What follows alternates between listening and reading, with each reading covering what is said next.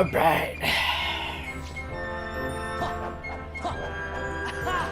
Take this! Ha! This is it!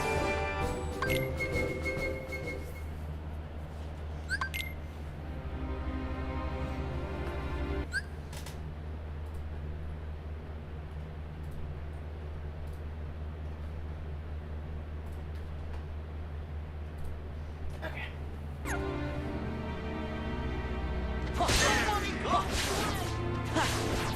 Yeah! Back off! Back off! Back off!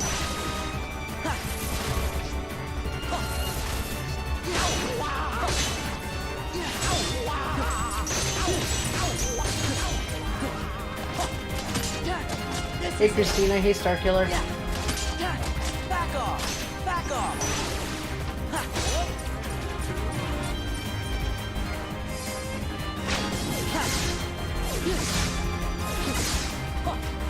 Yeah! It's over! It's over!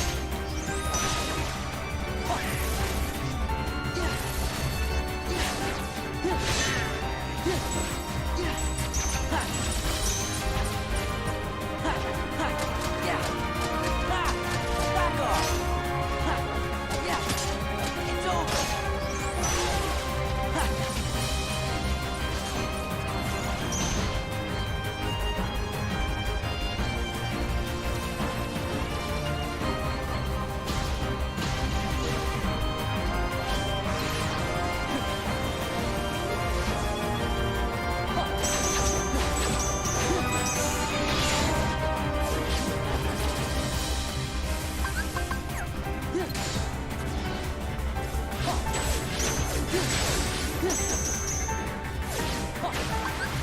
Light! Back off! This is it!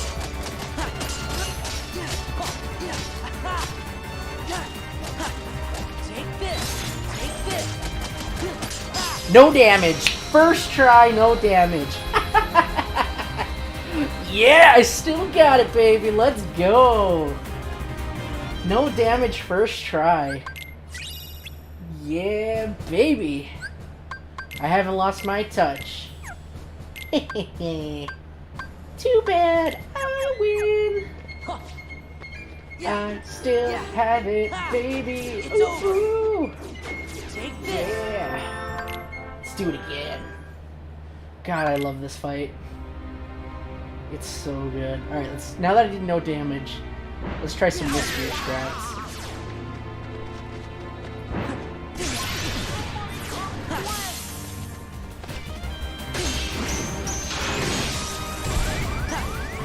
Nice.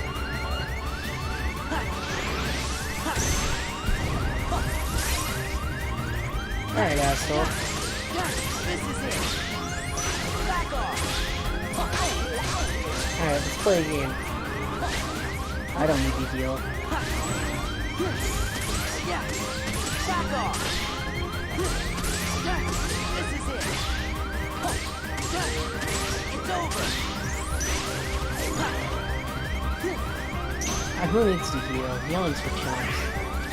I don't mind having low health.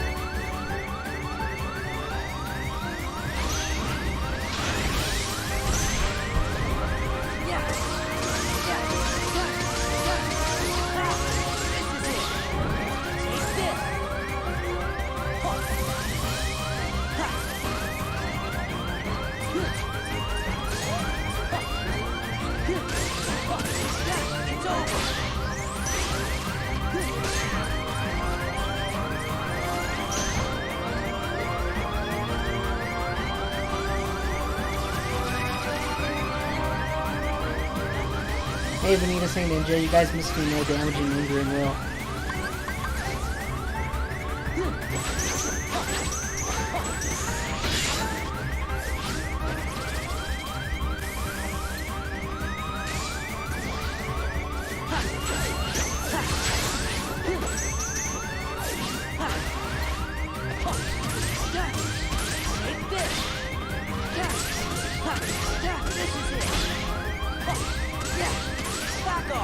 It's over.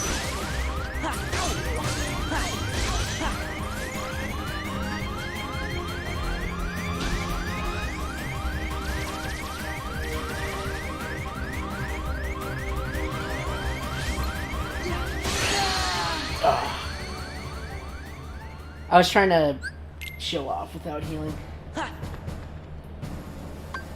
Alright. I guess I can no damage him. I was trying to mess around and do some risky strats to try out some new things, but just because you guys are here, I'll do the no damage.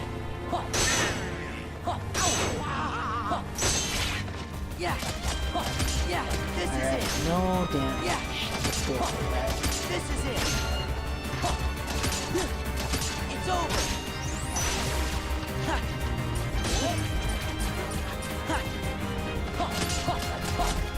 Take this.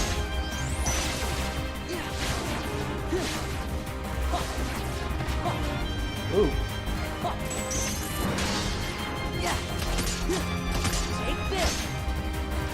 Yeah. Take this. Yeah. Take this.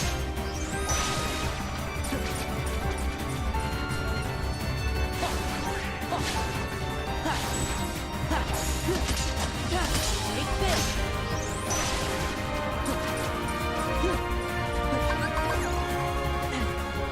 Those don't damage you, by the way. I know everybody thinks they do, but you can touch those lasers, and even though Sora goes up motion, it actually doesn't do any damage. It's in the control. The only thing that damages you is getting hit by the bolts. But, you know, just so you can see, that you can see that Sora still has no health.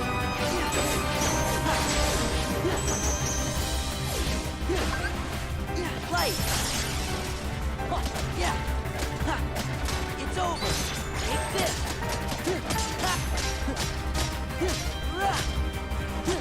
Yeah. Take this. There we go, no damage. Okay, now I want to try around with some strats.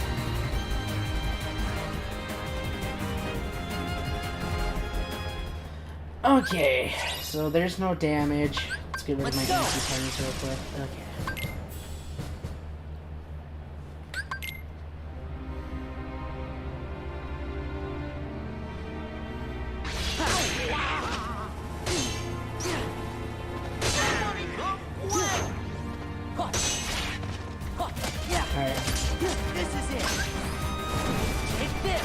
Damn it. I'm trying to do swag attacks.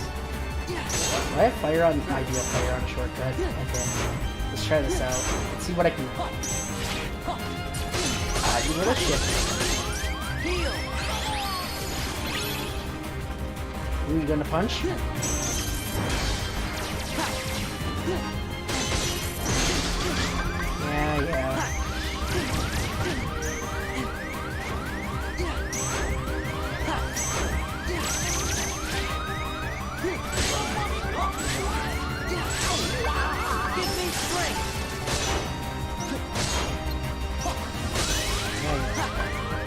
Okay, let's see. Nice low. Thank you. Alright, let's try this out. So, boom, boom, boom, boom. Okay, so you can do a fire and do a thunder.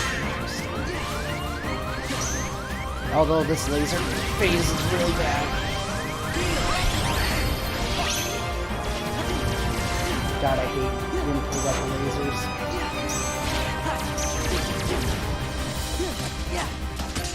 It's over. This is it.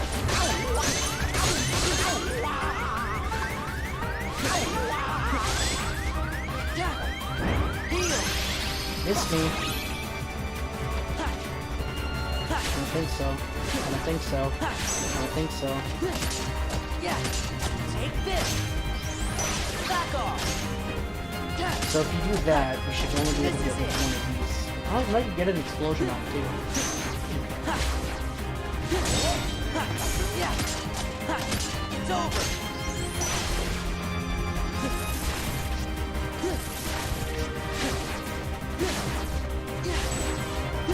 Yes, you can block his whip, as you see. You can block when he does his whip attack, but it's really, you have to have perfect timing. It's like frame perfect.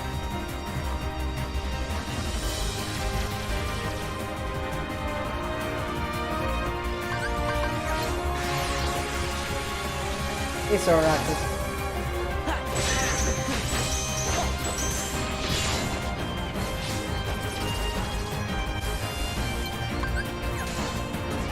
Alright, so here's a cool thing about it, if you guys are interested.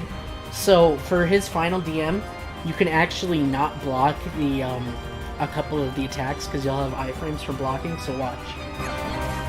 1, 2, 3, and then if I stop blocking, I won't get hit, and then you block again. Let's go. Easy. Yeah. Take this. Zanchinsuken, Indian R's combo. Take this. It's over. Zanchinsuken finish. See, at all those points where I was losing health, I still had the fight in control, because I knew how to, you know, recover without him killing me. So even when he does hit me, it's all about knowing how to recover. Now,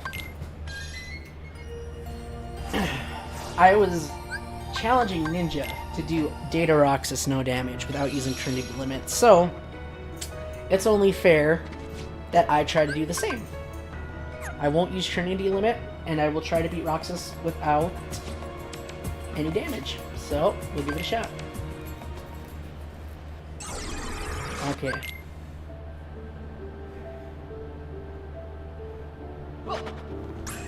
Take that. Back off. It's over.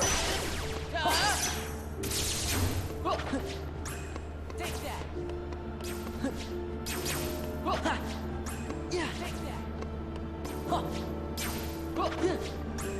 Come on.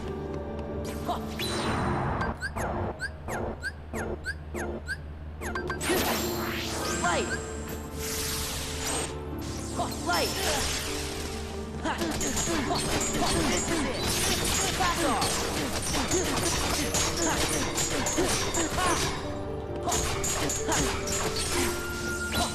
Yeah. Damn it. Yeah. Back I was off. trying to do the cool move. Give me the ring. Take that. Oh, well. I have no damage to it without Trinity, I know. I was trying to use the cool swag strat, but it didn't work out that well.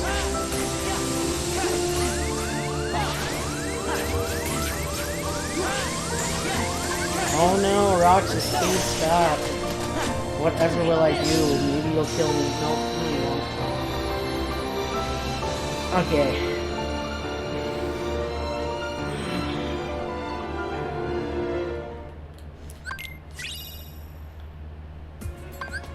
Let's go. Get rid of those anti-points. Alright. Dodge roll doesn't always work. Yeah, it's just frame perfect. Watch. Take that. See? It works. It's just frame perfect.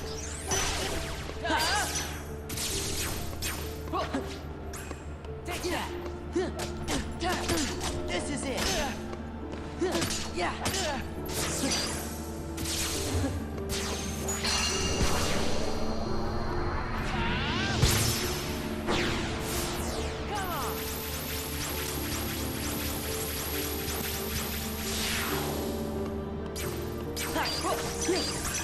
Take that.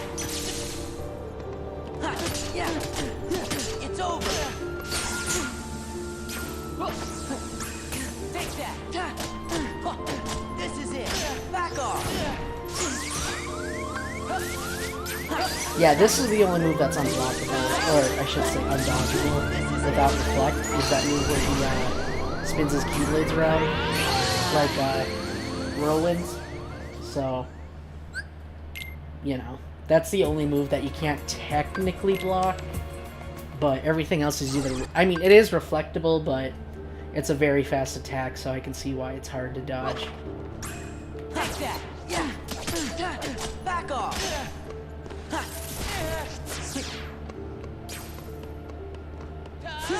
Yeah. Defense. Take Woo! that. Snuck up on me there, Roxas. Alright, let's do this. Come here.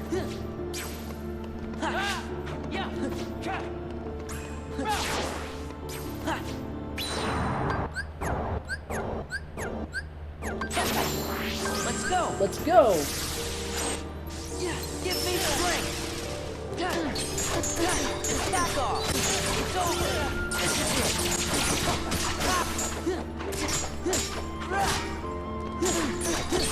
Back off. It's this.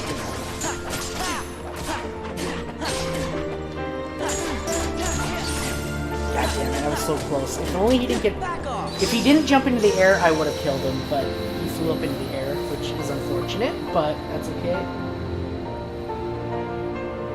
You just reflect at the start? Yeah, I mean, that reflecting works. Let's go. It's just more swaggy to dodge roll. And it doesn't add to his revenge value. That's already really frickin' tiny. His revenge value is really small. Take that. This is it.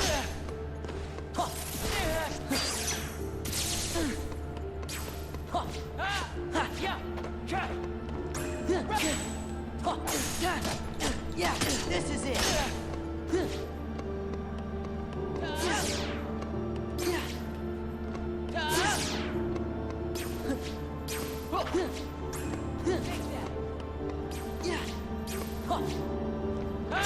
Ah, you little shit. So sometimes it's really hard to get him to do the what's it called? The attack where you can do the end and steal his keyblades. The only way that it's not even a guaranteed trigger, but the only way that it works. Wait, R strat works on him too? Yeah, but it's a little different. The R strat works on him, but the thing is his revenge value is lower, so the only way to get around that is... You'll see. Watch. I'll explain it to you. Yes, so it does work on him, though.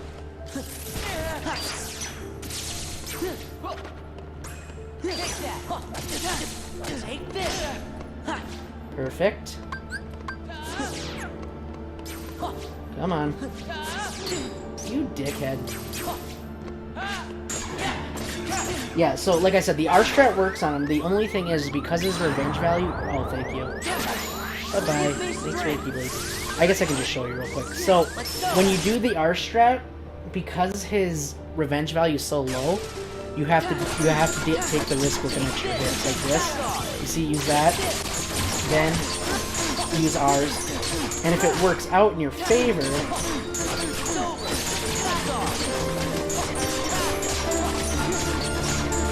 that's how you know damage him. But you have to get lucky like that. So the only reason, you know, if I didn't get hit right there at the beginning, that would have been the no damage fight that I was trying to show you. But yes, the R strat does work. It just takes a little bit of luck, because you have to do that ripple slap or ripple dash, a move where Sora knocks him into the air and he'll auto retaliate with failures.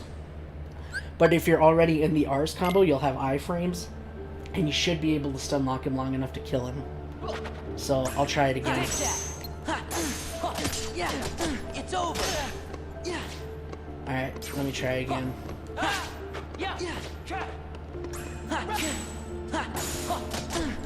It's over.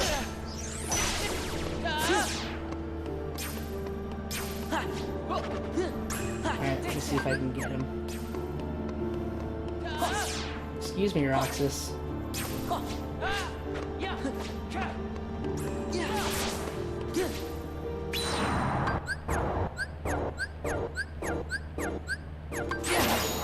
Give me strength.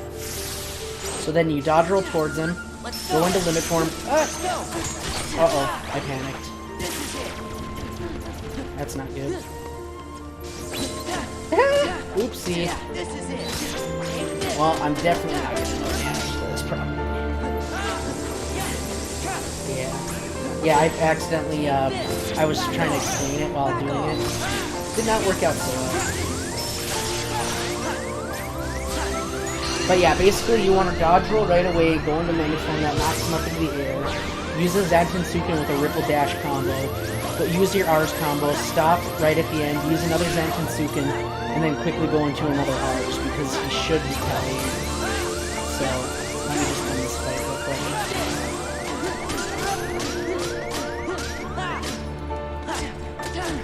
Take this.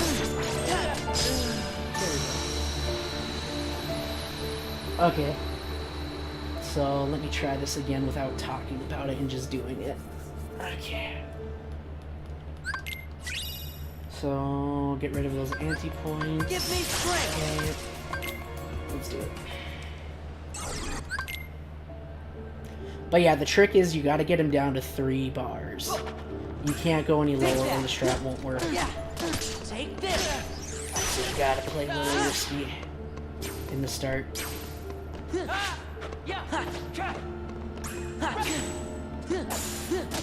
Yeah, this is it. There we go. Now we just gotta hope I can get that command to pop up. Nope.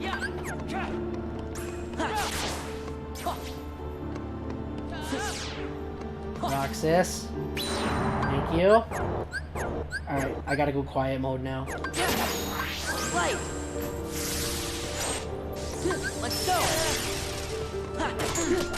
Yeah, take this. This is it. Take this. This is it.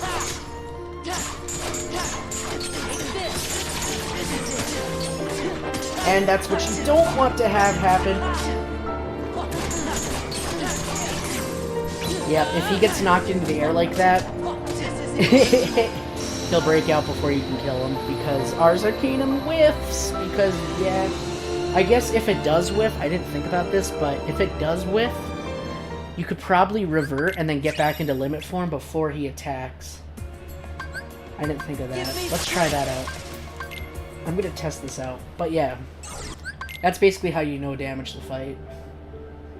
Let me try this now. Now I'm curious. See, now I'm just like testing things out to improve my strats. Get some extra damage there. Damn it. Alright, I don't care. I just want to try the strategy out. Okay. Come here. Take this. And that should put him pretty low. Perfect. Alright, let's try this out. I'm very curious if this will work.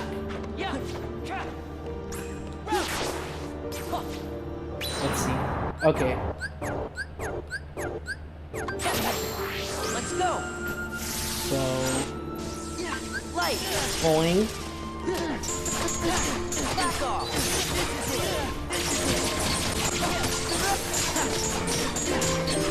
Alright, so then you would go like boing.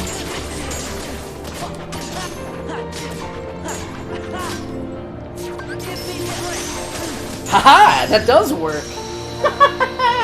I just discovered something new! Hell yeah! That's sick! So if you're fast enough, you can revert and get into a form before he does that. Wow! That's... okay. That's sick! I didn't think that would work, but you have just enough iframes to do it. Take that. Yeah. Alright, now I gotta put it into action.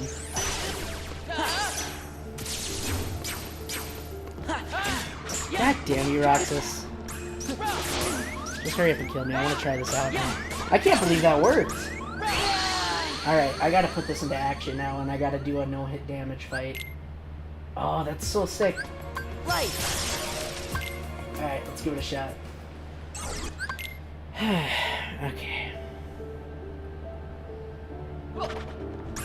Take that. Yeah. Back off. See that? Take that. Back off. Perfect.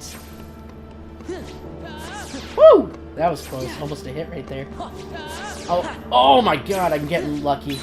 Okay. Thank you.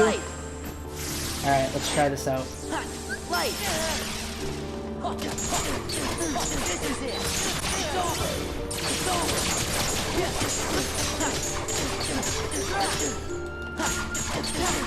Take this. Yeah, no damage, baby. Let's go. And I didn't even have to switch forms that time. Sick. Alright. No damage. Let's go. But I really want to try to mix in that other combo, though. I want to see if it's consistent.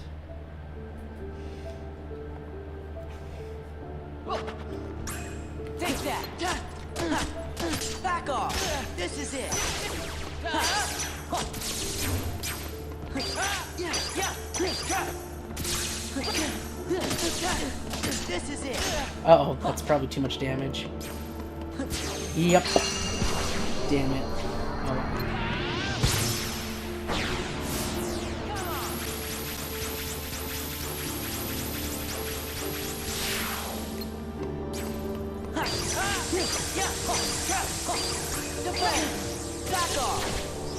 Roxas, can you drop your Keyblades for me so I can test this out? Please? Drop your Keyblades. Please drop them.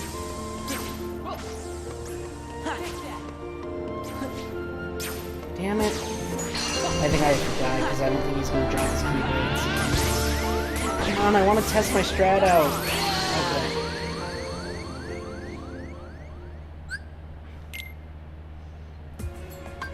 Give me strength.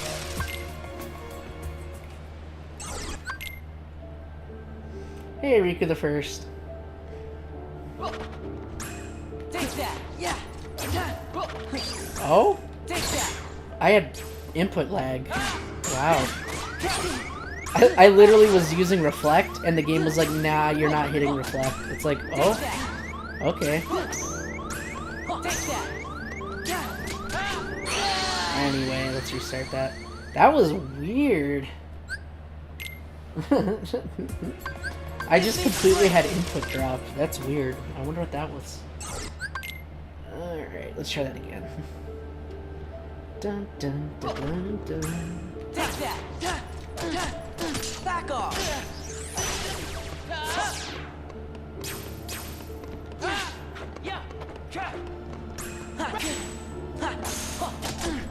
Take this. Alright, perfect. I don't care about no damage right now. I want to test my strategy out that I found. Alright. Come on, give me your Keyblades. No, this is the PS5 version. Alright, so let's see if the strat works all the time. Give me strength. Back off. Go to Ripple Dive. Go to another Zankinsuken.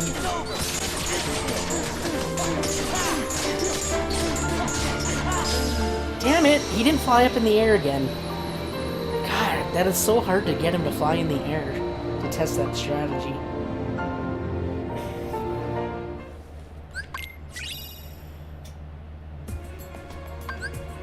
Light.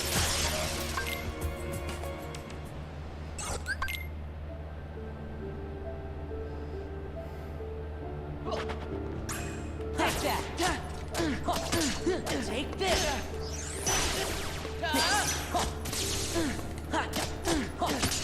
It's over. Ah. So when you do stun him, interesting. You can only get a guard break. It's very rare to get him to stun lock with a reflect charge. I'm not really sure what causes it. Let's go.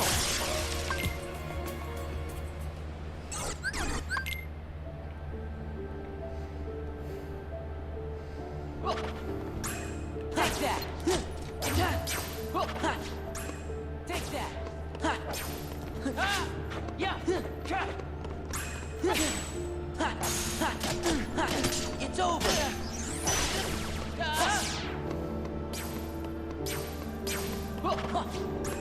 Take that. Yeah, back off. It's over.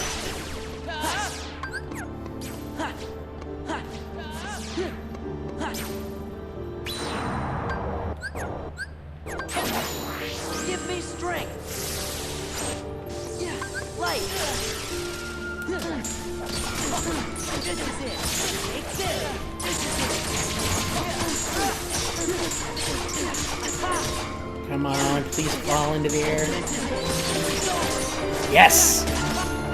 Alright, let's see if this works. Let's go. Back off. It does work! Holy shit, it works! It works! My strat works! Yes! Yes! I can't believe I found out something new today. Wow.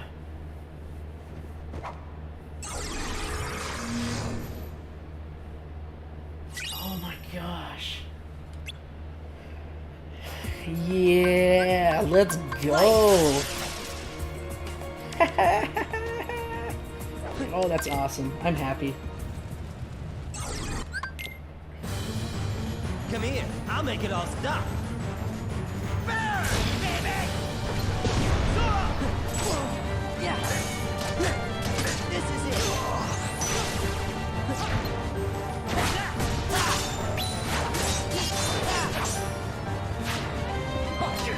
Take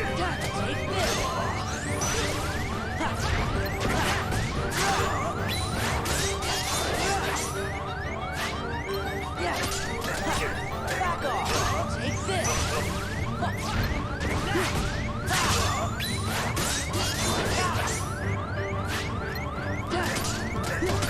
This is it. This is it.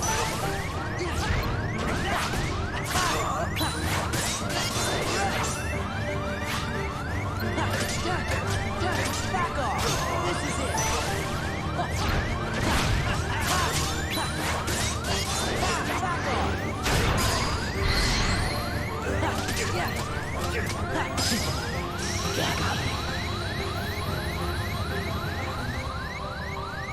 Easy, no well, technically it's no damage because I didn't heal. So I'm gonna say no damage, Axel. Easy win. Who else am I good at? Have a better chance at no damaging. Oh, I think we all know. Guys, everybody spam in the chat. Ban the pan. It's time. Time to ban the pan, everybody. Do you feel it? Ban the pan. Let's go. Moon, shine down. Give me strength. Time to ban the pan, everybody. Our turn? Take that. Yeah. Yeah. Yeah. Yeah. Yeah. Yeah. Ban the pan. Ban the pan. Yeah. Yeah. Take that. 1, 2. 1, 2. 1, 2. 1, 2. 1, 2. 1, 2. 1, 2. 1, 2. Yeah. 1, 2. 1, 2. 1, 2. 1, 2. 1, 2. 1, Yeah. 2. 1, 2. 1, Yeah. 2. Yeah. 1, 2. 1. Here we go. If I had a heart. Ban the pan. Ban the pan.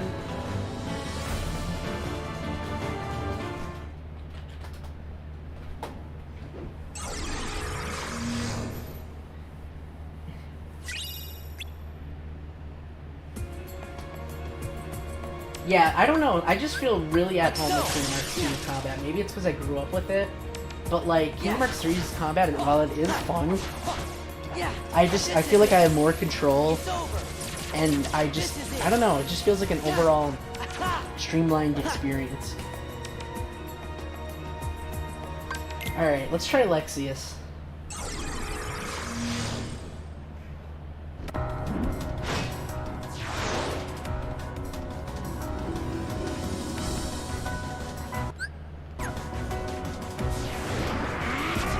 Alright, let's see if I can no damage. I don't remember this fight very well. I know it's Reflect and the Link a lot. And then after this, he'll go into a form. Yep. And then he'll... Yeah, powering up! Super Saiyan! And then Reflect, because he'll try to grab you. And then Reflect again. Yeah. Back off. It's over. And then Reflect again. And then he's gonna go even super Ultra Saiyan. He's gonna go beyond the power of a Saiyan to become Ultra Saiyan Plus, or whatever it's called. Reflect. Oh well. That's why we're learning. Get back into the game. Yeah. And now we can do Strike Finish. Take this. Right? Oh, so close. Oh well.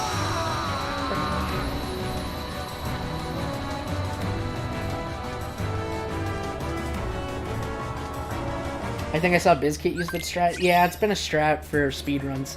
I just picked it up by watching and trying it myself. So it's fun to abuse. Look at the load times on PS5. I love it. The PS5 load times are so good. Oh, the PS5 load times are so good.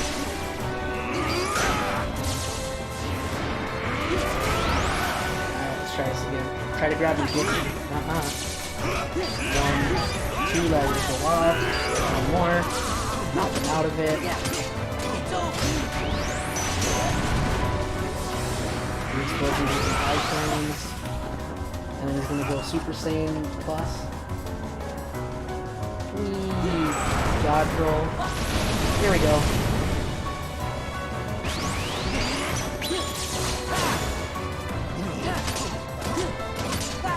Be careful, Hops, aka Broly. Lexus is powering up. Wake up.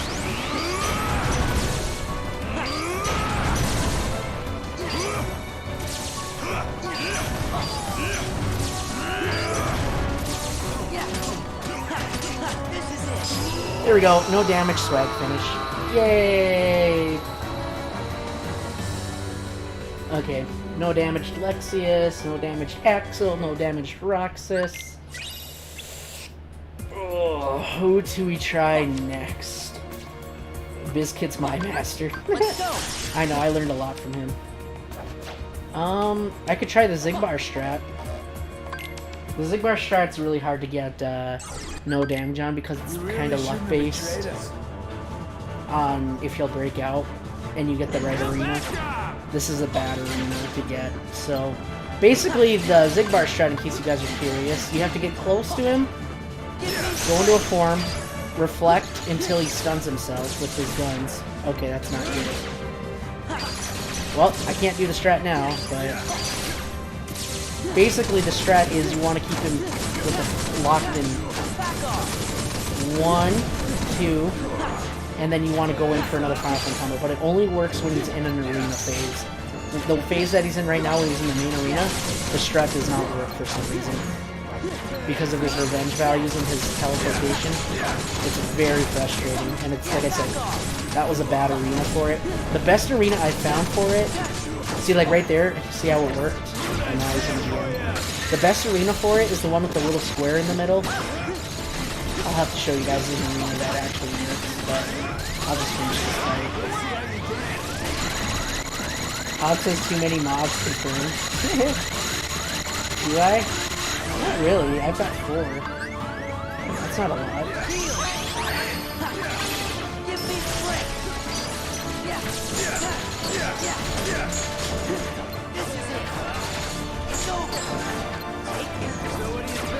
Yeah, this is the arena you want if you want to try to use the strategy.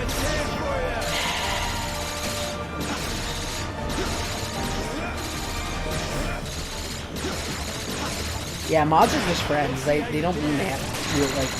I don't mod people because I'm like, I need absolute domination in chat. It's just for friends. That's all.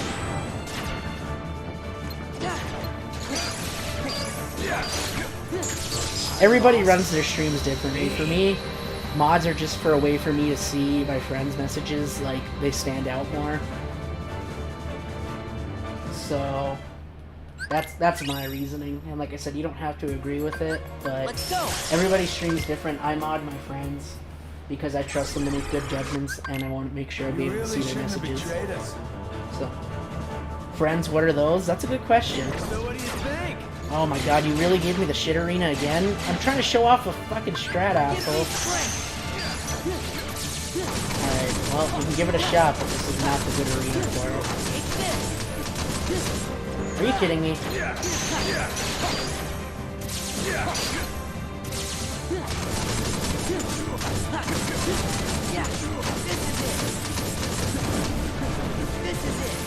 Ah!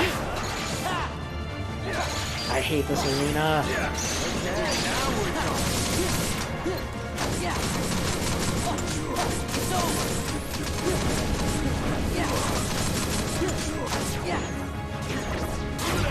I'm bringing for you.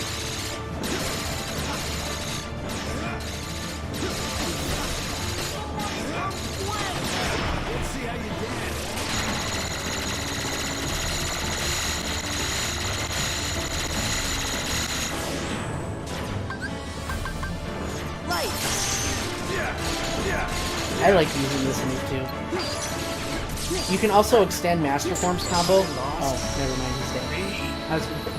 I didn't realize he only had that much health left. Oh well. It was fun. Alright, let me see if I can get an actual arena going. Let's go. Alright, let's see. Because I really want to show Really shouldn't have betrayed us. but it's really, really hard to do. Because you got... oh, perfect! This is the arena I want, too. Give me strength. Alright. So you need Sora to land on the ground to reset his combo while also continuing the fire combo. Like that. See? And now we can go again. 1, 2. Oh, he broke out. What a dick. Sometimes he breaks out, sometimes he doesn't. It just really depends.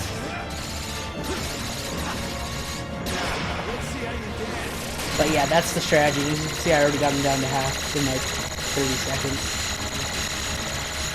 Yeah, Lushu is a little bit of a troll.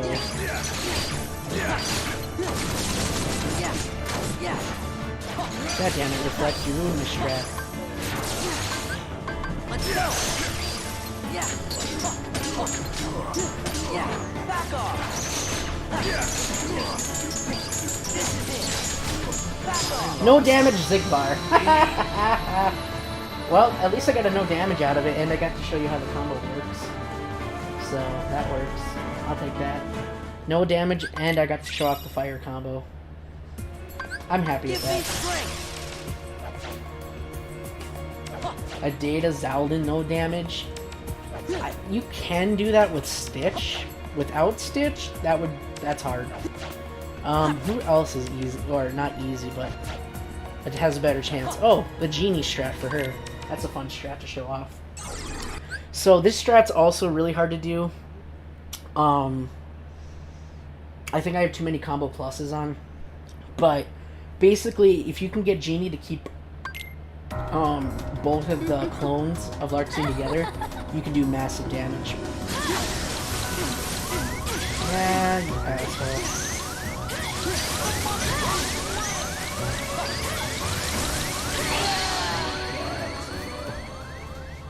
Anyway, I'm gonna show off that Genie strat if it's the last thing I do. Okay.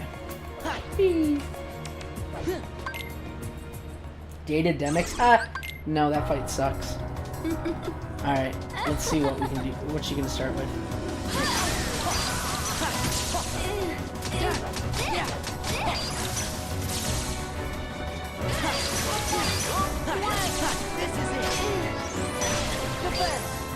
Come on, you bitch.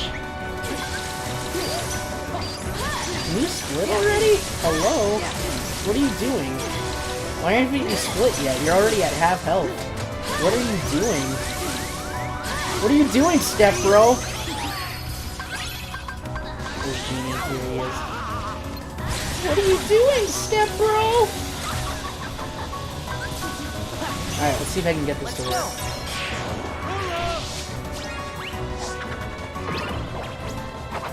And he's already in final form. Perfect. That worked. Oh, never mind. She's dead already. That did not work out very well.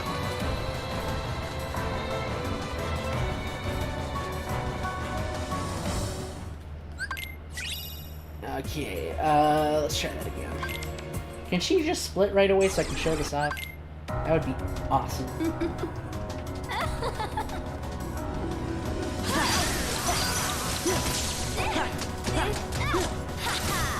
That's fine, just split. This is it. It's over.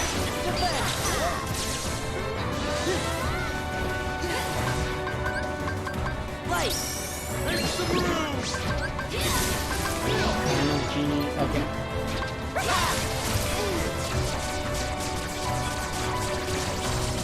Genie strat.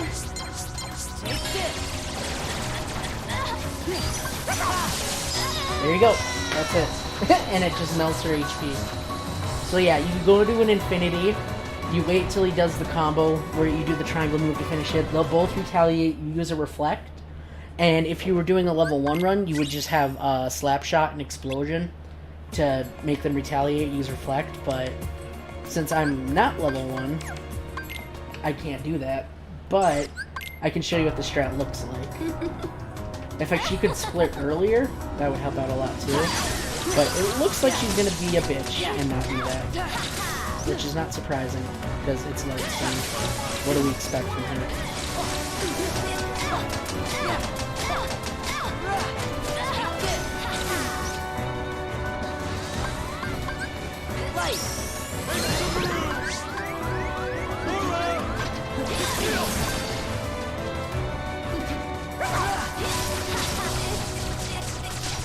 Here goes her health.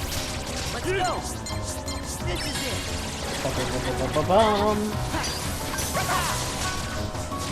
There we go. Now I got to show you the full combo of it. Let's go. This is it. Boom. Easy win. See? That's all it is. The Genie strat for her is super easy. Okay. Anyway, I just wanted to show that off. That strat's also really fun. Let's go. And then I think you all... Do I have ethers? I think most of you guys know the... Yeah, I do. I think most of you guys know of the Final Form Fire strat. But basically, on Vexen, you can pretty much stun lock him for the whole fight if you set things up right. So we'll put ethers on triangle. Okay. So Vexen, here it is. Okay, so for Vexen, let me show you this. Back off. This is it. Right.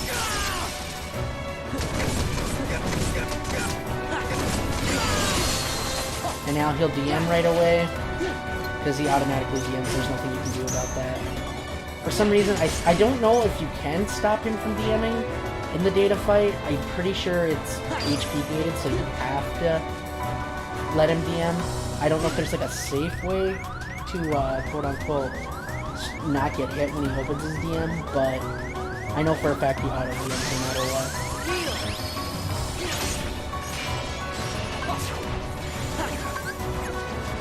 Alright, let's get rid of that anti-tank sword real quick. This is it.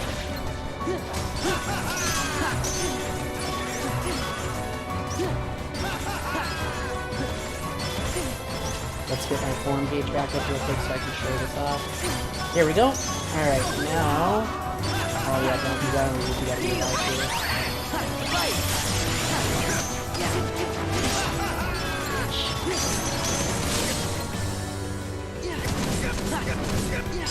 There you go.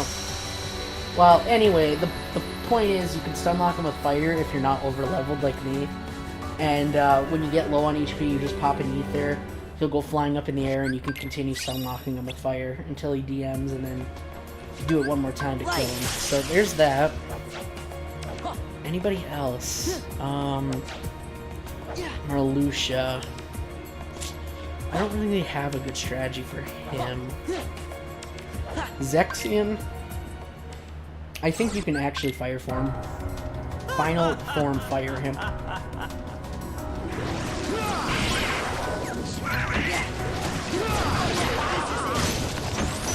It's over. Let's go.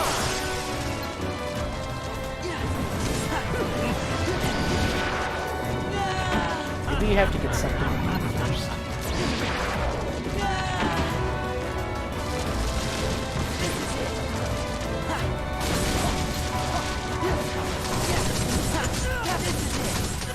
Back off.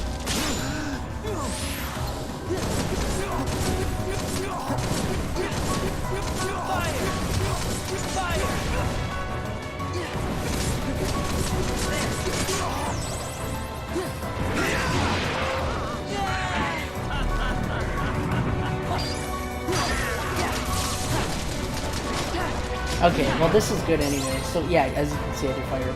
So this moves 13 times, by the way, just so you guys know. I wasn't counting when I was starting because I wanted to make a point. But the way that I usually do this to try to dodge it a little bit faster is you just keep pausing once it starts slowing down. And if you can get the exact frame that you see the like white circle pop up, so it should be like the next one.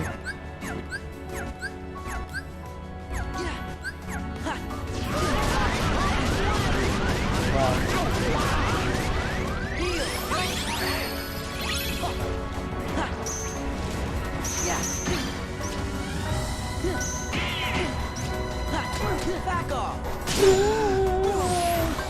Give me strength!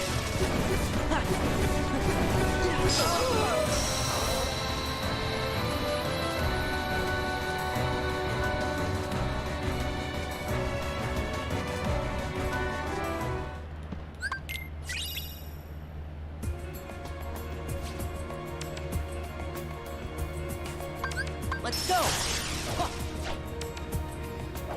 I don't really think there's anything too special about Zemnis that I can share with you guys that I do anything differently. The only thing I do differently, which might not even, is I do 2 reflect finishers like that and go straight into a Trinity limit, because that way you don't get hit by his opening combo if you're trying to do a no damage fight. And then you can do an explosion combo like this. You'll go and do that. Go into a limit form. Oh, I forgot that replaced my Ars Arcanum. Oops. I did not know that actually did that. That is interesting. So if you put an item on yourself, it actually replaces your customized ability. Interesting. I thought ours, I thought limit form was different, that it didn't do that, but that's the first time I did that. Book World's not too bad. Okay, so here's also a little fun strat. If you don't feel like doing that, you can actually hit him when he's trying to do that move on you by making him come up to here. I don't know why you would do this, but you can. And then roll back down here, and while he's falling down, you can actually hit him and kill him before you can do this curse move on you. Like I said, there's no reason to do it. I guess, like you said, if you're trying to do a true no damage run, so that that move doesn't hurt you, you can do that. But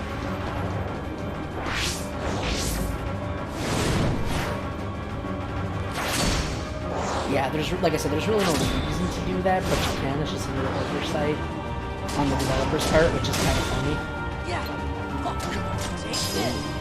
Wasn't that our size?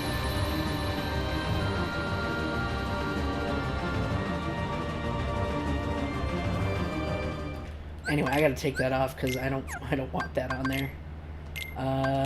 Just put Thunder on. Thanks. Okay. Anger and hate are So supreme. with Final Form Data Zemnis, there is a way to loop him. I don't know if I remember it. I think it's Reflect.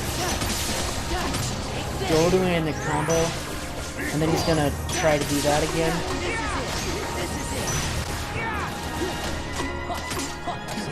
It's kind of hard to loop him because he likes to go out of bounds a lot, as you can see.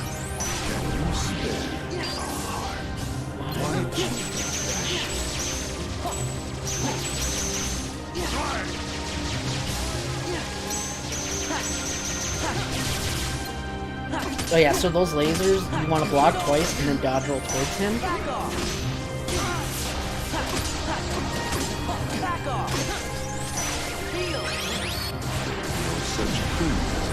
But yeah, really easy fight. It doesn't take any skill to beat him. Basically, you just want to go, do a full combo, use explosion, reflect, do another full combo, use explosion, and you keep doing that until he either gets out of bounds or you're lucky enough to, you know, get him down to the last health bar. And then, like I said, when he's doing that laser move, the best way to get out of that is when him and his little clone shoot lasers at you, block twice, and then dodge roll towards him. And by the time your dodge roll iframes run out, he'll be open to attack. So that's just a fun little tip for you guys that are somehow struggling.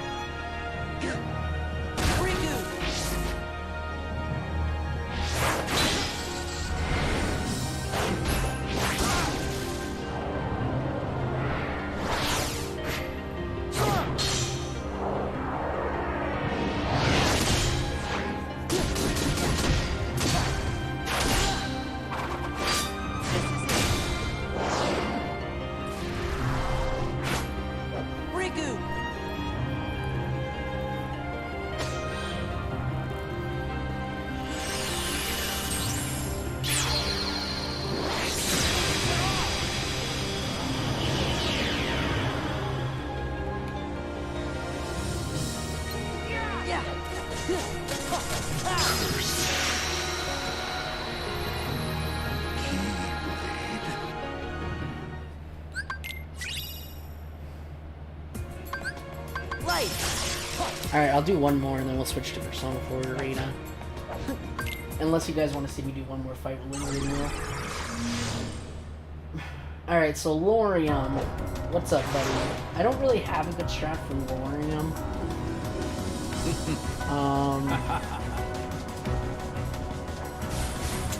Yeah, I don't really know a good strat for him because, I mean, obviously I can kill him quickly, but like as a specific strategy I use to kill him, I don't really have one. I kind of just do what I need to do to hit him.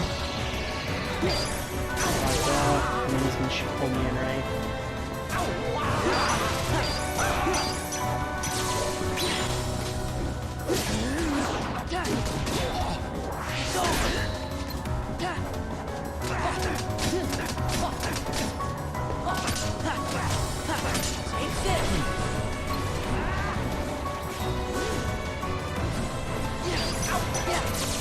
This is it. It's over. Back off.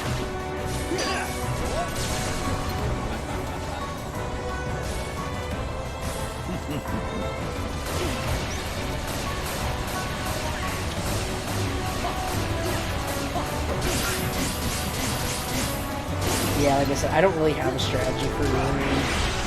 Not really. There's like, I don't know. I'm sure there is a strategy you can use, but the level 1 strategy is just kind of like annoying for a level 99 file, because you have to de-equip a lot of things, and then because you basically just want to fire trap him when he spawns in the middle, which is okay, but I don't know.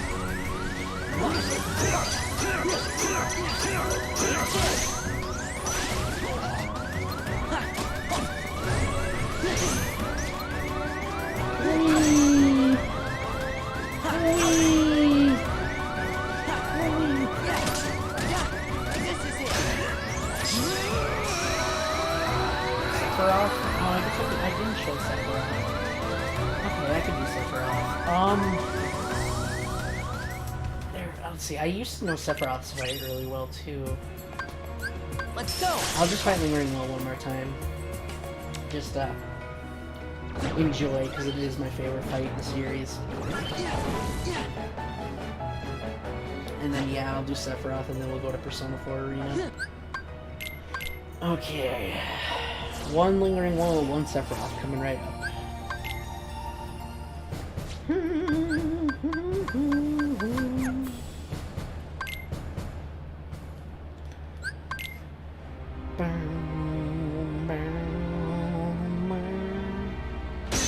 Yeah, you can't dodge that attack, unfortunately, Ninja, unless you, like, preemptively reflect, but there's no guarantee that it'll work. So, you kind of have to take that hit if he does that opening. Unless you know he's going to do it, which some people can, I guess, if you manipulate his RNG. I guess you can know what opening he's going to use, but for just fighting him, if he does that opening, you kind of have to take the hit. Because, like I said, if you use Reflect for a lot of the other openings, it'll just leave you open to get smashed. So, I just take the punch. Like, it doesn't bother me too much. But yeah. Because by the time I get the fight back in control. And yeah, that's my swag dodge of the cannon. I just do the double jump. Because it's just showing off. There's really no reason to do it. Same with blocking this. There's no reason for me to do that because it's risky, but it's just to show off that I know the fight. That's really the only reason. There's no practical application to do that with Terra. Like I said, there's no reason to be doing this that I'm doing. It's literally just to show off, and I can admit it.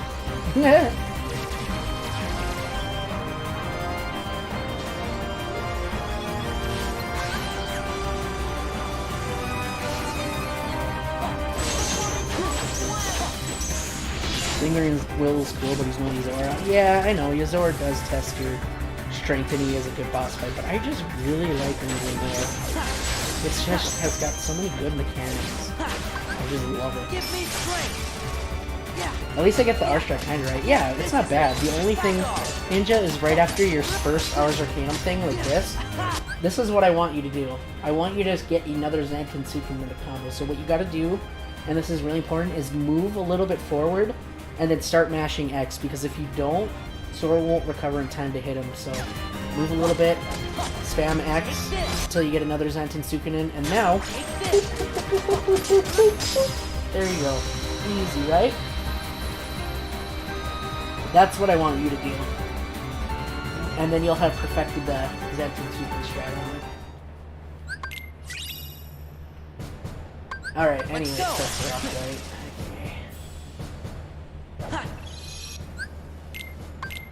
I might as well use these if I got them.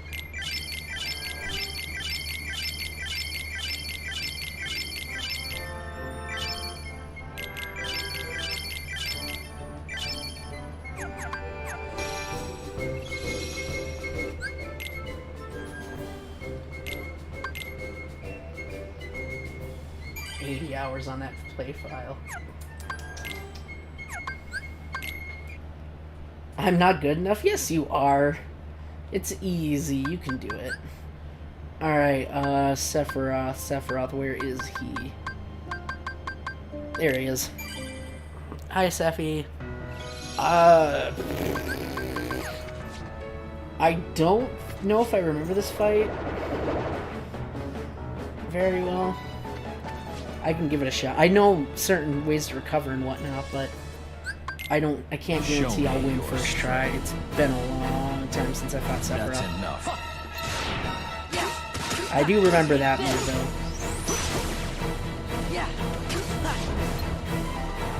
Come here, asshole.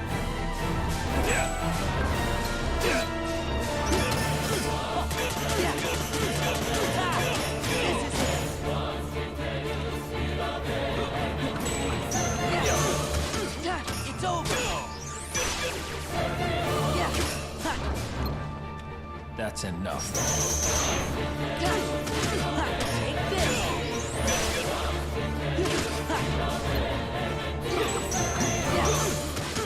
Back off.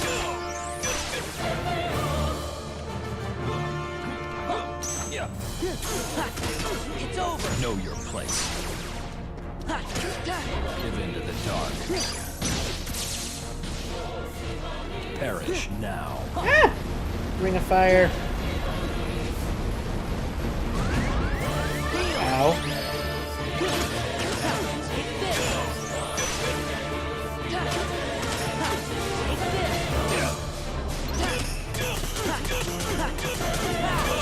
It's over. Descend. Back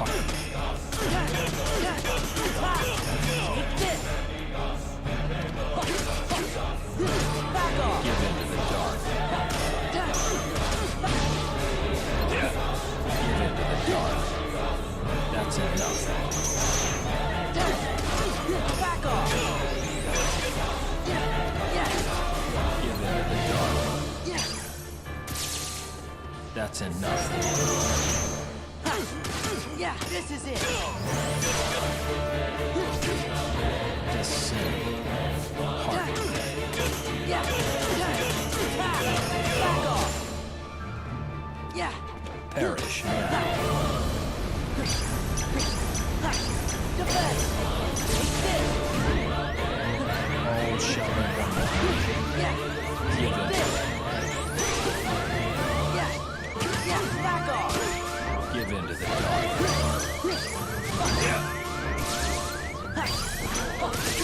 It's over. Give into the dark. Descend. Heartless angel. That's enough. Back off. It's over. Give into the dark. Time has come. Let us make the future.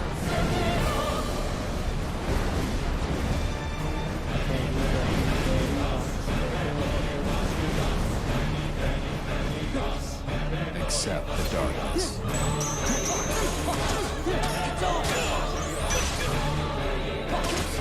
Give into the dark. What's intriguing power? Sephiroth. How'd you like that? I admit you're very skilled. Kingdom Hearts 2 Sephiroth's only challenging at low levels. That's true. He's really not challenging if you're not doing a level 1 run.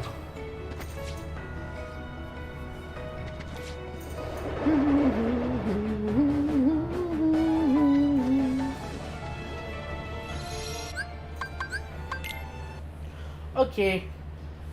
Well, I think that's everything I wanted to do, so I'm gonna switch to Persona 4 Arena now.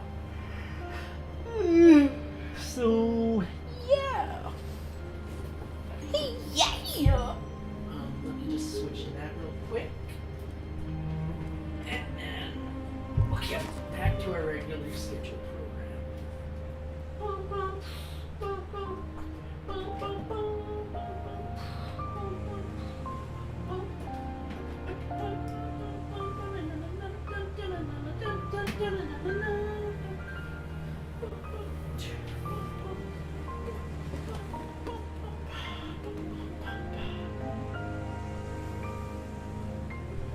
Alright, P4 Arena time.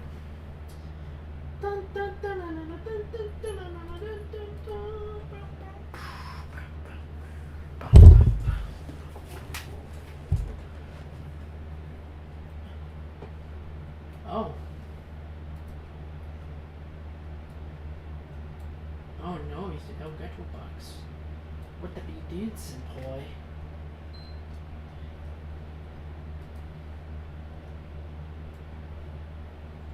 Uh-oh, the aspect ratio got screwed up. I'll fix it.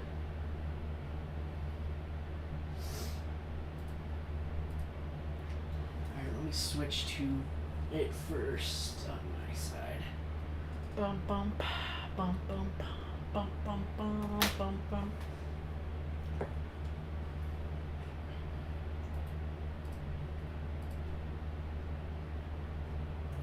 Configure video. Input PlayStation 3. Done. Okay. Yeah. Alright. This is why it's a pain in the ass when you have more than one Elgato. But I'll fix it. Bum bum bum bum bum bum bum bum bum bum bum.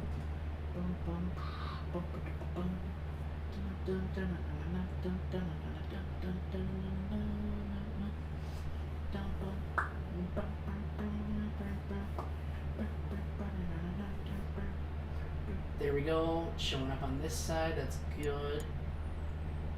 Okay, now it should show up on OBS. Perfect.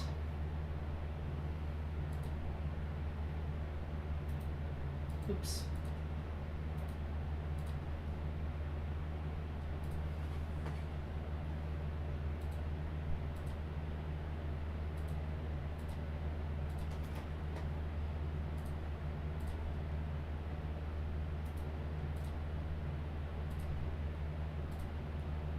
Come on.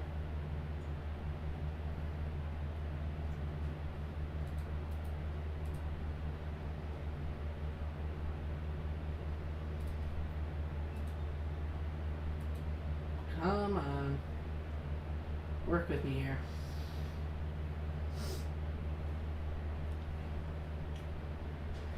This is why it's so annoying to use multiple Elgatos.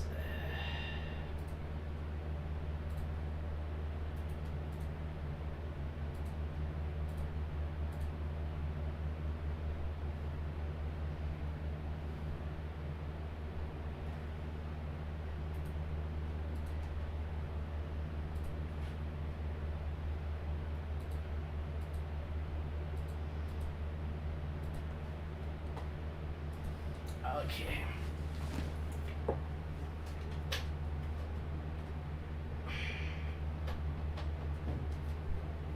Okay. Come on.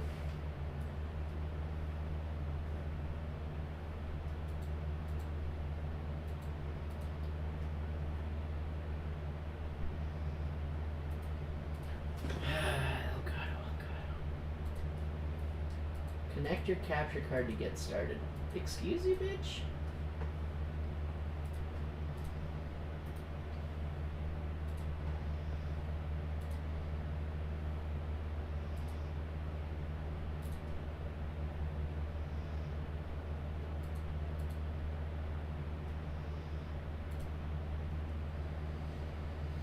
Why aren't you working with me?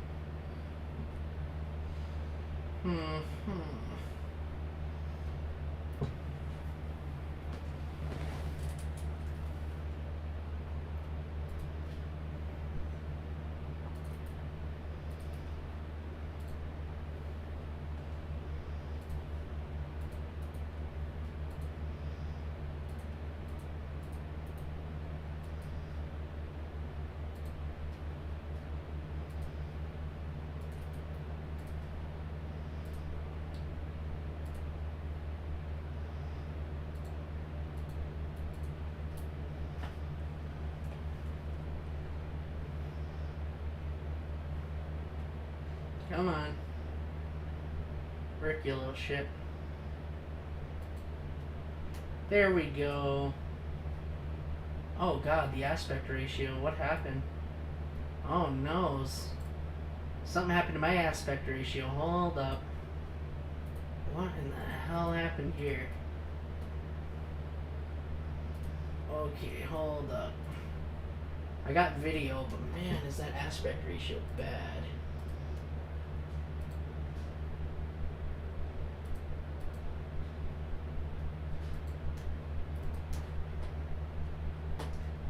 Resolution type, custom.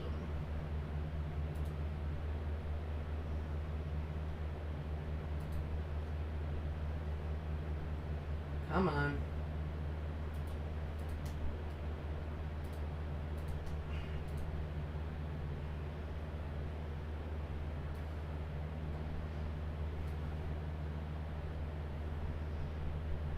Oh boy. Okay, I got it now. I was gonna say. Good grief. Okay. Yeah, this is why multiple Elgatos, they really like to fight with each other. So it is kind of annoying to have more than one Elgato, but at the same time, it's also very good. Perfect. Okay. We're good now. Okay. Sorry about that, guys. What's my battery at? Perfect. Alright. P4 Arena.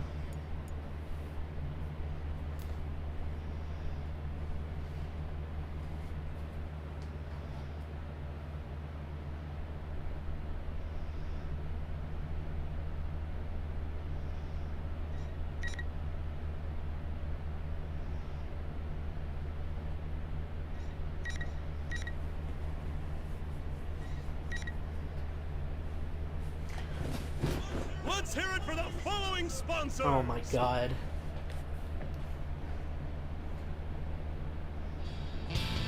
Persona 4 Arena!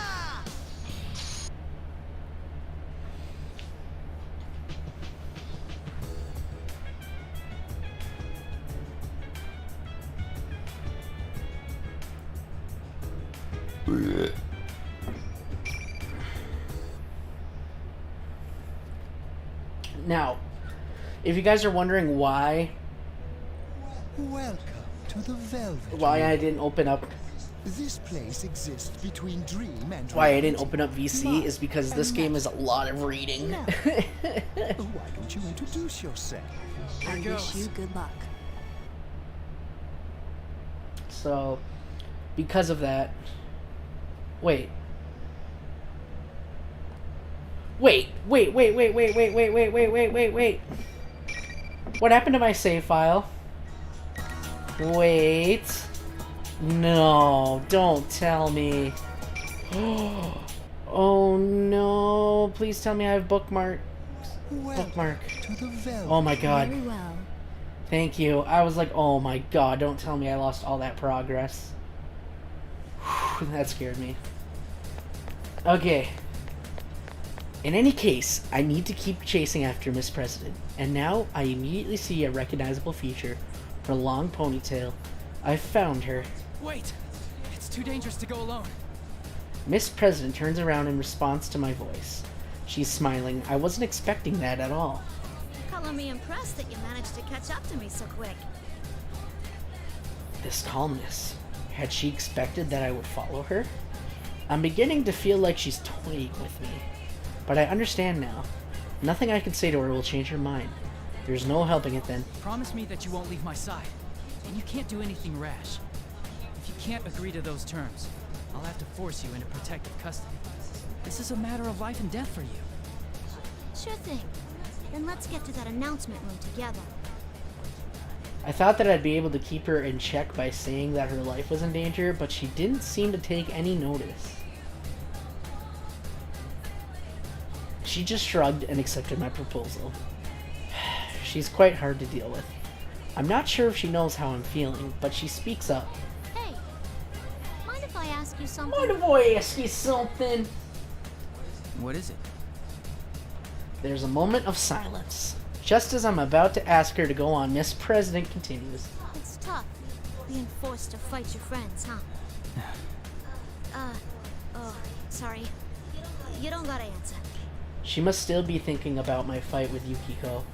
True, I'm slightly hesitant to talk about any of this, but it's a question that must be answered. That's how it feels to me. No, you're right. If I could avoid it, I would. But I believe in my friends. You mean your friends won't hate you after the fight?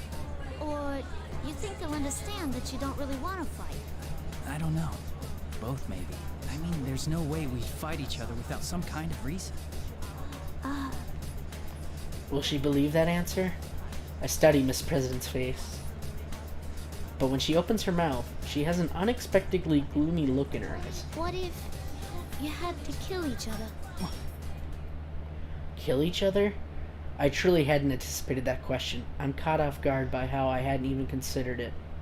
It's true, there's no guarantee that this General Teddy won't suddenly decide to make us fight to the death on a whim. Sorry, that was probably over the line.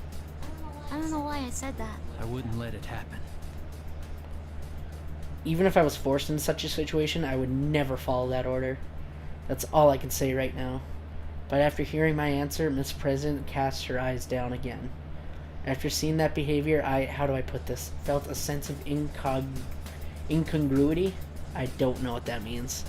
Why could that be? Incongruity. Man, they usually like to use fancy words in these fighting games. I actually don't know that word. I don't know if that's sad. I've just never heard that. I'm gonna look it up real quick. Incongruity. Okay. The state of being incongruous or out of keeping. Inappropriateness, unsuitability, lack of harmony, dissonance, incompatibility, inconsistency, oddity, strangeness, appropriateness. I felt a sense of incongruity. So it's like the inconsistencies? Is that? Unsuitability, dissonance, incompatibility. So I guess the strangeness is what that means? Okay. I've never heard that word. I learned something new today. Fancy. Something doesn't feel like her. Could Miss President be carrying some unimaginable burden that she has yet to confide in us? Is it so heavy that she would ask that question to me? Speaking of which, if General Teddy does turn out to be her shadow, what does that mean about whatever repressed thoughts she truly has? Suddenly it seems that her courageous and cheerful demeanor are a mirror image of that, and a slight sense of fear chills my spine. My thoughts race through my head while we walk down the hallway. What are you doing? I thought I broke my nose for a moment. It's that invisible wall again. Even though I should have been expecting them, I'd relaxed my guard and walked right into one. I hold my nose and wave away Miss President looks concerned. There's an invisible wall. I don't think I can go through here. An invisible wall? Oh, that must have been why you broke out of the mime act every now and then. Well, if I can pass through, it must only be blocking the tournament fighters. This world sure is out there. Miss President walks right through the place I had bumped into, so that must be the case. As I imagine Miss President is unaffected by these walls. Is it because she's not one of the fighters in the Grand Prix? Of course, if General Teddy really is her shadow, maybe the normal rules won't apply to her. The entrance leading into the school building is ahead of us. Perhaps worst of all is the wall I just walked through is blocking me from reaching there. I'll just have to find some other way. No, there are walls there too, and the same can be said for the direction towards the entrance. Thought crosses my mind as I check back the way we had come. It's as I thought, another invisible wall has formed where I just passed and I can't go back. Walls in every direction, there's nowhere I can go, I'm trapped. If I can't go anywhere, this can only mean one thing. Be careful. It's probably mean. The moment I call out to Mr. President, General Teddy appears on the monitor in the entryway. Means my third round in the P1 Grand Prix is about to begin. Is your snout okay, Sensei? Jeez, you're such a Oh my god, please, no more bear puns. You're still using that form? It's getting old. Why don't you just show your true self? boy, you got peevish. I don't have any idea what you're talking about. I was intentionally trying to rile him up, but he wasn't falling for it. It looks like I'm not going to get him to reveal anything that way. I quickly changed tactics. Okay. So who's my next opponent? Ooh, now you're getting into the spirit of things. Let me guess, you're starting to enjoy beating up your friends? Okay, with the next challenger, come on down. Is it going to be Chie? Chie? Are we going to fight Chie?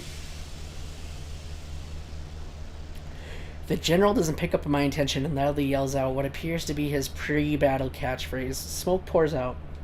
I knew she'd appear from the smoke, but the person I was expecting to see. 4 of us entered the team together. I've already fought against Yosuke and Yukiko. Then... That's what I thought. They're the last of us, after all. Yeah, I had a feeling you'd be next, too. Chie laughs along with me. For the moment, there doesn't seem anything wrong with her words and actions, but I can't let my guard down around her. After all, I felt the same way when I encountered Yukiko, too. But as they say, the third time's the charm. I have to see if Chie is in her right mind. I decided the best way to do this is to be calm and start a conversation with her. Chie, you know what they're doing, right? For arguing anything, Chie, okay, Yeah, I know. The stuff we say gets twisted around, so we end up fighting each other, right? Don't worry. You're the son of a bitch who left us as soon as the last case ended, but you're still our good friend. Wow! I did not expect to hear her say that. You're the son of a bitch who left us as soon as the last case ended, but you're still our good friend. I'm sure that's not what she said. I mean, you have it easy. You're just fighting your friends. I have to keep killing you over and over, all because of you humans! What? I'm so confused. Now, this is obvious. Chie is clearly not herself. It's so blatant, her words don't offend me at all. Moreover, it's not just out of character, but Chie would never say anything like that. And you humans, that's as good as confessing that you're not human. Oh, right, carnivore, was it? Miss President is watching us nearby. She looks more dumbfounded than worried. Still, what Chie said at the end caught my attention. I had to keep killing over and over. More stuff about killing, huh? Miss President was talking about it earlier, too. This must be... Hurts. It hurts. Hurts. What the fuck?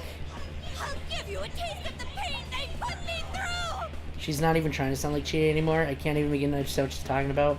But if a shadow's intentionally making people say these things, what does that mean about Miss President? Killing each other, all because of humans? What kind of secret past could the new student council president of Yasagami High be harboring?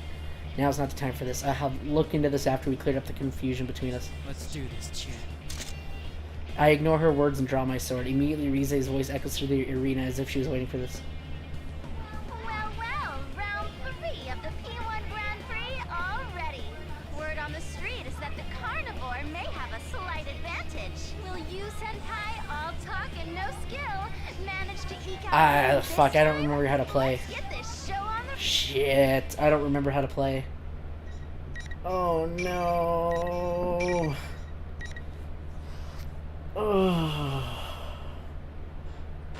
Okay, well, I suck at fighting games, so...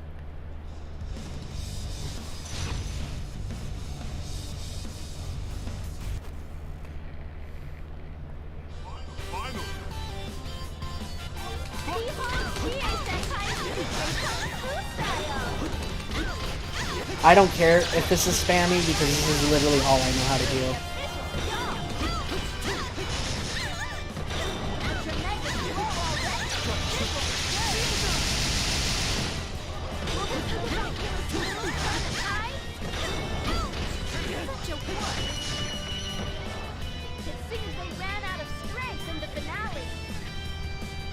Wow. Okay. I mean, I'm fine with this because I'm playing for the story, not for the gameplay. But good God, I like easy mode. I think all fighting games should have this for people that don't play fighting games like me. I think this is great. Like, I know people are gonna bitch and complain, oh, your combat's bad, it's so cringy, but you know what? I'm not playing for the combat. I don't like fighting games. I don't care to learn about them. I just want to listen to the story. So that's what I say to anybody that's watching that might not like my combat. I don't care. I'm playing for the story. I've won. I lowered my sword and began slowing my breathing. I don't believe I've injured Chie too badly. Considering this was my third time having to do this, I feel like I'm getting pretty good at not having to seriously wound people in a fight. Wipe that smug look off your face. This isn't fun at all. General said he's seen that the fights ended without any injuries and spits his words through the monitor. The image on the monitor that disappears without anything further. Let him say whatever he wants. I fought all the friends I came to the TV with and none of them are hurt. All that's left is the head of the announcement room. Make sure Nanako's safe. And then we'll be able to go home. I'm sure every fighting game has difficulty options for offline AI. I hope so. I walk over to Chie and help her up off the ground. She's come back to her senses and she seems a little sheepish. Man, you were no challenge at all. I'm not going to be a dick. Are you alright? I think so. Man, you're strong. I'm kind of shocked at how much of a difference there is between us. Look who's talking. I've never been kicked around so badly in my life. I wait for Chie to reach her feet and then tell her everything that's happened up to this point. So the others are safe too? What a relief. I was pretty worried. Chie is so relieved that she sits down on the floor once more. Can't help but smile at that reaction. She really does care about her friends. Yeah, these are the people I believe in. Seeing us exchanging smiles like nothing was wrong, Miss President sounds perplexed when she speaks up. You guys really are tight, aren't you? Makes me jealous.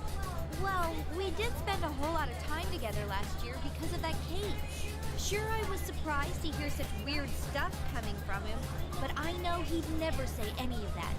Wait a sec. Who are you? Oh, I forgot about that. I quickly introduce Miss President and tell Chie that she may be a victim of this case. But Chie looks again at Miss President suspiciously. Huh? The student council president? You mean ours? That doesn't seem right. I remember the new president being a guy. What are you saying? I'm the student council president. Who else would I be? I'm pretty sure, though. Maybe if you told me your name, I'd remember. My name? Miss President stops moving. What's going on? She can't tell us her name? That's not strange. That's not a strange question, is it? For some reason, Miss President seems unable to answer. I sense some kind of incoherent melancholy from her. She and I stare at a tense glance. My name's... What's wrong? My memories. No, I don't want to fight anymore. Why do we have to kill one another? Kill one another? I gasp when I hear the words fall from her mouth. I don't know what's crossing her mind right now, but she's definitely not acting normal. I glance at Chie and try to approach Miss President in the hopes of calming her down. Ow! Without warning, Miss President begins flailing her arms as if she's trying to ward off demons that only she can see. Chie reaches out and touches her in concern. Miss President's arm catches Chie easily and knocks her aside. What power! I barely managed to catch Chie before she slams into the concrete wall. Still, there's a sudden breakdown. What in the world's happened to Miss President? Once I've helped Chie back to her feet, we both carefully approach from both sides. This will be a little rough, but it can't be helped. We can't ask her anything while she's like this. But at that moment... What? No way. Before I know it, Miss President is flying through the air. She was jumping. For a moment, I can't comprehend what I'm seeing. This is no ordinary leap. She was at a standstill, but now her entire body is suddenly up higher than my head. Her jumping ability is unbelievable. She and I looked up in astonishment. Miss President kicks off the ceiling to change directions and lands at full run. Wow. Who is that girl? Did I say something to offend her? She did mention something about her memories. Come to think of it, her memories did seem a little muddled. Maybe she was on the verge of getting them back. What kind of memory would make her go nuts and run away like that? I can't answer Chie at all. What if you had to kill each other?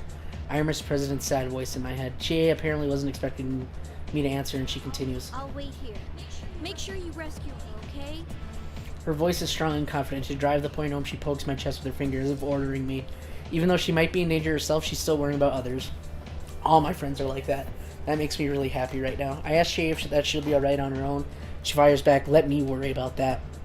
I nod to her and begin running after Miss President once more. I will save her, no matter what.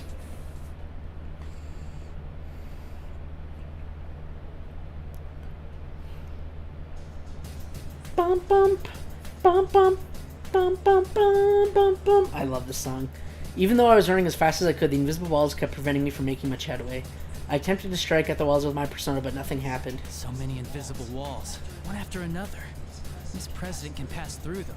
I don't know if I can keep up the pursuit. The announcement room is still my destination. There's no way to know if that's where Miss President is headed as well, but if there's a shadow waiting for me there, I'll need to get there anyway. Teddy and Rize should be in the announcement room, and if Nanako is being held captive, that's where she'd be as well. I have to keep running, but yet another wall blocks the hallway. At first I think this is a dead end. I realize that I can cut through a classroom and come out on the other side of the wall. It's forcing me to enter the room rather than letting me go straight. That probably means I brace myself and put the hand on the door. Let me guess, Kanji or Naoto? The moment I step inside, a familiar voice echoes in my mind. Hi. Senpai! Can you hear me? Please answer me! That voice. Is that you, Rise? The real one? Her voice isn't coming from the PA system, I'm actually hearing it in my head. This has to be the work of Rize's persona. Thank goodness. I've been all alone since that weird fake Teddy captured me. And then you were all fighting each other. I can hear the relief in her voice. She sounds so different from the insensitive and rude voice that has been coming from the PA system. This is indeed the Rize I know. Where are you now, Rise? Can you locate where I am? I'm sorry, I don't think there's time. I'm stuck in the announcement room. Please, Senpai, you have to hurry. If you don't, he'll... Rise! What's wrong, Rise? There's no answer. The communication has been cut off. Something happened in the announcement room. My heart begins racing. The enemy made us fight each other as participants in this tournament, but they had captured Rize as well. It's clear to me they must have been worried about her using her persona's power to tell us the truth, but that's not important right now. If she was just captured to prevent her from contacting us, the enemy must think of Rize as being less valuable than those who had to fight. She sounded okay, but who knows what might happen to her now. I have to hurry. Pardon me for interrupting while you are lost in thought. A hand brushes my shoulder. Surprised I jump away and draw my sword. I can't believe I let myself get so lost that I didn't notice someone until they touched me. This is the second time I've let myself get so distracted. I've got to use having my friends with me while we investigate last year. I can't pay attention to the entire world on my own. I need to brace myself. I guess what? Whoa! They're already introducing P3 characters? Let's go! I guess! Let's go! Robot chick! What's up? A girl with blonde hair and striking blue eyes. Wait, a girl? Her face and voice seem human-like, but the rest of her, there's metal everywhere, all over her body. Hey, I guess. For a moment, I wonder if this is just an elaborate costume, but I can see the interior framework of her body where her joints connect. I didn't mean to startle you. You're, It's nice to meet you. My name is Aegis. And no, I am not human. Yeah, I guess! I miss you! You are the one from the introduction video, listed as the Sister Complex Kingpin of Steel, Narukami-san, correct? The question catches me off guard. I wasn't expecting a complete stranger to call me that. And did she say she wasn't human? It's, well, when Yosuke called me that stupid title, I knew it was a joke, but when a stranger said it sounds like they truly believe it, ha, this is a pain. Nanako is important to me. Calling it a complex is stretching things. No, wait a second. I was trying to play it off, but I ended up blurting out Nanako's name anyway. Calm down, I need to take this conversation away from the subject. I clear my throat and try to start over. Aegis-san, was it? Why are you here? Our primary objective is the destruction of shadows, but we have come to this world on a different mission. The destruction of shadows? She fights shadows, but how can she do that if... Does that mean... Yes, I have a persona as well. Though my body is a machine, personas are the strength of the heart after all. Just as I thought, I'm surprised to find another persona user outside of my group of friends and a robot on top of that. I can't come to grips with all this. From the way we were talking, she seems just like a normal person, only in an interesting suit. True, I've seen stories on the news about robots looking uncannily like real humans, but isn't this something like this far beyond these? Still, I can't help but believe the evidence of my own eyes. I mean, I've been hopping in and out of TVs for the past year. Who am I to say what's strange or not? Perhaps the technology behind her creation has supernatural roots of its own. I find myself growing more and more interested in how that came to be, but I have to put that aside for now. There's something I need to find out from her first. The P1 Grand Prix. It sounds so similar to the events of last year. To think that would involve someone like her? I don't have a clear picture of everything that's happening, and that's for sure. I calm myself and then ask her what I feel would tell me what she's doing in this world. And what is this mission of yours? She opens her mouth for some, but just then... Modern set of classroom turns on. It's at that moment that I suddenly remember. It's likely that I'm going to have to fight her. I forgot about sensing that when I entered the room. Aha! So that's where you got to, Sensei. I've been looking all over for you. Who's the honey? You in the middle of trying to score with Oh her? my god, Teddy. Wow. As if you didn't know, you're the one who lured us both here. Oh my, did you figure it out? I didn't have a choice after those guys decided on their own to horn in on the fun. You're a bright boy, Sensei. You know what's coming next, don't you? The general on the monitor gives me a twisted smile. Could Aiga-san's mission be something that would cause him trouble? I can't figure out what his motives are, but he's using us to crush each other. In other words, she's the next challenger that's being set against me. Aiga-san seems to understand this as well and is staring at the monitor with quite animosity. Sorry about this. You know the rule of this tournament? Only the victor of each match may move on. Yes? I have nothing against you, but I'm in a hurry for my own reasons. Neither of us, in other words, can back down. Then there should be no hard feelings. Aiga-san is refreshingly straightforward about this. She immediately takes a fighting stance. A bitter thought comes to me. It's tough being forced to fight by friends. For some reason, having to hurt someone that I don't even know is tougher. Another thought comes on the heels of that one. I don't know. This girl, perhaps her appearance here means that there's an urgent problem that an ordinary student like me can't fathom. What gives me the right to stop her on a mission? And shouldn't I know what's at stake before I take that from her? Thankfully, it seems that she hasn't got mad like my other friends. Perhaps the enemy doesn't care about clouding the minds of people who don't know each other. If we're still capable of understanding each other, then we should talk to each other before we do anything. That will not do. We will speak more of this after one of us wins. Aiga-san says this so quickly as if she's reading my mind. For a moment, I'm struck by how she could have known what I was thinking, but I realize that she's right. What good would it do to talk things over?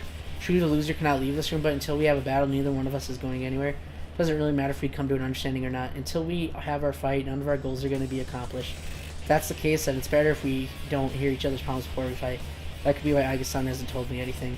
This must be her version of kindness. I sound and ready my sword. Aiga-san appears to smile slightly when I do. Right, I'm not going to give up on what I'm fighting for either. I need Nanako and my friends to be safe. And I have to make sure that Miss President is okay.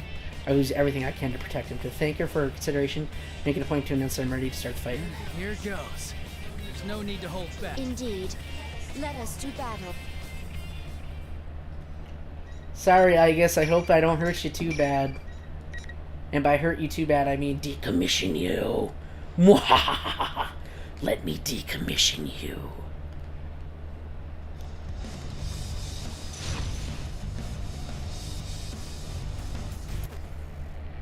Time to decommission you. Damage! No! Severe impact! Severe no! I must simply harden! No! Less damage! Fire! Damage! No! Severe impact! Damage! No! Severe impact! Damage! Organ function! Shutting down! Sorry, I guess. Sorry, but not really. I have to do what I have to do for my friends.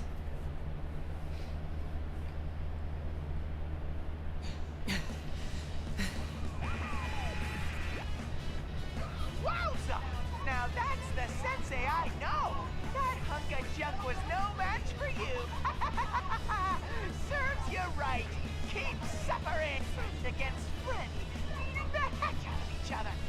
Machine with the power of a persona. She was made to fight shadows, but I have no idea what she's capable of. I feel like my mind's been drained even more than my body. It angers me to see the general is watching over us with an expression of joy as if we're some performers for his amusement. I look up and glare at the I monitor. don't know why you're making us fight, but it's pointless. We aren't fighting because we hate each other. The reason we can't fight is because we respect and trust each other. A low growl. That's the sound I hear. The real Teddy's never made such a hateful sound. It's actually rather scary. Stupid! You're such a dumbass! What's with you? The image on the monitor distorts along with that outburst. The general's having trouble remembering to act as someone else, and his face bulges and ripples disturbingly as his hate pours through the screen. Any pretense of copying the adorable stupidity of the real Teddy is gone now. I notice that the voice spitting out these hateful words is not Teddy's either. Respect, trust,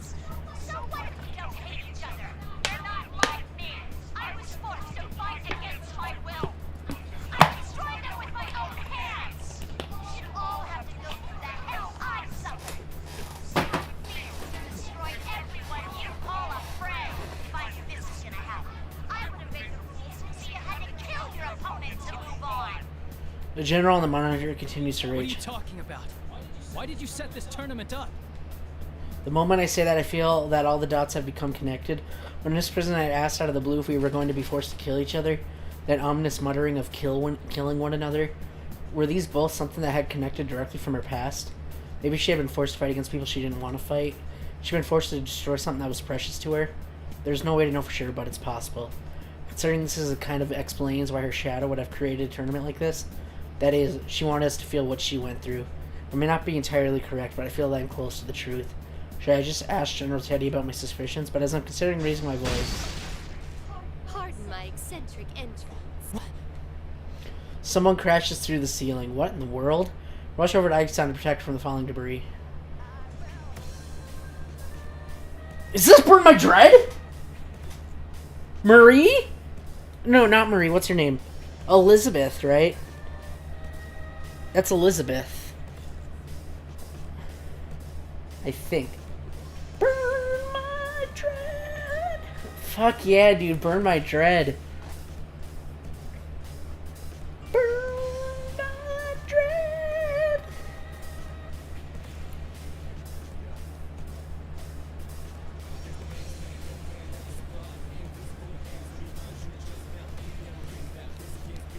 Elizabeth, what's up? Bro, I gotta hear this version of Burn My Dread. I love Burn My Dread.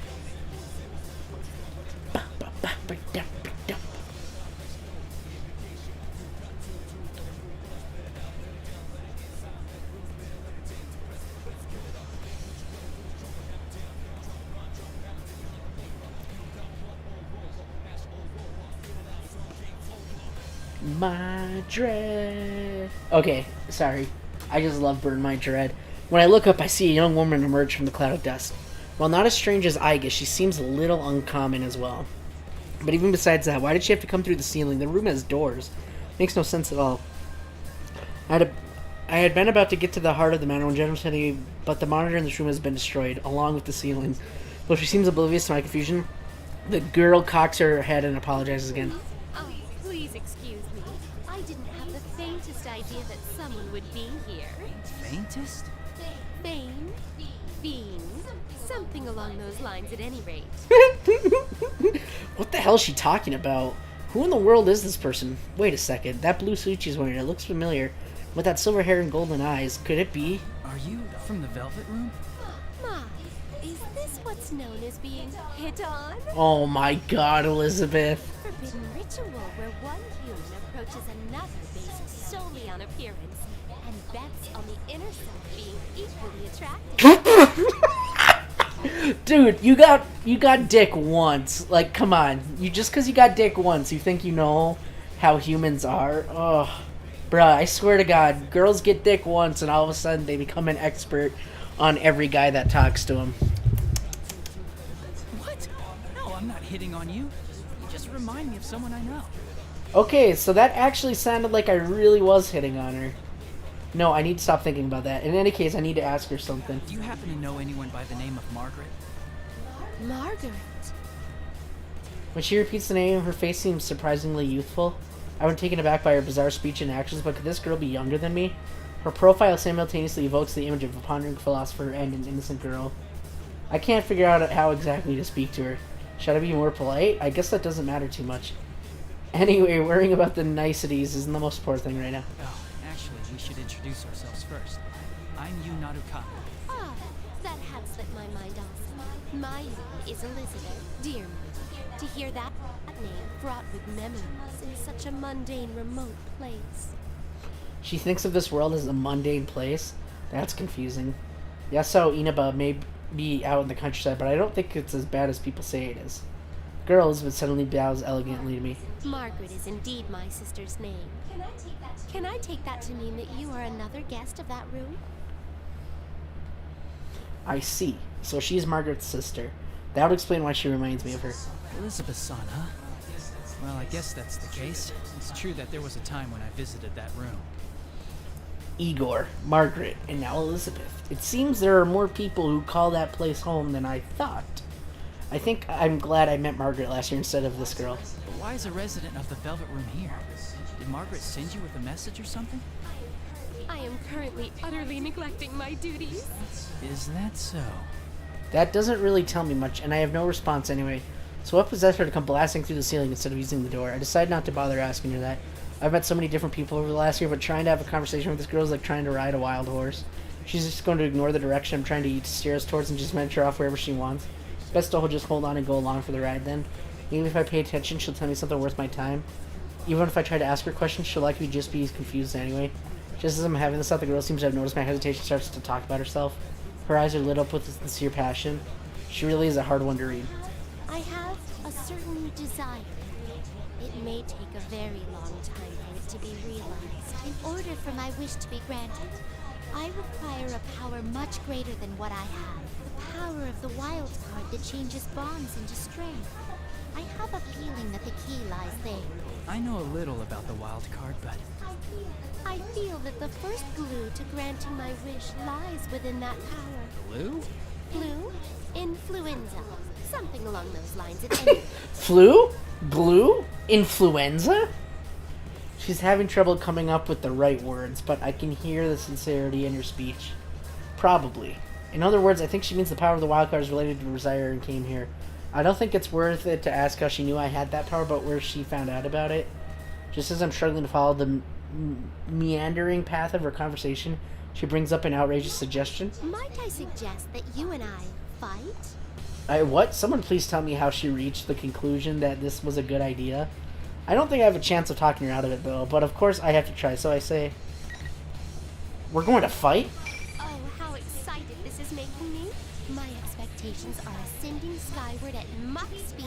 To be direct, I'd like for you to show me the potential slumbering within you. Let me make sure of something, just in case. You understand what I'm saying, right? There's no illusions at work? Such parlor tricks can get stuffed. I see. So you're actually in your right mind here. That's kind of, impressive. Well, maybe she understand what I meant when I mentioned the illusions. If that's so, then she at least must have some idea of what's going on around here. And even though she might understand it, she still wants to fight me. I wonder, though, if she's unrelated to General Teddy's plans and invited herself into the tournament, do the rules apply? So think about this, Elizabeth on top, her foot on the ground, takes a fighting posture. She really does want to fight. Huge leather-bound book in her hands opens as it by itself. A torrent of power pours from the open book with a blue light. I can't believe that a strange girl has such unimaginable power. She seems so aloof. No, it may be more correct to call it an air of imminent violence. Alright. I won't be able to hold back. To be honest, I really was only saying that in the hopes of bluffing her. There's absolutely no room to hold back in this fight. I hurriedly cast off my fear and focus on the upcoming battle. There's no room for doubt. I need to hit her with my full strength from the start. Even if I were to fight her with the intent of killing her, I'll be lucky not to end up dead myself. At least that's how I feel. Elizabeth-san calmly begins the battle. Let us do this. Your fate is in the cards. Oh no.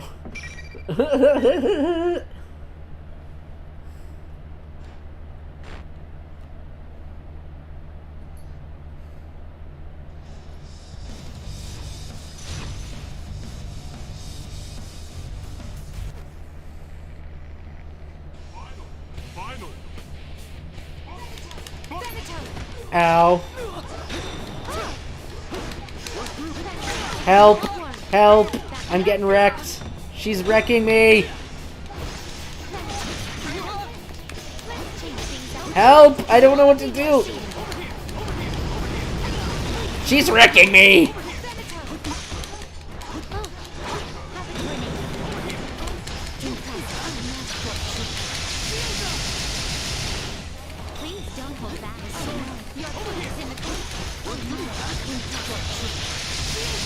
If I can kill her before dying, I'm gonna be very impressed. Oh my god! I killed her before almost dying. Oh my god. Oh my god. I almost died. Because I couldn't remember how to dash to her. Woohoo! Thanatos?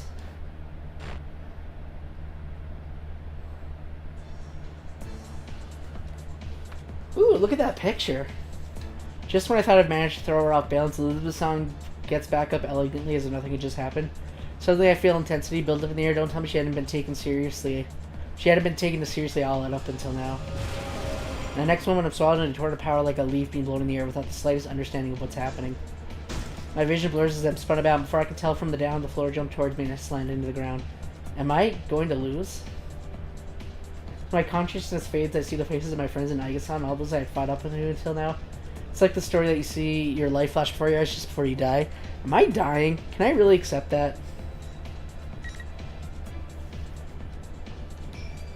I'll fight as much as I have to in order to save my friends. I have to keep fighting. Come so far, I can't lose heart now. I desperately force my legs to move and manage to stand up again.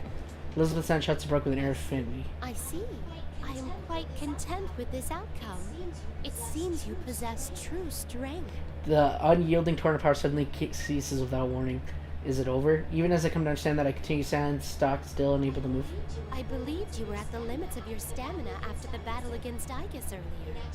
In actuality, your heart almost gave in during your struggle with me, but each time you faltered, the many hearts supporting you gave you strength, helping you to rise again.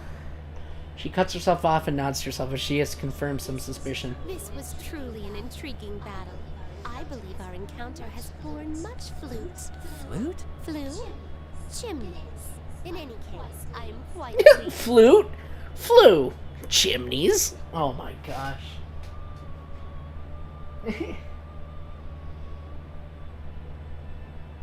Yeah, you didn't win story-wise. Huh.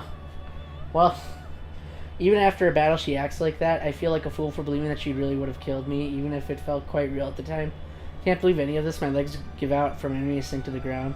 Maybe she understands how I feel. Elizabeth-san looks straight into my eyes. May I ask you something?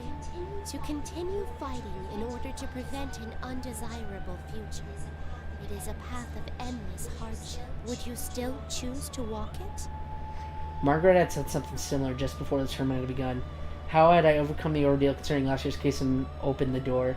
Margaret and Elizabeth-san's words come together in my mind. Yeah. Working for a better tomorrow isn't just a one-time thing. The tomorrows keep coming. Opening the door is necessary, but it's not what's truly important. What's more important is making sure that you follow the path that's beyond the door. Only once you have that path in mind does it matter whether you've opened the door or not. That's how I feel. I would keep fighting for the future we want. Elizabeth-san smiles at my answer. It seems that the former dweller of the Velvet Room is pleased with my answer.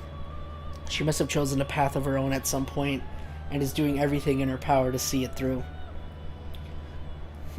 I could repeat, she can solo Erebus, no problem. That's nice. I can't. Maybe I'm jumping to conclusions, but I feel as if I'm able to understand her a little better now. Well, it's time for me to bid you adieu. By your leave, I, Elizabeth, am out of here. With this, Elizabeth briskly walks out of the room. She caused me some trouble, but I've also learned something new about myself as well. I think I'll call it a draw. As I wave goodbye to Elizabeth, I hear Aiga-san getting to her feet behind me. Are you alright? You shouldn't force yourself to move. I was concerned at first. I bet Aiga-san doesn't seem to be very hurt or damaged or whatever you would say. She was likely just knocked out. I had absolutely no chance of winning if I'd gone easy on her either. This is getting ridiculous. You are very kind. We've only just met, and yet you're worried about a machine like myself. Isn't that normal? Aiga-san laughs at my confusion. Seeing you smile like that, I don't know. I just can't think of you as a machine. You have a heart, right? And it doesn't matter whether you're man or machine. Aiga-san stops laughing and thinks deeply for a moment. But after a few seconds, she looks back at me with a serious look in her eyes. You have defeated me in single combat. That will make it difficult for me to continue forward, but I believe I can trust you. Will you listen to my mission directive? I have no reason to say no. I look at Aiga-san square in the eye and nod reassuringly. So Aiga-san told me about her directive, and it was truly surprising. There was another case involving Persona and Shadows outside of Inaba, even before our adventure last year. She is a weapon with a heart created with the express purpose of wielding a Persona to fight the Shadows. She believes that this current situation came to because someone had stolen a similar weapon and caused it to enter the TV world. So, there's another girl robot with a heart like you? And she's the cause of all this? We came to this world to retrieve her, my older sister, the 5th generation anti-shadow suppression weapon, Labris, is in this world somewhere. Nanako, Miss President, and her shadow, and now Labris. I have a mountain of tasks to accomplish now, but even though I have a lot to do, I can't ignore any of it. Tell me more about Labris, and I'll do what I can to help you get her back. I Unfortunately. Aiga-san's expression clouds. She said that she was a machine, but that she really is no different from a human. So I'm listening to her. I think about what this means in my search for Labrys. It's not helpful. So you don't know what she looks like, what she can do, or what equipment she's loaded with. Basically, all she can tell me is that Labrys is a robot who's built to look like a girl. Did I meet a girl like I didn't know in the TV world, Miss President? Could it Miss President be Labrys? Is there a possibility that she looks, well, more human than you? You mentioned earlier that she was your older sister, so I assume she was built before you. My sister was an older model, a prototype for the 5th generation to be exact. It's doubtful that she would look more human than myself. Then there's no way Miss President could be Labrys. I could tell at first glance that Aiga-san was a machine. Miss President appears to be completely human. I never once considered that she might not be human until just now. But that just makes things even more complicated. What in the world is going on inside this TV? Alright, in any case, I'll keep an eye out for her. But right now, I'm heading to the announcement room. If Labrys is the cause of this, then I'm bound to meet up with her eventually. I shrug slightly. I don't want to be so grave. Aiga-san will sense what I'm trying to do and smile. Thank you. I will trust my sister's fate to you. Of course, I give Aiga-san a determined nod. I ran to the classroom. Easy. Oh, man, what a busy golden week. I have to make sure Nanako's okay. Find Miss President, unmask whoever's masquerading as Teddy, and now search for Labrys somewhere in here. If this wasn't happening, I'd be kicking it with my friends at the Juness food court. Yugo seems to be trying to be coy, but I'm pretty sure that big bundle she was carrying was probably box lunches that she made. As to know how they might taste, well, let's not get sidetracked. I'm sure we'd all have enjoyed them anyway. Eventually, I would have called Nanako over and we would have brought some snacks together. There were things I wanted to buy from the Shiruku store, and maybe I could have made some Souzai Daigaku in time to buy the last of the special crockets. I wanted to talk with the owner of Diadra and get some books from the Yomenaido bookstore. I'd have had a steak bowl at Aya, hung out with the fox at the Tetsushumi shrine, waited for my uncle so we could have dinner, and tomorrow I'd have gone fishing. If the one who ruined my vacation caused all these problems is the same person who stole Labrys, if they truly brought Nanako back into the TV world, I'll never let them. I'll make them pay. As I run, I come across another blue door.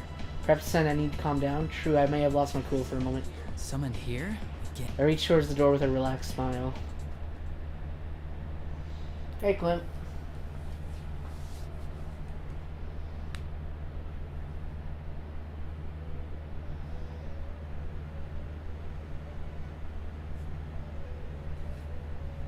Hey, Clint.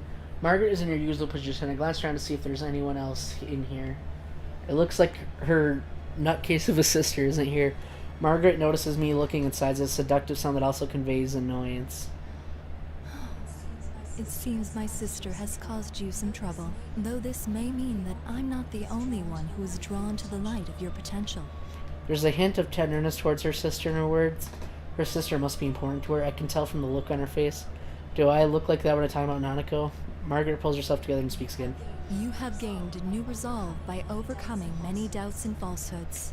A new resolve. I find myself nodding along. You have reached the threshold of truth. But man's hearts are mutable. That is why a resolve to continue fighting is more important than any one victory or defeat. Yeah, I understand. But this will be a difficult battle without end. Are you equal to the challenge? The way she puts it makes it seem as if she was testing me. I don't respond immediately and think about the question. It would be lying to say that I'm not worried. I know that my heart can be swayed by change. There's no knowing what will happen from moment to moment. But even then... If I have my friends, if I'm not alone, I can do it. I see. Margaret nods slightly in response. I have heard your answer, but it's not enough. Remember what I told you before? The heart is shaken more by a single action than by 1,000 words. As she smiles, my vision begins to blur. I hear her words being repeated. I have reached the threshold of truth. Everything that's happened during this course of this case runs through my mind. The new appearance of the TV world, this tournament pitting us against each other, the student council president, and a fake Teddy. My encounter with a weapon with a heart, Aiga-san searching for her sister Labrys, and the determination that I've gained throughout these constant battles. What I must accomplish. How do I show what I've decided through my actions?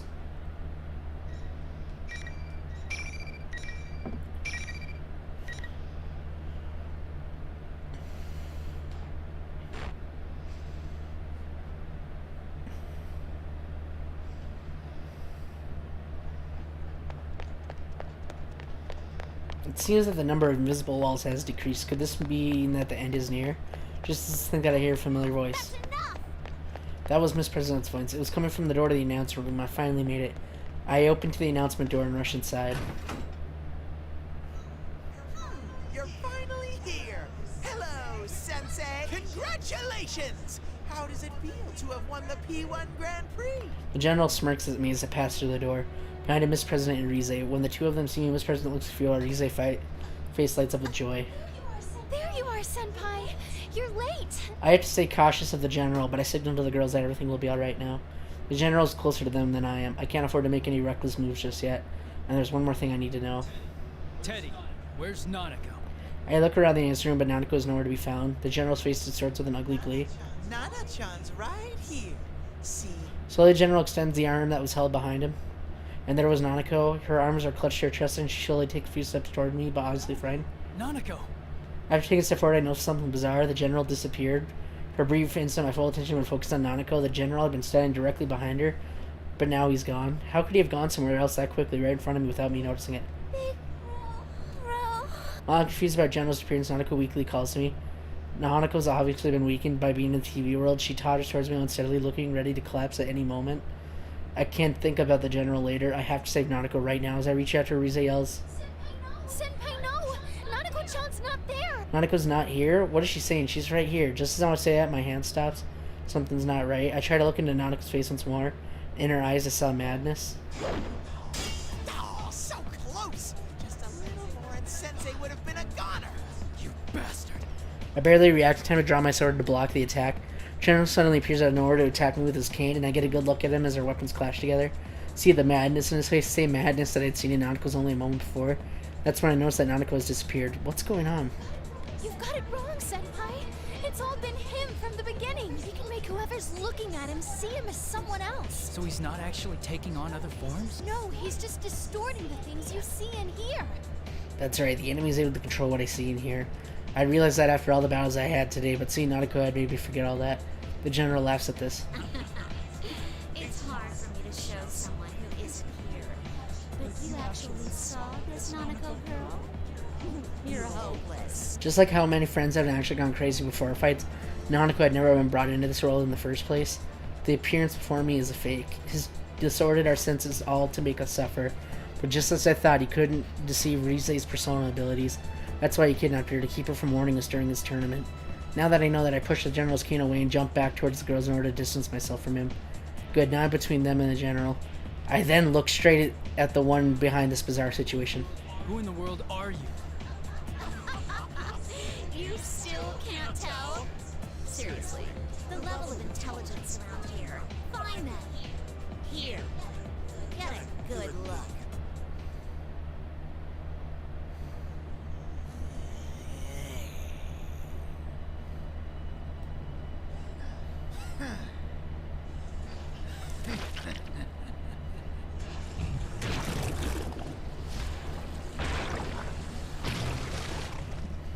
What?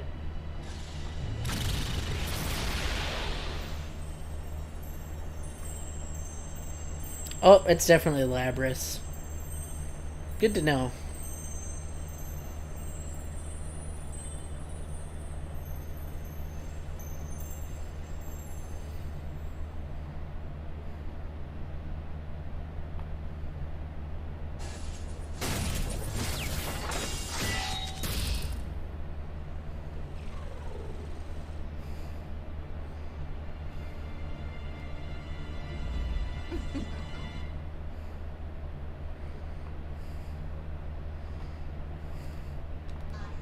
I am a shadow.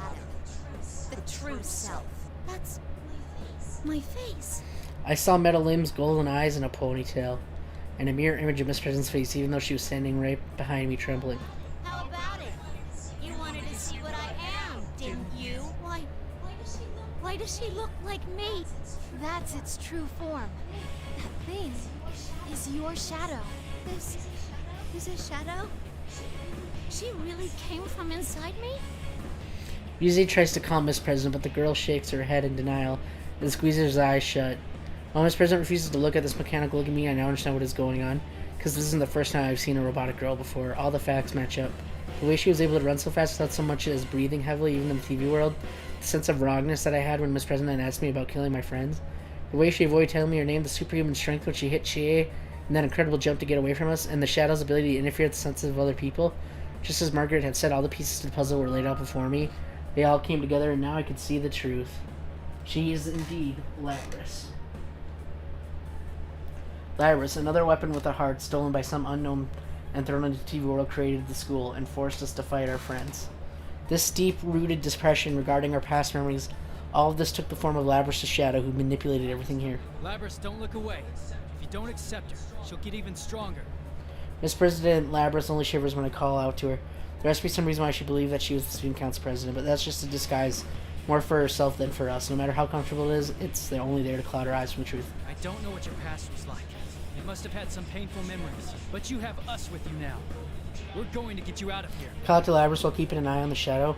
Shadow is the darkness within a person's heart. Unless it is accepted by the person it came from, it will never disappear for good. With that in mind, all we can do is watch over her as she accepts this darkness within her. We'll have to protect her when the Shadow goes berserk and tries to kill her. But Labrys continues to shake her head and her tremble violently. My words aren't getting through to her. You hear that, me? Your friend is trying to tell you something. Too bad he doesn't understand at all. His words are so hopelessly naive. Shadow laughs shrilly. It continues to smear more poison into Labrys' heart. I wish you could have made them feel my pain. What it's like having to murder one another. That sadness and pain and anguish. Everything went black, and I was always left alone. I'm a weapon. A machine made only to See ya, fight. Clint.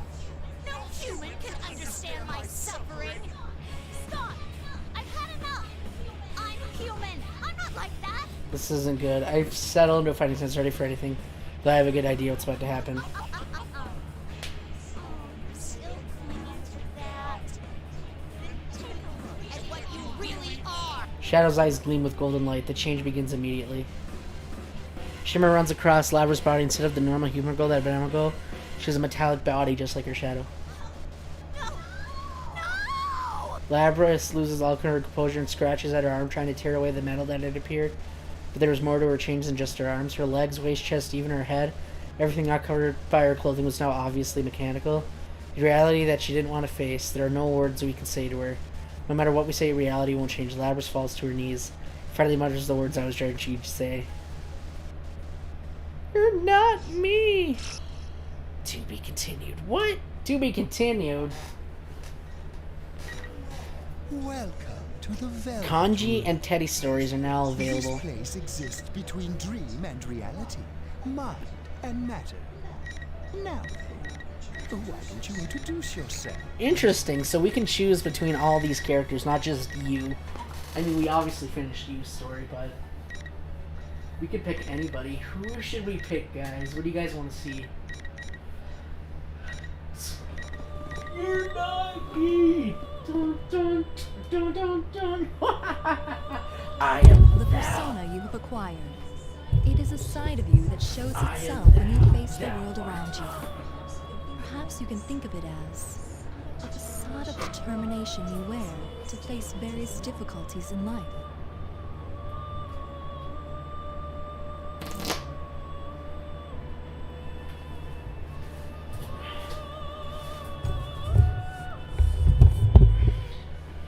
I had to plug my tablet in.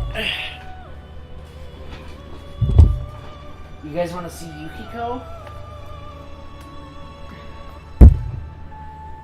Bear puds? Oh god. Okay. It's the birthday girl's wish, so I guess we'll do Yukiko. I wish you good luck. I will do bear puns.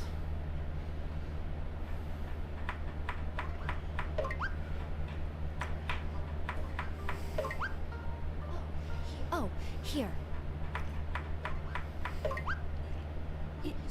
Yuki-chan, are you okay? Do you need any help? Huh? No, it's okay. I want to do this by myself. Are you sure?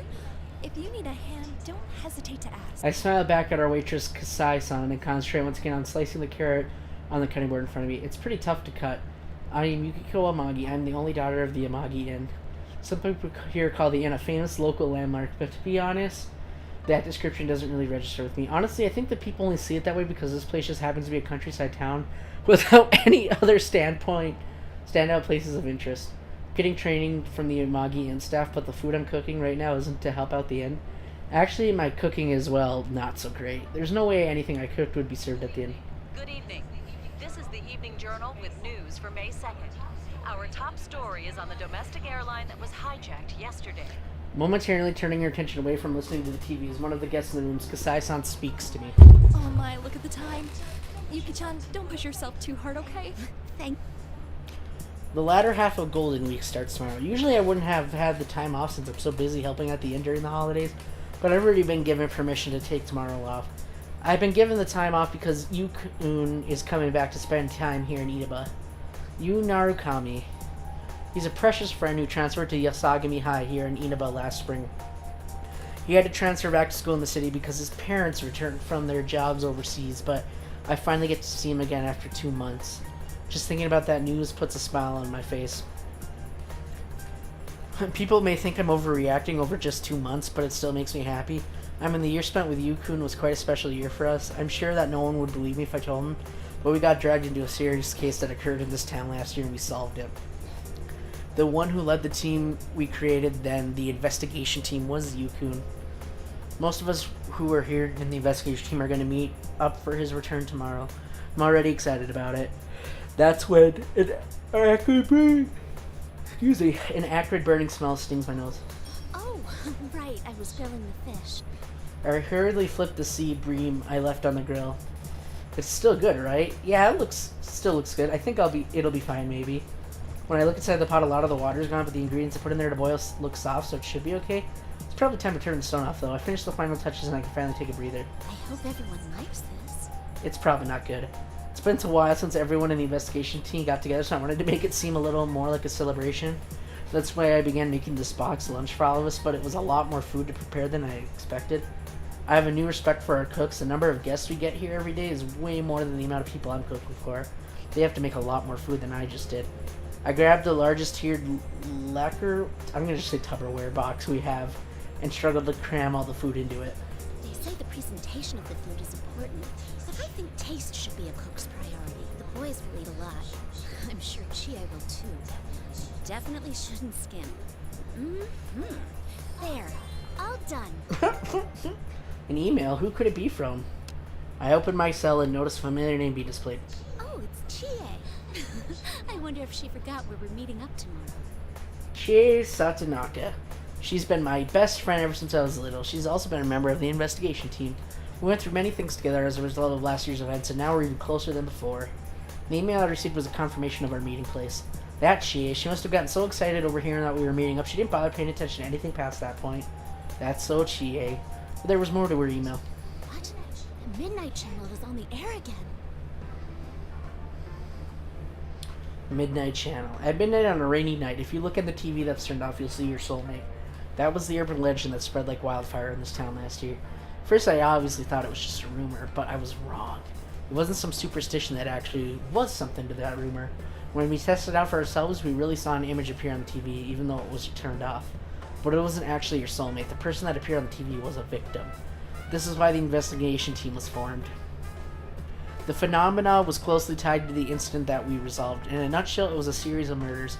A few people died and it was all over the TV news. That alone is already a serious case, but we discovered something even more shocking about it. There was a world inside TVs. Personas and shadows. We encountered so many unbelievable things, there's no way I could explain all of it. But everyone on the investigation team desperately did their best, and we managed to take care of everything. Even the Midnight Channel was shut down. So it's pretty strange that it's on again all of a sudden. It seems Chie hasn't seen it in person yet, judging by her email.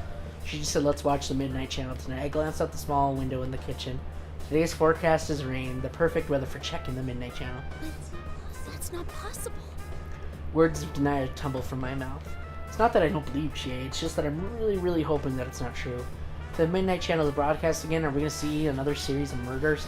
These words begin gnawing away at my stomach. Standing up against my own shadow that had gone berserk, and all the bonds that I formed and strengthened with everybody in the investigation team are important memories of mine. But this would be something different. Even as I send up a reply to Che, my emotions are still running wild. I've got a bad feeling about this. Oh, there you are. Someone's on the phone for you, Yuki-chan.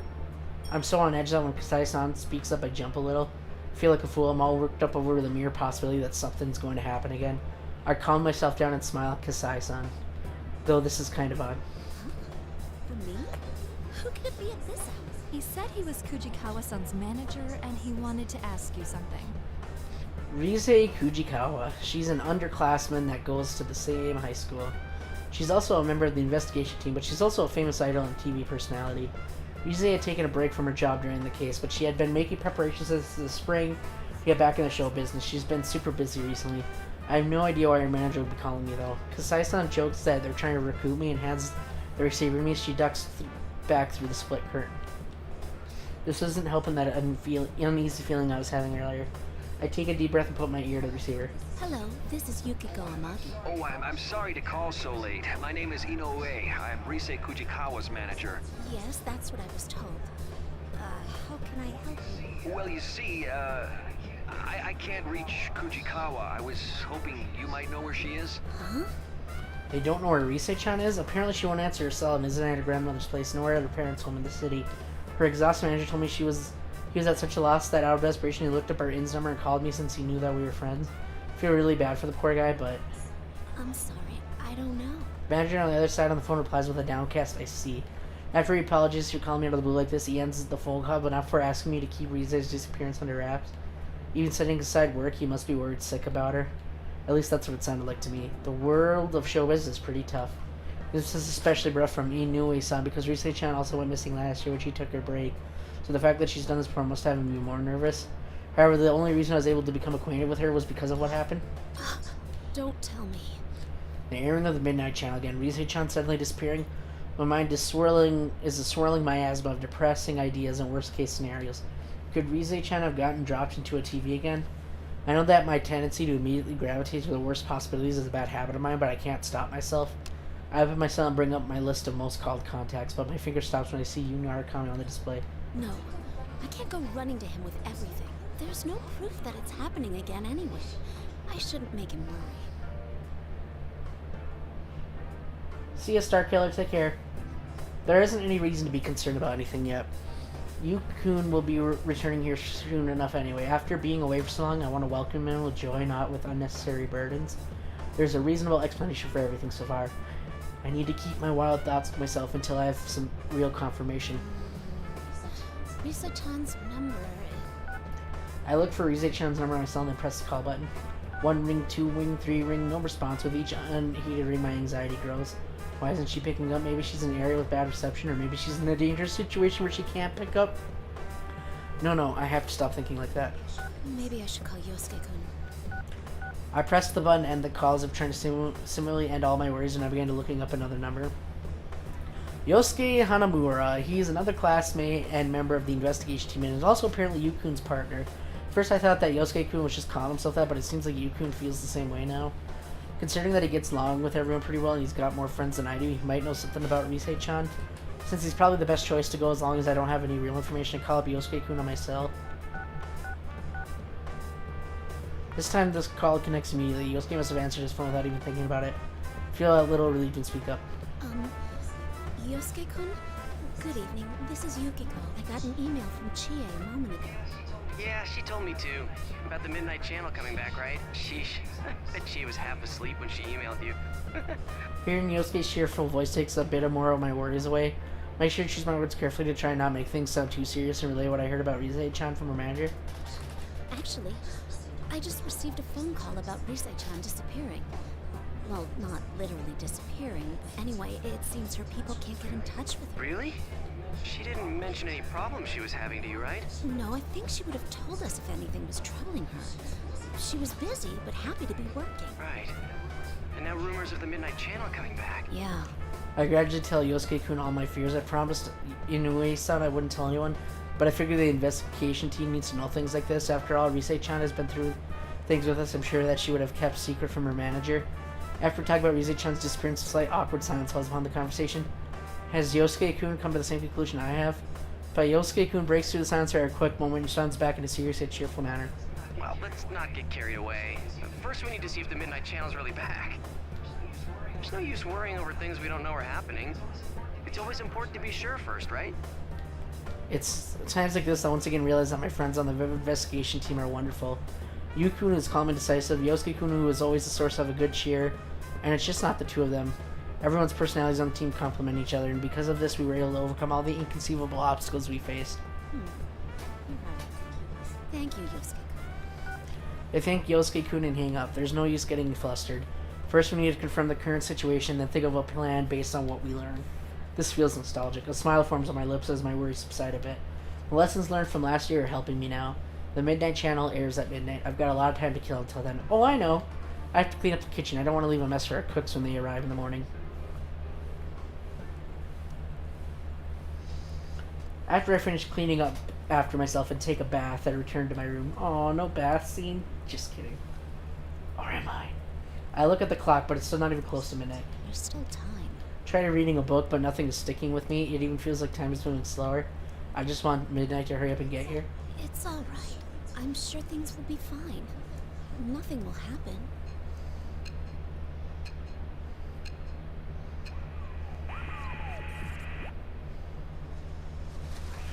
Rivals. They are friends, yet powerful foes. The desperate fighting program amongst high school students. A new legend is about to start. Oh my god, this scene again. Be the manliest of all men! Come on down! Nobody touches his precious Nanako, the sister complex kingpin of steel, Yu Narukami! It's only natural. Wage slave in the boonies by day, hero by night, Captain Resentable, Yosuke Hanamura! Everything that bores me has gotta go! A spunky dragon with deadly legs, the carnivore whose discarded womanhood Who's discarded womanhood? Satonaka! You need to eat more meat! Please escort me to the ring, my prince! The unconquerable Snow Black, Yukiko Amagi! I'll finish you in one strike! Blooming roses and bulging muscles, the blood-curdling beefcake emperor, Kanji Tatsumi! Deep into realms of romance! The body of a child, the brain of a genius, the 2000 IQ killjoy detective, Naoto Shirogane! Is this an army of idiots? Fight and survive towards the one throne waiting at the end! The P1 Grand Prix where fierce fights will be fought! The battle begins tonight!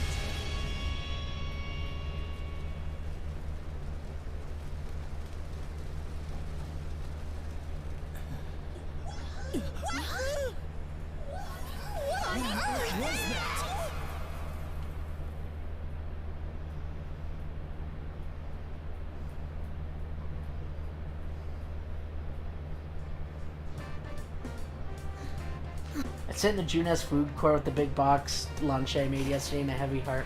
Till yesterday evening, my only concerns for today were cooking enough food for everyone and worrying about whether Junes would be too crowded. A lot has changed in those few hours. So instead of coming here early to reserve space for my friends, now I'm here even earlier because I'm worried about the events of last night. On a side note, sitting here right now makes me realize that there are a lot more people in this town than I ever imagined. And with the many people, quite a few of them probably saw the Midnight Channel broadcast last night. Why is this happening? I know that I'm not going to get an answer to that question, but I can't help but mutter it to myself as I sit and wait. This is the first time a group of us has appeared on the Midnight Channel. Shane and some of the others were on it last time, but this was the first time seeing myself on it in person. No matter how hard I try to deny it, there's no doubt that it was me. Then it even gave me the ridiculous title, The Unconquerable Snow Black. What's that even supposed to mean? Everyone else got nonsensical names too, but it was no laughing matter.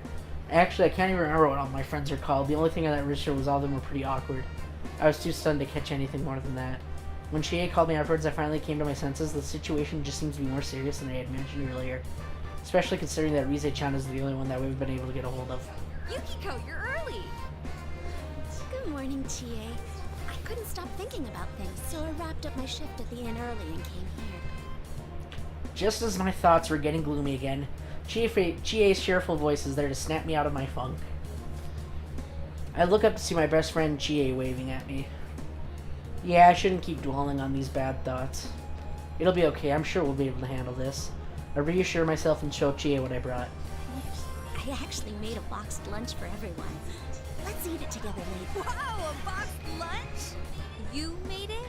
I shrug and give a weary smile at Chie's reaction. Don't worry, I made sure to taste test it first, so it won't be like last year, I think. Well, you've got a point. We don't want people to keep calling us poison chefs, do we? Ooh, that does smell really good. Oh man, I can't wait to try it.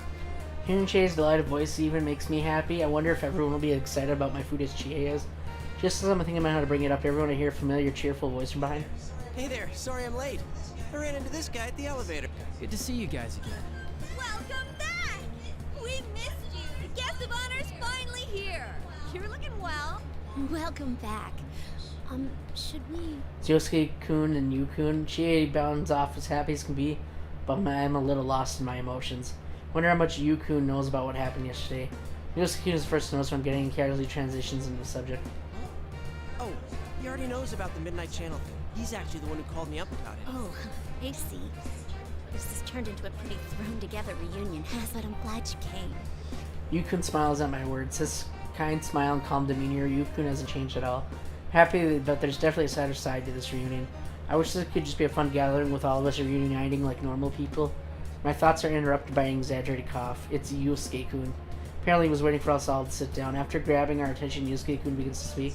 Well, it sucks that we can't hang out more before jumping into another mystery, but to celebrate our partner's return, I hereby reinstate the investigation team in response to the Midnight Channel going back on the air last night. Oh, the team is back! Just hearing that name again gets me all fired up. Yeah, let's do this! I don't think the applause is necessary. Yosuke-kun sarcastically teases us for applauding, but after glancing around everyone, I'm sure we all felt that it was appropriate. I mean, there's no reason for any of us to turn that down. We have friends missing and there's something causing trouble. Of course we're going to help out and get to the bottom of this. After confirming that everyone's on board, Yosuke-kun continues on. Our reunion is now a full-fledged technical meeting of the investigation team. Let's get cracking. I mean, this is no laughing matter. No one's heard from Teddy, Kanji, or Rise. Just those three, right? Yeah. Oh, I got a hold of Naoto-kun, but I didn't tell her about this stuff.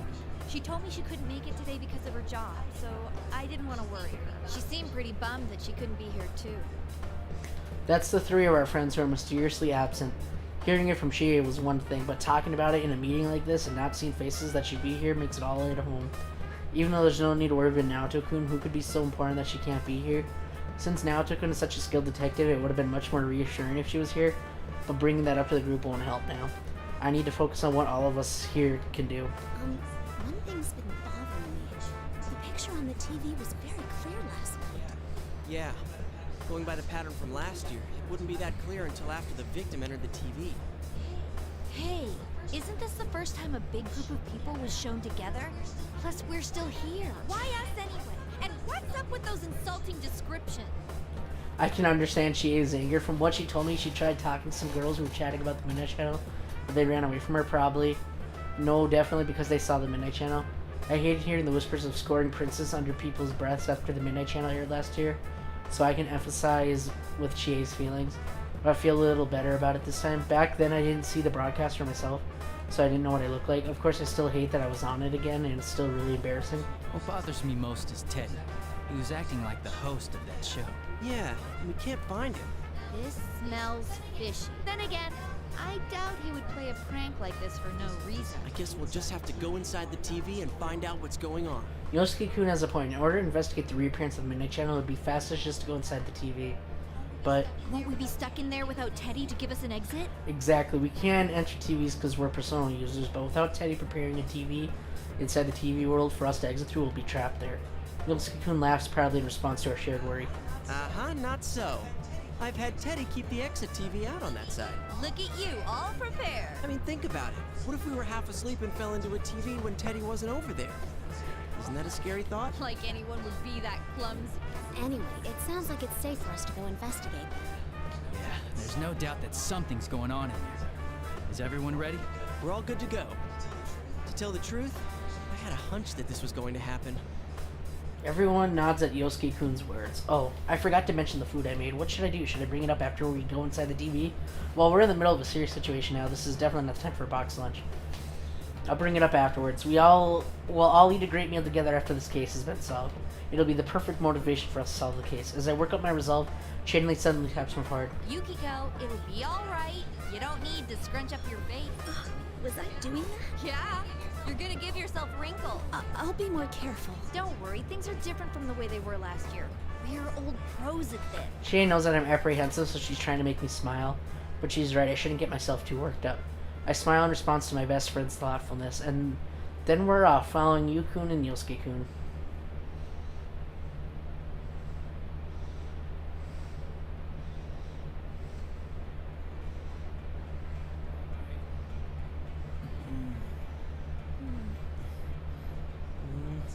It's a holiday, so the store's full of people. I feel like things are picking up around town. Hey, there's the temperance girl. With the... You know, it's been a while since last time. I'm a little nervous.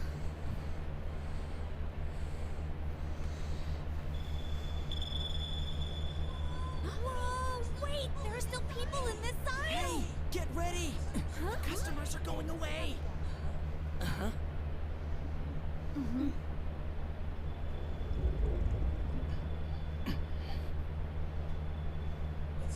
Let's go! Yeah!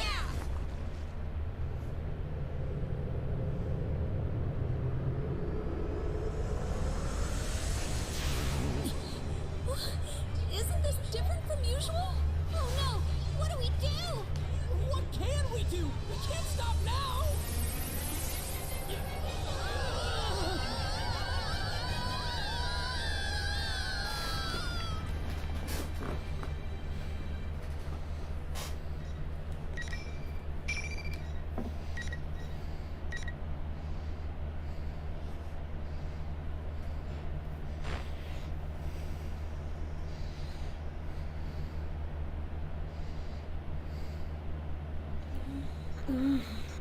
What happened? I was with Yu-kun and the others when we had the TV as usual. And then... Where am I? My mental fog clears immediately once the cold sensation against my cheek and back kicks in. It does not feel like I'm hurt anywhere. I'm filled with confusion. I get up and look around, but looking around only raises further questions. The scenery looks familiar on a basic level. It looks like an auditorium. Wait, is this our school's gym? I know I'm in the gym at my high school. However, the details are completely different. There are mounds of chairs stacked in weird formations everywhere, and everything feels a bit creepy. Then I notice that something even more important is amiss. Oh, where's Chie? Yu-kun? Hello? Isn't anyone around? I don't see any of them, and no one replies to my inquiries. It seems like we've gotten separated. Usually when we enter TV together, we all end up at the same place. All of a sudden, something started gushing out smoke. It's white smoke like you see on TV and movies. I take a defensive stance to ready myself for anything. Considering that I'm inside the TV, I need to be ready for anything. I feel isolated and lonely, but I'm an important member of the investigation team too. Hello! Sorry for the wait. Greetings, boys and girls of Yasogami. The P1 Grand Prix is about to begin. There's no need for manners or courtesy or anything today, so let it all hang out. Tell us how you really feel. Is that Rise-chan? Rizette will be your commentator. But first, the General has a few words for you all. Rise-chan was inside the TV too, but something about her seems odd. Despite my perplexity, the big monitor on the stage in the gym turns on what Rise-chan's voice gives the cue. What appeared on it was oddly dressed. Huh? Teddy? You're all here. Well then, I'm proud to announce the opening of our very own P1 Grand Prix! Yeah, that's what I'm interested in, Ninja. P1 Grand Prix? Oh, that sounds familiar. I recall that program that aired on the Midnight Channel yesterday was named that. Where's that cheering coming from? Or was it just a sound effect? I don't see anyone here. But ignoring that for the moment. John, you still haven't figured out what's going on? Should I give you a special deluxe smooch to wake you up? Huh? Daddy, those clothes! I'm sorry, but every time I look at that hat... Oh god, she's doing the ninja laugh. I saw it once already on the TV, but still can't stop laughing. I'm dying here. I've never seen a gigantic hat like that sold anywhere. Just too funny. Yep, there's Ninja.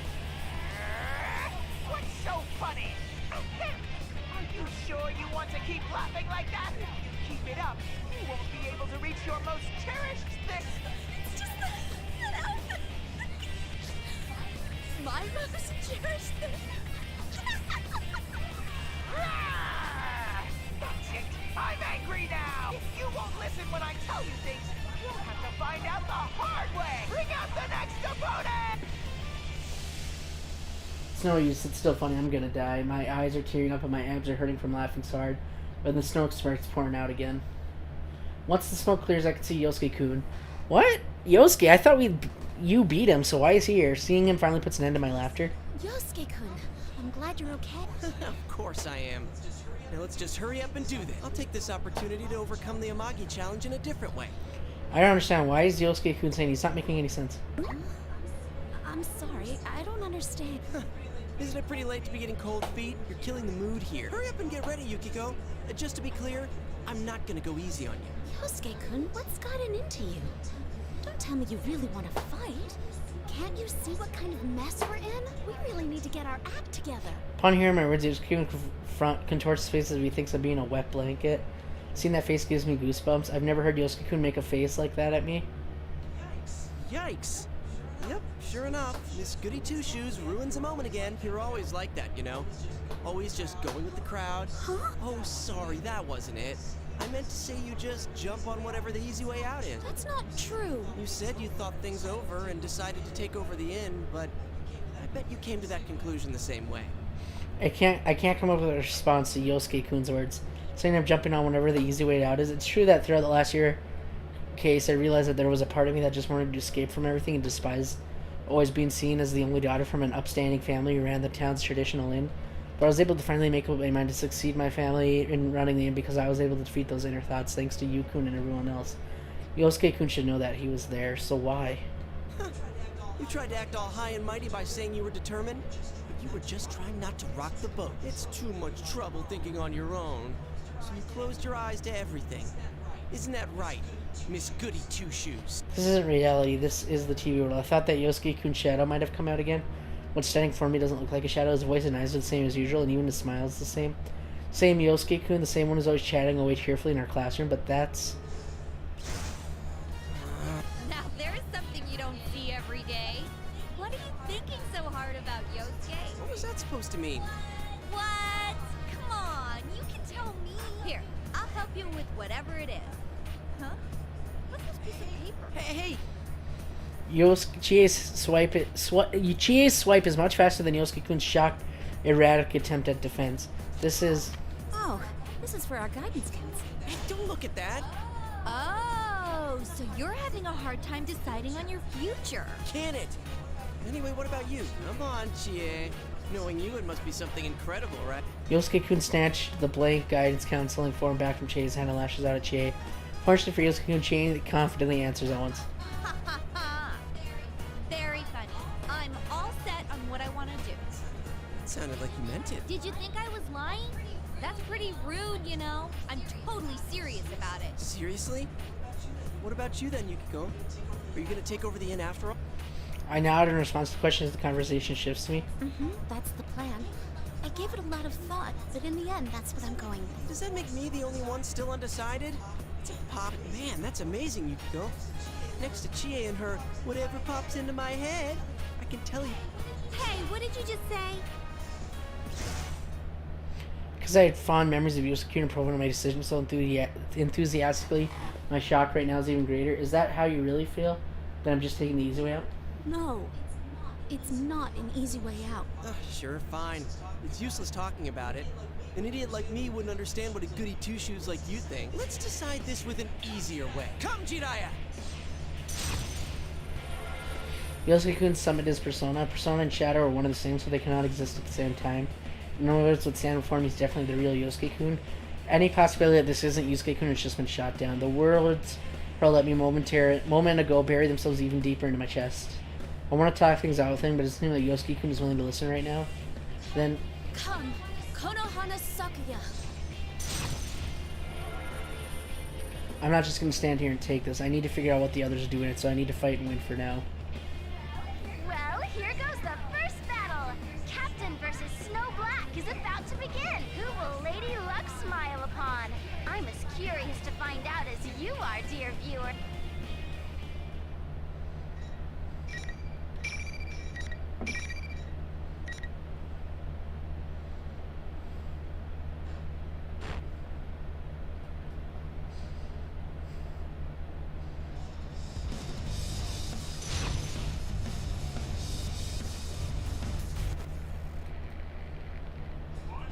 Finally. Here comes Yosuke-senpai! Oh god, her combat's weird. Can they turn this into a witch? Oh shit.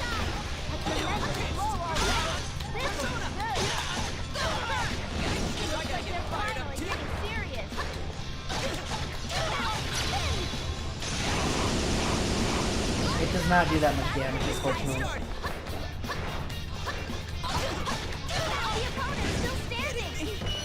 Ding, ding, ding. Alright, it's over. Time to leave. This stinks, what, them fighting? It gets resolved after the fight, though, so it's okay. They'll sort it out now, watch. I won. I really fought and defeated Yosuke-kun. Teddy's cheerful and joyous voice reaches my ears as I stand depressed. Now that was one relentless battle! This is what makes the Grand Prix so spectacular! Where are these voices coming from? I searched the surrounding area to find the source of the cheering. All around us are students in their uniforms. No, that's not right. These things are human shaped, but they're definitely not humans. When surrounded by them, and they're all cheering. That reminds me, I think these things were there when I was fighting Yosuke-kun as well. Is this kind of special effect that Teddy's using? Or considering that this is the TV world, are they shadows? They're just watching and cheering, but they don't really seem hostile. Nothing is staged or worked, folks! You make sure you let your fists do the talking in the next fight, too! Strangely dressed Teddy makes his weird announcement and the monitor turns off. Usually channel announces a 10-minute break over the PA system. I try to talk to her, but she won't answer no matter what I say. Everyone's acting so oddly. Yosuke-kun stirs and gets up. Oh, Yosuke-kun. I'm sorry I didn't go easy on... Nah, I really am worthless scum. Sorry you have to put up with me. Huh? Yukiko, I understand what you wanted to say, but I need a moment. I don't think my heart can take any more right now. Yosuke-kun is still saying things that don't make sense. It's like we were having two entirely different conversations. He's acting different than he was before. Yosuke-kun slaps both of his cheeks and turns toward me. Alright. Yukiko-san? Hmm? No, I'm fine. But Yosuke... That ain't... I mean, that's not true. Huh? He's still acting a bit odd, but I feel like I'm actually having a conversation with Yosuke-kun this time. It's just that we talk about what's going on, Yosuke-kun agrees. What exactly happened a moment ago? After some time, we both agreed that it was strange that the world inside the TV changed from the beautiful scenery it had when we last were here to Yasagami High. Then we discussed the change in Teddy and Rizei-chan. Additionally, Chie and Yu-kun entered the TV with us, but neither of us had seen them. What is going on with the TV world? Damn it. Wish we had something to go on. I did notice that there were some shadowy people around us while we were fighting. They don't seem hostile, but it's still eerie. Those silhouettes weren't in the TV world last time we were. Yeah, they looked like students or shadows. Well, they were too well behaved to be the kind of shadows we're used to. Well, they're not going to attack us. We can leave them alone for now. Oh, another thing. Teddy said that if I don't fight, I won't be able to reach my most cherished thing. Most cherished? Like something that's really important to you? Oh, maybe he meant me. I don't. Yeah. Who knew a gentle denial could hit so hard? But seriously, what was Teddy talking about? I didn't bring anything important with me into this world. Oh no. Oh, could it be? The box lunch, it's gone. I know I had it in my hands when I came in here, but now it's gone. I look around frantically, but there's no trace of it. Oh no. Did I drop it somewhere? When? Where? Did I drop it when we entered the TV? I'm sorry, Yosuke-kun. I need to go look for it. Huh? Look for what? Hey, Yukiko, you can't go alone. It's too dangerous. I'm sorry about having to ignore Yosuke-kun, but I couldn't tell him what I'm looking for. I made all that food to surprise everyone, after all. If they're not surprised, it won't mean as much, so they'll enjoy it less. Wait up. Yosuke-kun is about to catch me as I'm exiting the gym, but then suddenly Yosuke-kun just stops moving in midair. Yosuke-kun, what are you doing? Is that a mime act? No, there's some invisible wall here. The hell? You got through, but I can't.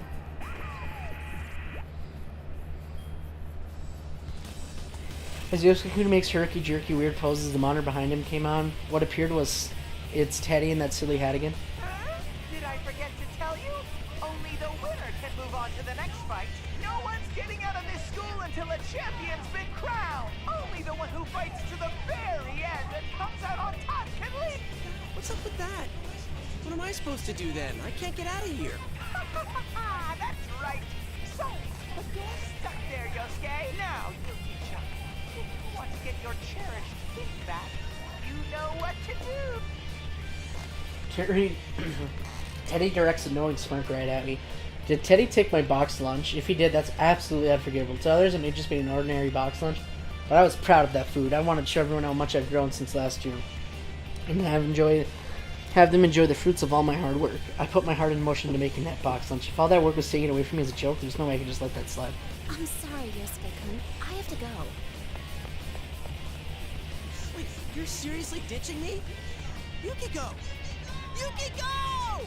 Is this for real? What am I supposed to do if I have to take a leak? Oh my gosh, Yosuke, really? What am I supposed to do if I gotta take a leak? I can't imagine her story is very long. Like, she has to fight you at some point, right? After exiting the gym, running around for a while, I noticed that while this place may look like Yasogami High, the building layout is completely different. Occasionally I bump into visible walls like the one Yosuke-kun ran into, and I can't continue on the path I was taking. Doesn't look like I'll be joining up with Yu-kun and Chie here. I can't believe I lost my box lunch at a pace like this. Where in the world could it be? Did anyone lose something? Huh? That voice wasn't Teddy or anyone else I recognized, and it also wasn't the voice of those silhouettes either. It was distinct and echoed down the halls. It was a girl's voice. When I turn to look, I see a girl wearing a Yasogami High uniform looking around. I don't recognize her, but I recognize the bundle she has in her hands. Excuse me, that's mine. You dropped this. You're a careless one, ain't you? You want to be more careful. Huh? Oh, thank you. She's got a serious tone to her voice and a very distinct intonation in her words. I don't remember anyone like this at our high school. I'm curious as to who she is, but there are more important things to attend to. The girl before me doesn't seem like she's going anywhere, so I'll chat with her after I check on my box lunch. It's a bit rude, but it should be understandable in the situation. I hurriedly begin opening the bundle. No. I could tell from opening the lacquerware box lid. It's totally ruined. I should have known, though. When I woke up and said the TV, I was laid out on the floor after all. Box lunch obviously wouldn't have survived unless someone in the TV world happened to catch it, so it said. You can still eat it. I try to reassure myself. The flavors I have got mixed up a bit. It's all the same in your stomach, right? It's still good. It's still good. I can still give it to everyone. No, I can't. Even though it's still edible, there's no way I can make this look anywhere near presentable. Yikes. That was a box lunch? Yeah. It's all jumbled up now, so I can't give this to anyone. Give it? Oh, were you gonna share it with your friends? Mm-hmm. Wow, that sounds great. You made it so you could enjoy it with everyone, huh? I'd love to do something like that myself. You gotta enjoy your youth while you can. Is this girl trying to cheer me up, even though we're in such an odd situation? Picks up my spirits just to know that someone else here understands the emotional process that goes into making a box lunch like this. Oh, of course, even if she didn't have any interest in box lunches, I'm just glad that I found someone I could actually talk to in this place. By the way, what are you... Oh, I'm sorry. I'm Yukiko Amagi. So, what are you doing here? Well, I'm the student council president. It would be weird if I wasn't at school. Student council president? Huh, I think I remember elections being held back in April this year. I didn't remember who got elected, so she's the one. Wait, what? Something's not right. I mean, this is... Oh, no. That's not what I meant. Are you, a persona user? What? What are you talking about? She can't use a persona, but she's here in the TV world. In other words, that means Miss President doesn't notice my confusion and continues right on. There's that wackadoo event going on right now, ain't there? They can't pull stunts like that on campus. That's why I'm looking under every rock for him, so I can shut the whole shebang down. Excuse me. Wackadoo? Does that mean it's not good? I'm looking all around the school so you can put a stop to this tournament? Well, that's what I said, ain't it? I can't believe they didn't run this by the student council first. Not that we ever would have approved a cockamamie event like this. Anyway, I gotta go start this tournament. You too, you know? You're that, what was it? Snow Black? Huh? Wait a moment. I'm not participating in it by choice. That's a complete misunderstanding. Oh, this is so embarrassing. Miss President seems to be quite surprised by my words. Is that true? Well, you do look like a serious student. I can't believe they're even roping normal students into it. You should get yourself home and leave the rest in. Huh? Oh. After attempting to reassure me, Miss President turns around and begins bounding off like a deer. She's after, but not only is she really fast, my path gets blocked by the invisible wall again. When I turn a corner, I have no choice but to abandon my chase. The walls won't budge at all, no matter how hard I push it. What in the world is it? Feels like someone has already decided where I'm supposed to go. Still, who could that girl be? She didn't know about personas, but she seems to think that this place is just a plain old Yasugani High. Could she be a victim that was dropped into a TV? When I think about that, I feel disgusted at myself for worrying more about my boxed lunch than her safety. Stupid me. Wait, if she's a victim, then why didn't she appear on the Midnight Channel? Usually the program comes on after a victim enters the TV. None of this thinking is going to help me get any real answers. I need to push forward to focus on understanding what's happening here. Next time I run across Miss President, I need to make sure I get things clarified. If she really is a victim, then I need to rescue her from this world.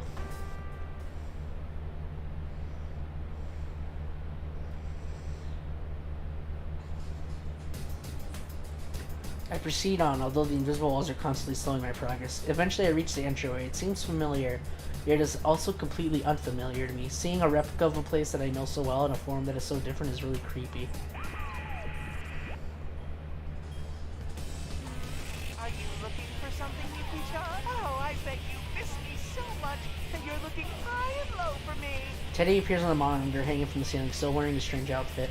I don't think it's funny anymore. I'm pretty angry. Teddy, you better stop this right now or else. Aw, are you in a bad mood? I was looking forward to you trying to score with me, but no matter how bad you get, the battles won't stop. Your fight is to fight and fight and fight to the bitter end, Yuki-chan. So you'd better make up your mind. Now bring out the next challenger.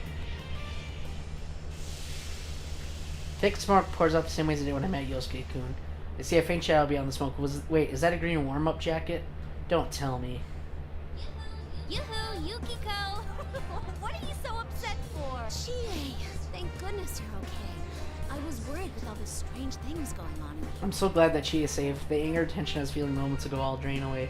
There's so much I want to discuss with her. Teddy and Rise-chan's out here with my poor box lunch. No, that can be left for later. I found Yosuke-kun in the gym, so all that's left is to find Yukon and head for where Ted is. Right now, we need to think about joining up with everyone. Just what I'm about to say, are reassuring you to have Chi with me? What? I don't want to do that. Huh? How come I have to help? Just so you know, I'm having a blast with this P1 Grand Prix. You're always like that, Yukiko. You just assume you'll get your way. Couldn't believe my own ears. That Chie before me is the real Chie, but it's the same as with Yosuke-kun. She's belligerent and saying offensive things, but she's nothing like a shadow. My Chie, my best friend Chie, is saying horrible things to me. Have you ever thought about the problem you cause for others? You may not realize, but you completely rely on us. That box lunch you brought today is a perfect example. Nobody ever said they wanted you to make them one. No, I didn't mean it to be like that. Is that really how things are? I'm about to dispute what she's saying, but I'm at a loss for words. I mean, I guess I do force myself on others. I do rely on others, so I can't completely deny Chie's words. Even though I think that's not true, maybe that's just how I want to see things. What Chie is saying actually may be actually how everyone views me. Woohoo! The cattiness is through the roof here. Let's get today's episode of Girls Gone Feral started. There you go again, the same old I didn't mean crap from you. You think that excuses you from relying on other people? Yukiko, I'm serious about this. Let's settle this once and for all. Here goes. Persona! Chie takes a fighting stance from hearing Rise-chan's voice blaring from the speakers. I don't want to fight back. Chie's even summoned her persona. This whole situation just doesn't make sense, but I'm not going to allow myself to get beaten up without making sense of this either. Wow! They're going after everybody's own insecurities. Ouch.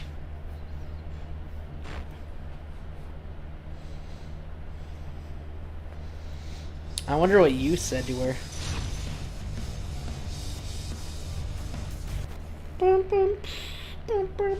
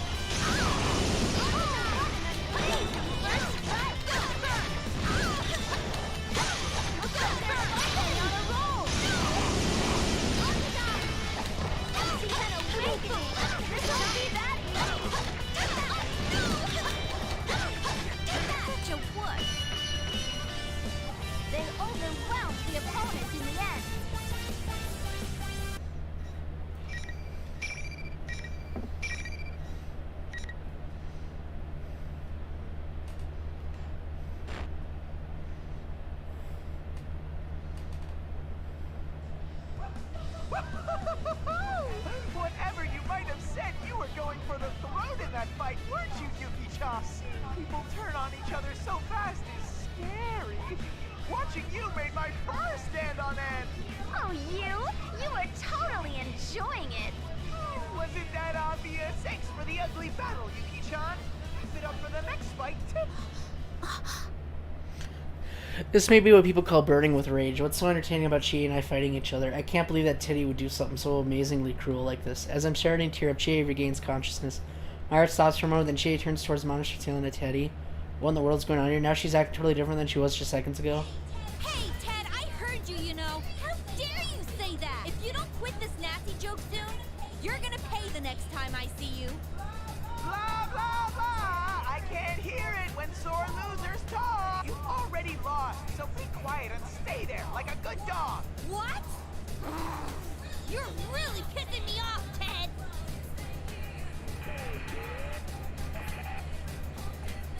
Teddy completely ignores Chie, who's about to jump at the monitor and kills the broadcast before Chie can get in satisfactory comeback. I have no idea what to think right now. This Chie is now 100% the Chie that is my best friend. But she's the same Chie who was here before the fight. She's not a shadow. I don't think she got replaced when I wasn't looking either. Oh, sorry. Wait, huh? Are you back to normal? Oh, thank goodness. Huh? Oh, that stupid Teddy. There's no way Yukiko would say those things. There's no way I would have said such things. I don't remember saying anything to Chie back then that would get anyone this upset. Our conversations don't feel like they're matching up again. Something's not right. I'm sorry, too. Huh? Oh, no, you don't have to apologize. It's Ted's fault for setting up the tournament, not yours. Actually, what is this Grand Prix thing? Teddy and Risa-chan are both acting so weird. Never mind why they do it, I don't even know how. There's no way those two could pull it off themselves. She is right. This situation is too complicated to be a practical joke that Teddy and Risa-chan are playing on us. The only time a new place would be created inside the T-World is when a person gets dropped into it, right? After thinking for a moment, I decided to tell Chie about the girl I met earlier. Everything from how she found my box lunch, how she hasn't realized that this world is inside the TV, and how she had not appeared on the Midnight Channel. Really? Huh. I guess we'd better keep an eye out for a ponytail and a Yasugami High uniform. Okay, hey, Yukiko. Is that your box About that. Oh man, what a tragedy. Am I sure where the ruins of the box lunch Chie's shoulders sag? Yes, it truly is a tragedy. My creation is now the embodiment of a pitiful box lunch. You're not getting away with this, Ted. You'll learn firsthand how vicious I can be over wasted meat. There's actually not much meat in it. There isn't? Anyway, let's hurry up and find it, so we can get revenge for your box lunch.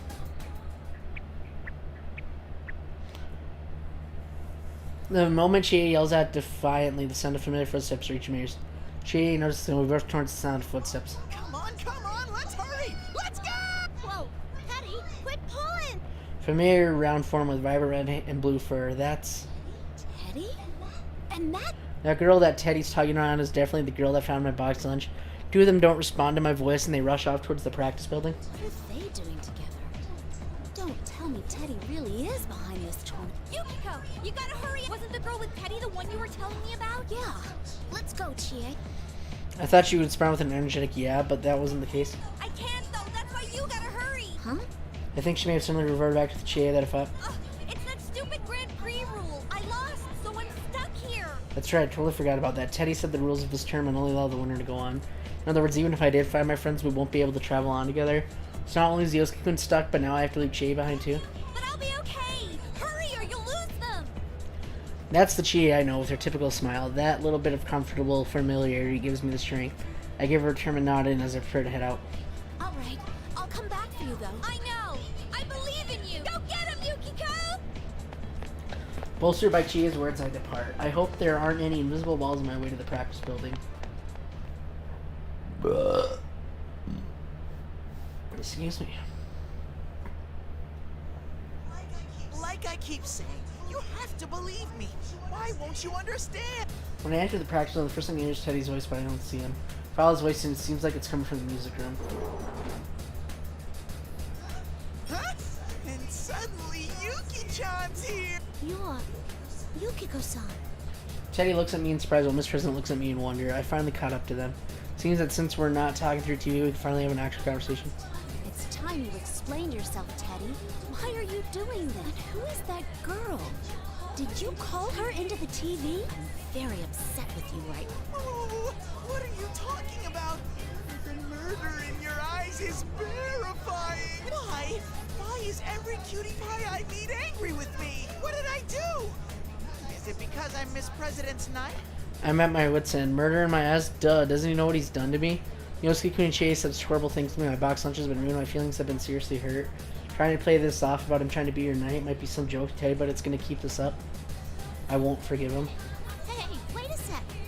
Even I think you seem kinda on edge. There's no call to get so worked up. I'm sorry, but this is between Teddy and me. I'm sure you, and I'll say it one more time. If you upset me anymore, you're going to pay.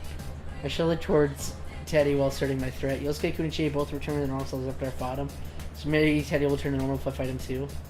I can also avenge my box lunch. Oh, I get it.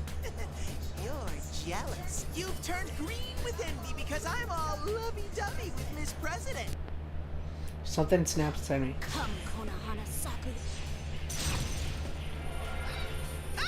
Yuki-chan's seriousness gauge just exploded. It was your fault.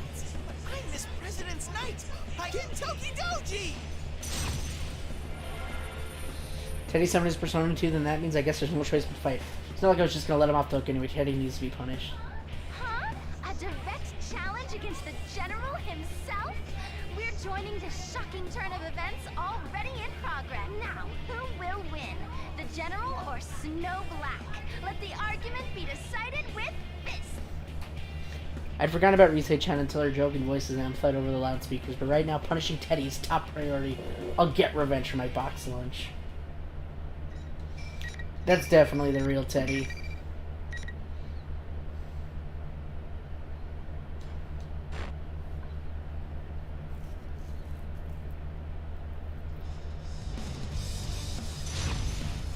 The Beast in Heat? Is that his nickname? Oh my god, really? Final. I mean, it's not wrong, but my god.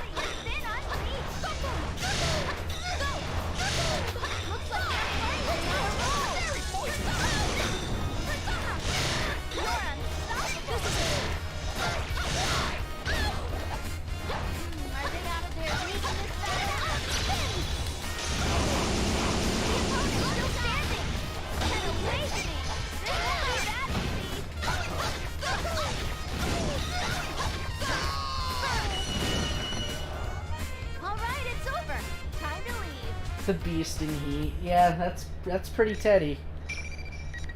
He's always in heat. He's ready to fuck anything that moves and has legs. I feel a little better now. I think Teddy should go back to normal just like Yosuke Kunichi. Turn towards my poor lunch and think I've avenged you. Although a box lunch's long cherished desire is being right, it won't fully be avenged until it fulfills its purpose. What's inside is completely mixed up and it looks bad. All the flavors mixed together too. It smells good when we were at the food court, but right now it's smelling a little, no, quite different. Maybe that's just a result of the tastes combining. I wonder if it's still edible.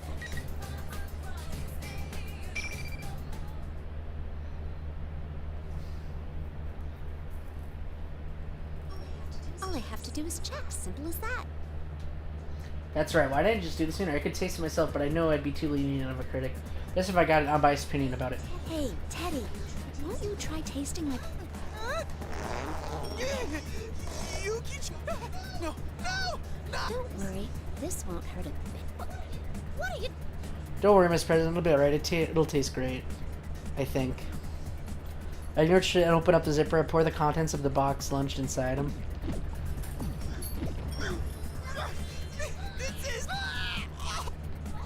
What? What's going on? Are you alright, Teddy? This is unexpected. Teddy's body starts shaking and he's making a rattling sound. Couldn't even move a finger before. Now he's moving with such amazing energy. Incredible! I didn't know my boxed lunch had such power. No matter what kind of shadow is lurking here, there's no need to fear as long as I have this.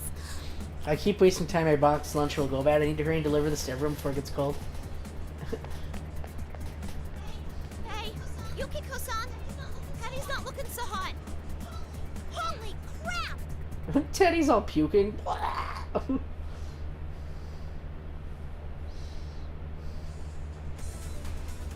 After I left the music room, I felt bad for being so rude and not letting Miss President have some of my food. She did fine after all, but oh well. The ones I really want to give these to are everyone in the investigation team. Figured I should go back to check on Chie, but those moves got in the way and I couldn't make it back to her. As I plod forward, the only direction I'm allowed to proceed and rejoice after peeking into one of the open classrooms and seeing the back of one of the people I've been looking for. Yukiko, are you alright? What? I'm okay. I thought they fought in the gym. I am so confused with the canon stuff of this. Yeah, something's not right here. It's too dangerous. But everyone will be okay now if he just eats my box lunch. Here, eat this. He even draws a sword, huh? Don't tell me Yukun's gone crazy. Yukun, no. Yukiko, calm down. You need to snap out of it. Our conversation isn't matching up. It's the same as when I first ran into Yosuke and Chie. All the more reason to heal him with this box lunch. When I try presenting the box, he slowly backs away from me with a tense expression on his face. This isn't like Yukiko.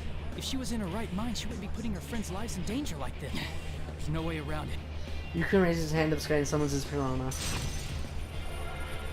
It's no use. Yukun won't return to no until we fight. I don't want him to fight him, but I don't have a choice. Don't worry, Yukun. My boxed lunch will help bring you back to normal. I'm so confused how this works. This doesn't make any sense. Yukun literally fights her in the gym and she's supposed to lose to him, so this makes no sense. And if he loses, he should have got stuck here. So I'm confused. Illusions? Yeah, but they gotta be fighting somebody, right? Finally.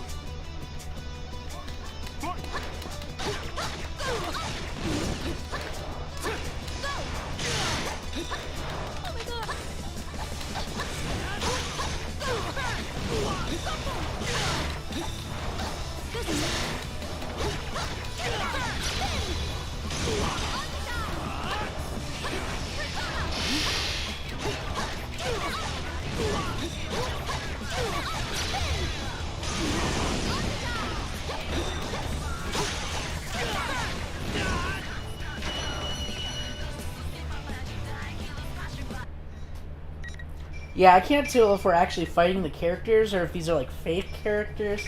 I am so confused.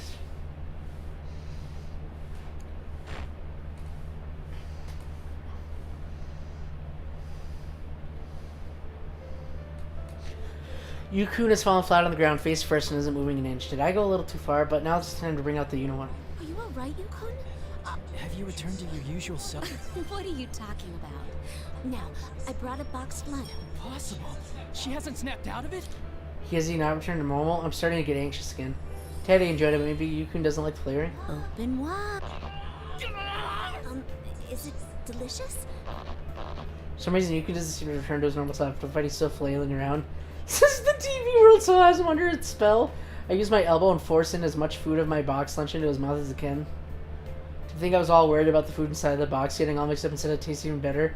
I'll definitely use this information in future cooking. Maybe I don't even have to cook everything separately. It'll save so much time. I wonder why none of their cooks told me the secret.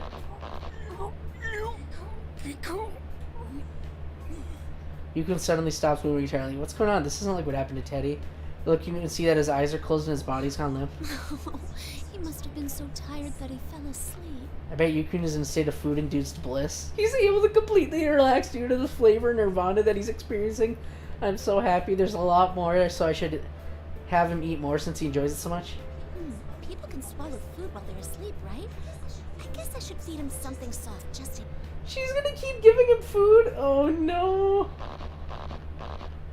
Yu's gonna die. Oh, there she is. Huh? Yosuke? I thought he couldn't leave the gym.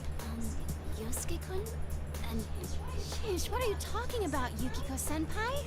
The case has been solved. Yep, but for some reason, you and Yukun hadn't shown up. That's why we all came looking for you.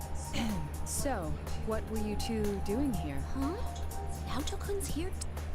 Case has been solved, so the weird tournament's over and I don't have to fight against anyone anymore. Take turn to keep the face of my friends that they have gathered. Yosuke-kun, Chie, Rize-chan, Yukun is right here. Oh, even Naoto-kun and Kanchi-kun are here. So everyone in the investigation team is gathered and we all have free time now, right? Teddy's not here, but he's already eaten, so he'll be fine. Oh, this is perfect timing. Let's all eat my box. Look at you, he's just dying. Being solved. Huh? The box. She didn't say what I thought she said, right? I assume your employees at the Amagi Inn made this? No, I made it myself. I put my heart into it. Huh? Wait, didn't your box lunch get all messed up? Oh, don't worry about that. It won't make a difference after you eat it. Everyone's smiling at my words. I'm glad that I decided to make this box lunch. This box lunch will be perfect to relieve all the tension they built up from working on this weird case that had us all fighting each other. Yosuke, you'll try it, won't you? Yukunu had gotten up without my knowing, placed his hand on my shoulder. I think he's silently congratulating me for a job well done. He's probably telling the others they should partake. He's happy, but all this praise has been embarrassing. Isn't that a bit... Hey, Kanji! Where to get off my back? This ain't the time for bluffing. I'm too young to die. Oh, wait, there's probably not enough for me anyway. I can't take any if there won't be enough for my senpai. Oh, you don't need to be so modest. I brought plenty. When I show them the food packed in the box, everyone looks overwhelmed. It's a lot of trouble making so much they've probably never seen a super feast and this big. Happy they're so surprised. Crap. Come on now. I want to see clean play.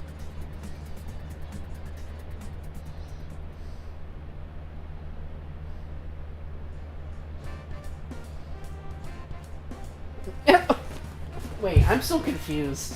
The next day after everyone ate the box lunch and returned from the TV world, Yukun and the others got really sick. The holidays we look forward to spending entirely ended it without us being able to see each other much. Maybe they all got swine flu or something. Even though we didn't spend much time together, the holiday was fun since it's been so long since everyone was able to get together like this. Now I just need to take everything I've learned and practice hard to find a way to top my box lunch for when we all get together next holiday.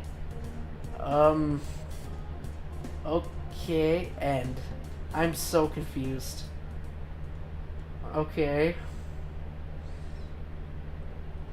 She didn't even fight you though, so how does that work? Welcome to the Velvet Room.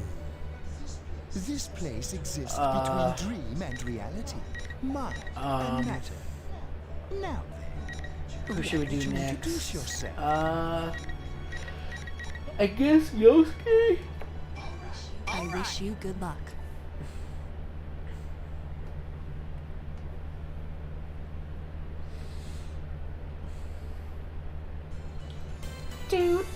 Oh, so tired. Busy day. Hey, every day is great at your Juness. Do do do do do do do do do do.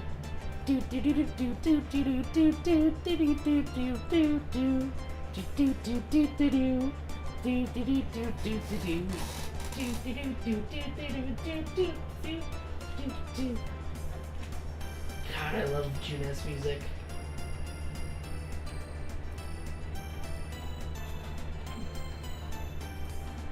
They done Juness soon.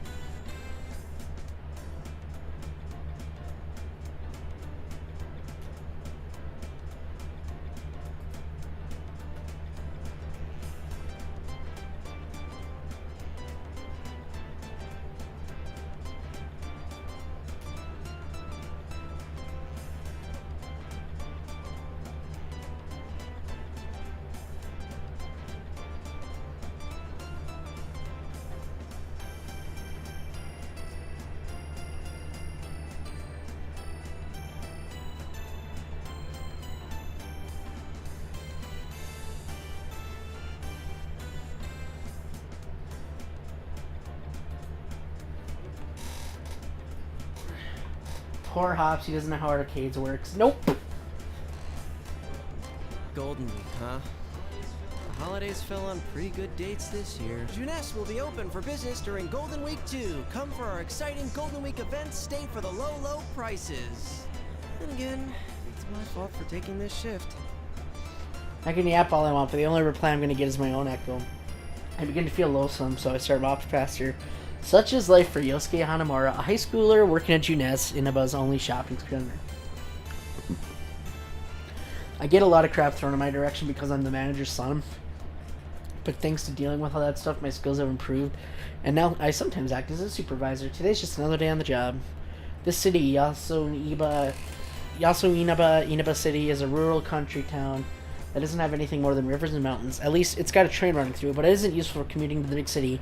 And Inaba's not pretty enough to get sightseers. That's a dead spot. Really, just coming to Juness to shop is a pastime to people in this town. Our store carries more than the food and daily commodities in our specialty stores. There's a food court and a playground on the roof, too. We even hold events sometimes, too. All that stuff makes for some really busy weekends. When there's an extended holiday, you start to see cars with out-of-town's license plates in the parking lot. And now it's Golden Week. This is the busiest this place gets all year. However... Well, I'm taking tomorrow off. Yeah, that's right. I'm free. Normally, this definitely wouldn't be the time to be taking a day off. I saw the look on my dad's face, so I turned in my time off request, but I didn't care. I absolutely can't miss tomorrow because... Partner's gonna be back. And by partner, I mean the guy who transferred in from the city last year, Yu Narukami. There's a reason I call him my partner, not just my friend. See, he and I solved a case that happened last year in a tiny little town. And it wasn't some dinky-ass problem like finding a lost cat or anything. This was a big series of murders. On top of that, these weren't just any ordinary murders. These crimes took place in a world inside the TV. There were these monsters called shadows living there. You and I somehow got this power to defeat them called personas. And from that point on, we started fighting and investigating. Luckily, we came across allies who also had the same ability, but even then, every day was a fight for survival. Together, we overcame danger after danger. With comrades like these, the world friend just doesn't cut it anymore. That goes double for you. I'm indebted to him, and I trust him with all my heart. So partner feels more natural than best friend. Fortunately, my partner had returned to the city at the end of the school year, but we promised to meet up again during Golden Week. That was 2 months ago. It seemed like an eternity. I couldn't wait, but he'll be back tomorrow.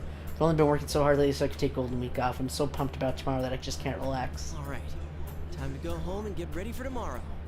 Teddy's this, he's this animal suit thingy that we met last year inside the TV.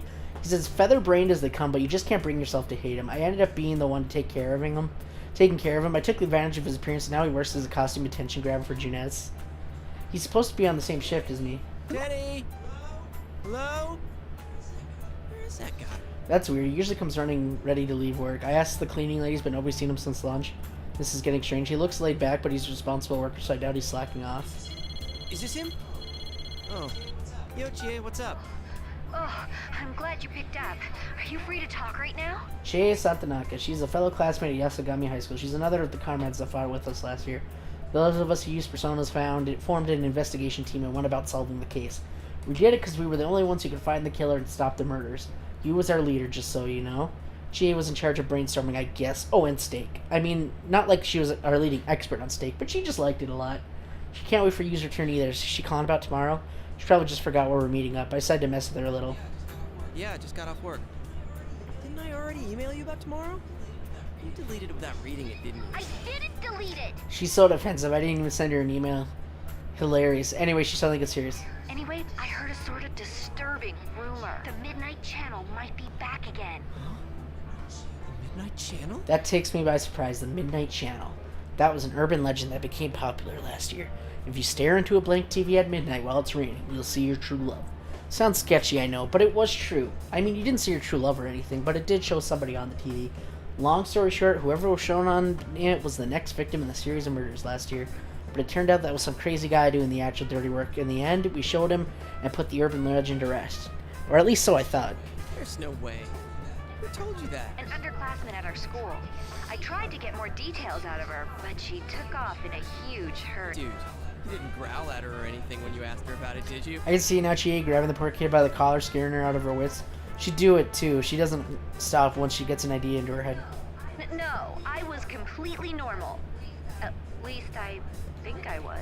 So anyway, the girl she was with said something about a fighting show. I didn't get any details, but she didn't seem like she was lying. Fighting show? That's nothing like what was being shown on the Midnight Channel last year. Maybe she was just mishearing the other students talking about some normal sports program. No, wait, I think I overheard some customers talking about that today. Whoa, they were talking about the Midnight Channel? And hey, the forecast says it's gonna rain tonight. Why don't we check it out? Yeah, good call. If this is for real, we can't ignore it. But if it turns out to be a hoax, you better buy me dinner. Then you owe me steak if it's true. What? Anyway, talk to you later. I was trying to lighten the mood, but things didn't really turn out that way. I'm sure my partner would have done a better job at it. He'd say, "Don't worry, I'm here," or something. Still. Midnight Channel, huh?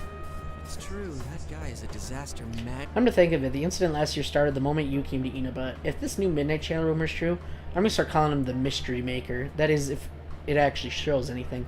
Honestly, I'm around 90% sure that nothing's gonna happen. There's no way anything's gonna show up. Oh yeah, I should call Kanji too, just in case. Kanji was another member of the investigation team. He's a year younger than the rest of us. Because of his looks and the way he speaks, people got the impression that he's a violent hoodlum. Poor dude. He's actually a hard-working, honest guy. He's not the type to screw around at night, and I'm sure he'd be eager to answer a call from an upperclassman like me. Huh. It's not picking up. Maybe he's too busy knitting something. Despite appearances, Kanji has a surprising knack with a delicate needlework, and he's no slouch either. His work's as good as people who make a lot of money selling this stuff. Up until last year, he'd kept that hidden because it didn't mesh with his image, but a lot of stuff happened, and now he's not so hung up on it. He now sells his handmade knitting dolls at his family shop, Tatsumi Textiles. They're actually pretty popular, and lately he's been carrying yarn and knitting needles with him all the time. Come on, answer already. Guess I'll try his home phone, too. Tatsumi Textiles should be closed now, so I shouldn't have a problem getting through. Back on my theory, Kanji's mom picked it right up. Hello, this is the Tatsumi residence. Oh, I'm sorry to call at such a late hour. This is Yosuke. Is Kanji-kun there? Oh, hello, Yosuke-kun. As for Kanji... Did something happen? I can't find him. You can't? I thought he was sleeping in the living room, but he wasn't there when I checked in on him. I thought he might be with you. Oh, yes. We're gonna have an all-night study group, and I bet I just missed him. I'll wait up for him here. Okay, then. Good night. I totally panicked there and came up with some lame BS. Kanji's not there. He left without a word, without a trace. I sent him without a Teddy, too. No one's seen him since this morning, either. He didn't tell me anything about where he'd be. Hold on, could this be... I'm freaking out so much. This is Kanji we're talking about. So what if I can't get a hold of him? I'm sure he's... I try to reassure myself that everything's okay, but my anxiety doesn't go away. First, they disappear. Then this new midnight channel. Give me a break, man. Oh my god, of course you have girls in bikinis. Fall asleep. Figured Teddy isn't home either. I grabbed some food and headed to my room. It's been a while since I had to wait for the midnight to watch the midnight channel. The wait is always so long. Can't do anything but keep looking at the TV, so I start fiddling with the remote. This is iNews, and here are... We begin with a hijacking of a domestic flight to Kagoshima yesterday morning. Police began their interrogation of the suspects today. Man, things are crazy all over the country today. Last year, Inaba was all over them. There's people I knew were being interviewed left and right. Then again, I didn't have time to pay attention to any of that stuff until we closed the case. Jumping in and out of the TV all the time really takes it out of you. I'd always hit the sack the instant I came home. I had to be dead tired right now with all the work I've been putting in at Juneo's, but I'm so impatient that I'm really more annoyed than anything else right now. Stare at the clock and stare and stare. Damn it, move, you stupid minute hand. My cell phone rings again. It's Yukiko this time. Yukiko Amagi, another member of the investigation team and best friends with Chie. Her perfect poise makes her center of every guy's attention, but she's definitely not what I consider ladylike. How can I put it? She's the biggest airhead I know. I mean, if she's what every dude in Japan wants, I think we're all in for some trouble. Ignorance is bliss, and to judge by all the guys who are after her based on just her image, I really think that's true. You know, I just think that Yukiko I know now is better than the misplaced ideal. Because her family runs an old high-class hotel, she has pressures that other people can only imagine. But deep down, she's just a normal girl with real feelings. Like, I really know what I'm talking about. If Yukiko heard me saying this, she'd kill me. Probably by making me eat her cooking. Her curry tastes like something that had passed law to prevent people from ever discovering again. Yosuke-kun? Good evening. This is Yukiko. I got an email from Chie a moment ago. Yeah, she told me to. About the midnight channel coming back, right? Sheesh. Bet she was half asleep when she emailed you. I could tell she was worried, so I tried making a joke. Come to think of it, Yukiko never really calls me like this. She must really be worried. I waited for her to reply. What Yukiko had to say next took me by surprise. I received a phone call saying that Rise-chan disappeared. Oh, I mean, not literally, but it seems they can't get in contact with her. Really? Rise is another part of the investigation team. She's our junior at Yasugamihara. Her full name is Rise Kuchikawa. Yep, you recognize the name, right? The famous pop idol, Rise Kuchikawa, aka Rise. Last year, she was announced she was taking a break and came here to Inaba to live with her grandmother, but she started working again this year, so she's been going in and out of the city with all the stuff she's doing. From what Yukiko just told me, the manager couldn't get a hold of her and tried looking up at the Amagi Inn to ask Yukiko if she had any ideas. She didn't mention any problems she was having to you, right? No, I think she would have told us if anything was troubling her. She was busy, but happy to be working. Right. And now rumors of the Midnight Channel coming back. Yeah. Yukiko's voice is gloomy. Listen to this makes me more restless, too.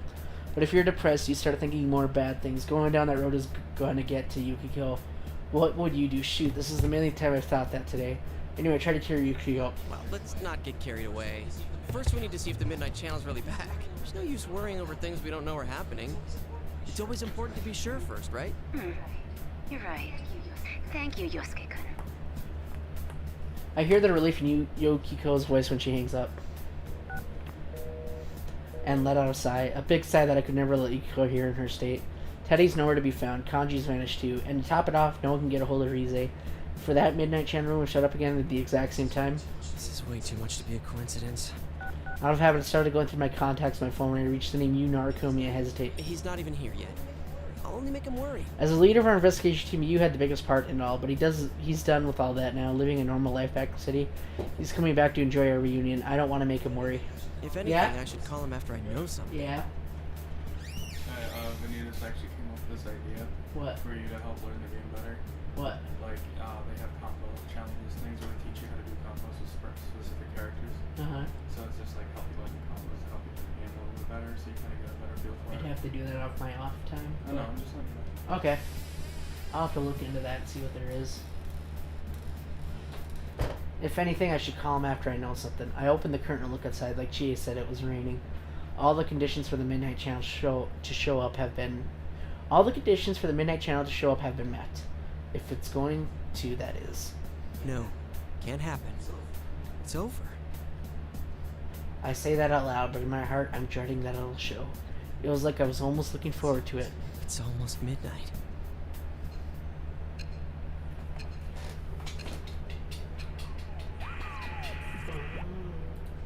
Rivals. They are. Oh god, this scene again. Friends, yet powerful foes. The desperate fighting program amongst high school students. A new legend is about to start. May the manliest of all men come on down! Nobody touches his precious Nanako, the sister complex kingpin of steel, Yu Narukami! It's only natural. Wage slave in the boonies by day, hero by night, Captain Resentiment, Yosuke Hanamura! Everything that bores me has gotta go! A spunky dragon with deadly legs, the carnivore whose discarded womanhood, Chie Satonaka! You need to eat more meat! Please escort me to the ring, my prince, the unconquerable Snow Black, Yukiko Amagi! I'll finish you in one strike! Blooming roses and bulging muscles, the blood-curdling beefcake emperor, Kanji Tatsumi! Deep into realms of romance, the body of a child, the brain of a genius, the 2000 IQ killjoy detective, Naoto Shirogane! Is this an army of idiots? Fight and survive towards the one throne waiting at the end! The P1 Grand Prix where fierce fights will be fought! The battle begins tonight! Woo! We guys only saw that for the third time. Woo!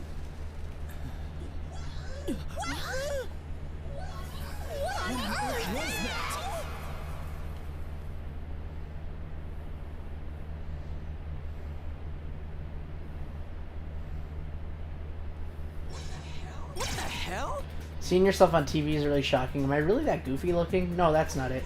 Why'd they call me Captain Resentiment? Resentiment. I know that word from King Moron's class. What was it again? Something about the weak hating the strong, some kind of jealousy? Why the hell would I get a lame name like that? Just the sound of it makes me mad. Resentiment. This is too much. This is way too much. Now I know why Yukiko and Kanji hated Midnight Channel so much.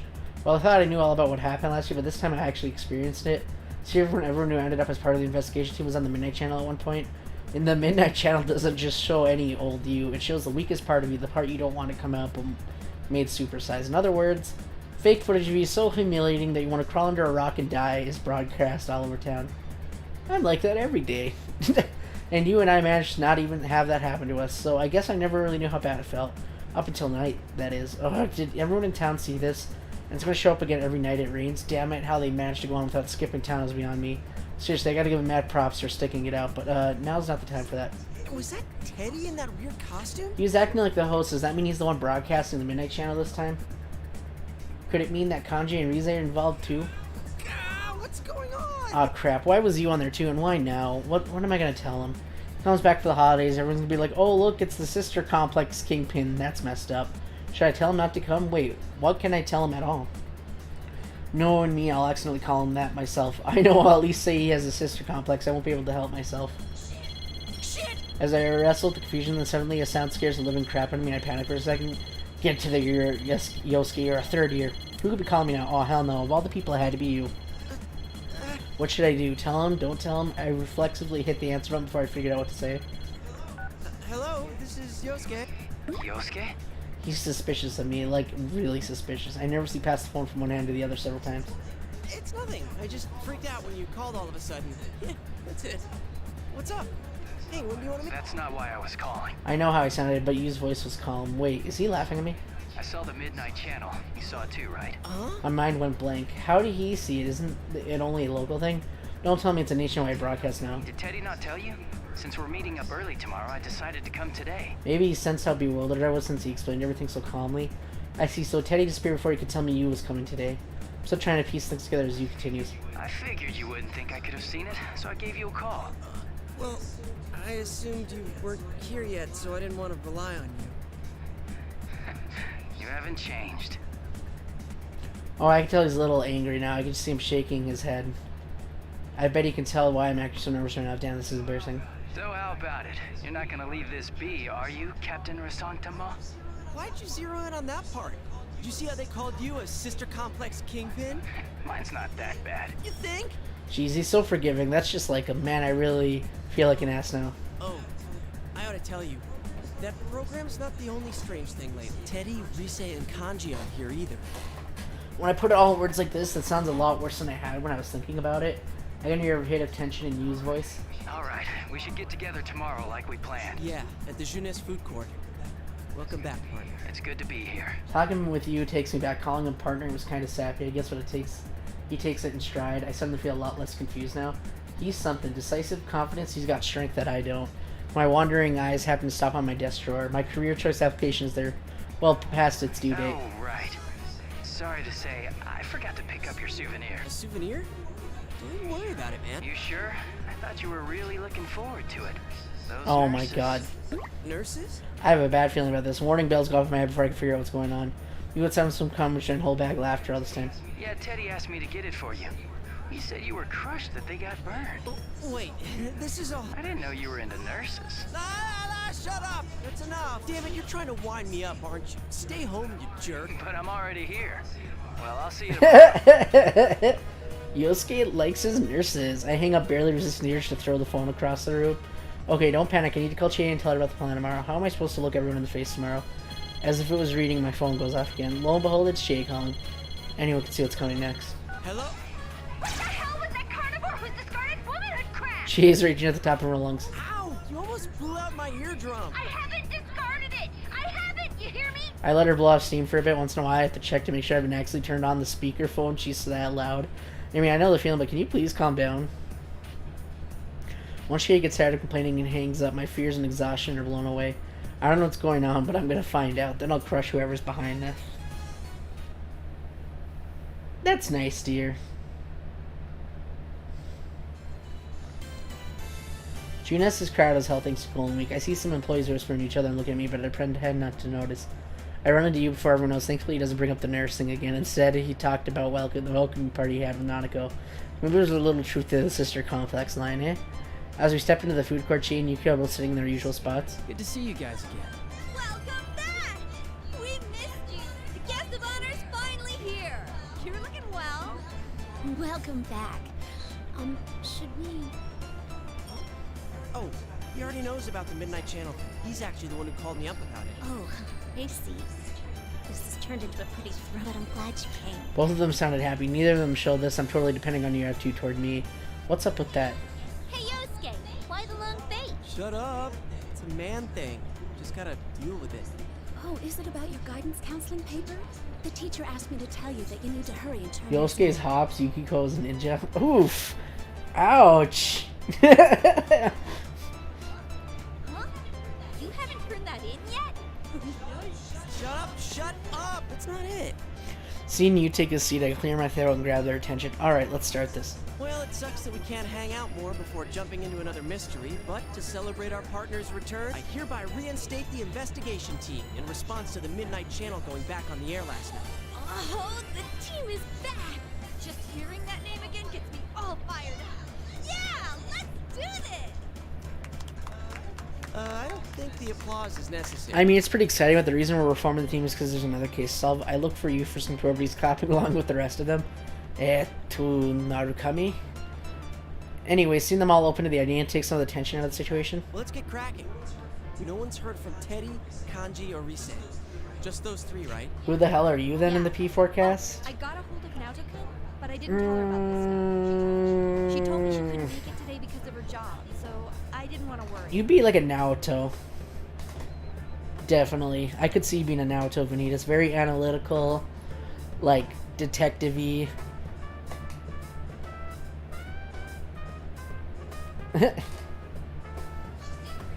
I mean, just because, I mean, there's more parts to Yukio than her Laugh Ninja. I mean, she's technically considered the quote-unquote most beautiful character out of the P4 cast, so, I mean, there's that. And then, of course, you know, no, that's pretty much it. So she's got her laugh, and she's considered the most beautiful one. So, I mean, there you got that.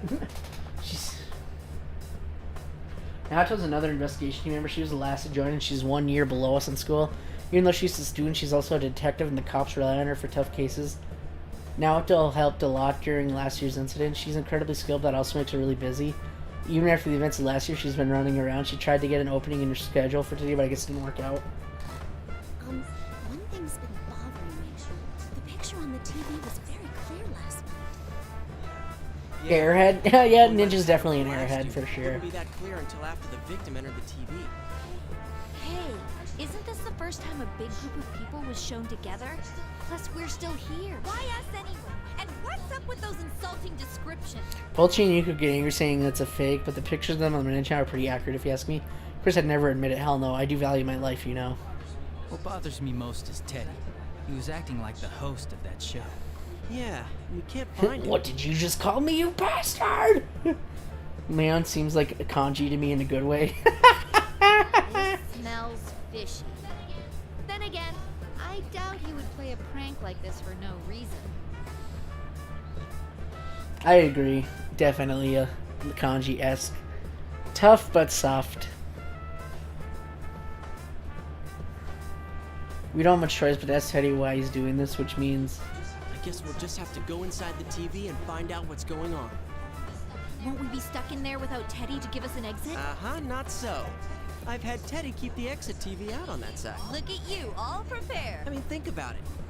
What if we were half asleep and fell into a TV when Teddy wasn't over there? Isn't that a scary thought? Like anyone would be that clumsy. Anyway, it sounds like it's safe for us to go investigate then. Yeah, there's no doubt that something's going on in there. The host, Teddy, has disappeared, but he isn't the only one missing. Kanji was listed as one of the participants. For me, he didn't even mention on the TV. We're just gonna have to jump in the TV and investigate. You gives the order. Is everyone ready? We're all good to go. I already lugged all my weapons and junk today with the intention of going into the TV. It'll be my first time in the TV world in a while. It's the first time I've done anything out of the ordinary in a while. Serious business, but I can't help but get excited about this, you know what I mean? The days when we ran around town as the investigation team, I mean, it wasn't all fun and games. There were plenty of hardships and sad times. But I learned a lot of important stuff because of them. It changed me. Never felt so fulfilled in my life, so it makes me wonder, what about this time? Something like that waiting for me? Something that's going to change me? Man, what am I thinking? Shake my head and focus on the task at hand. We don't know what lurks inside the TV. Negligence could mean death. I leave the food court with the rest of the investigation team.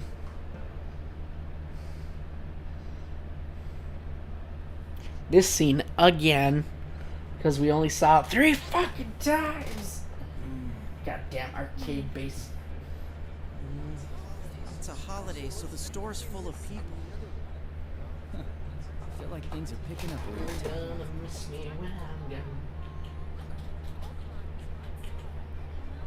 You know, it's been a while since last time. I'm a little nervous.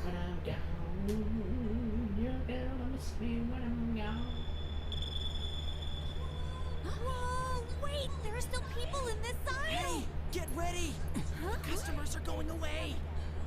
Uh-huh. Mm-hmm.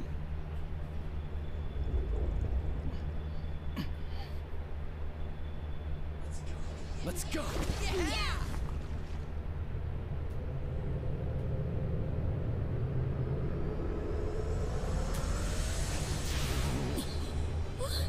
Isn't this different from usual? Oh no! What do we do? What can we do? We can't stop now!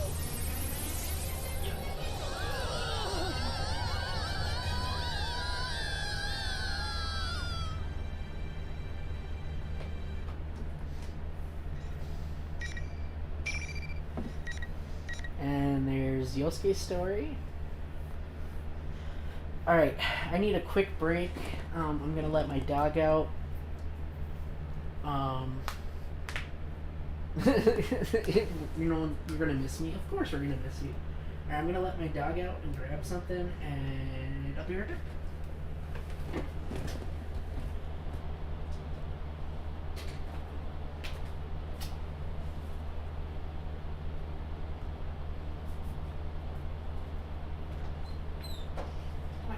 You wanna go say?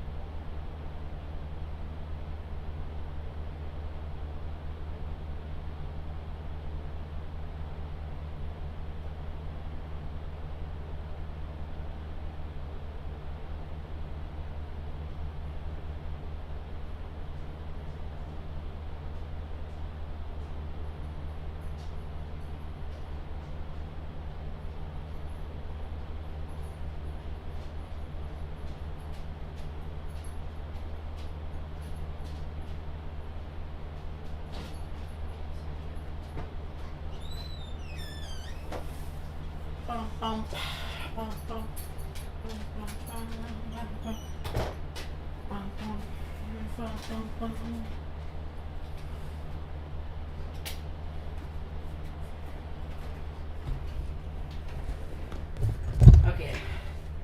I'm back. Sorry, guys. Oh, that felt good to stretch and whatnot.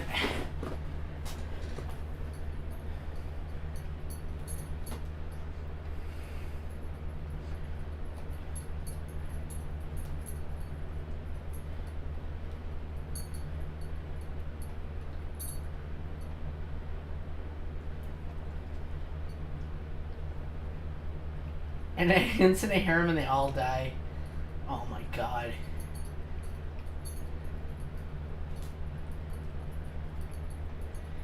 You have a joke? Well, just say it.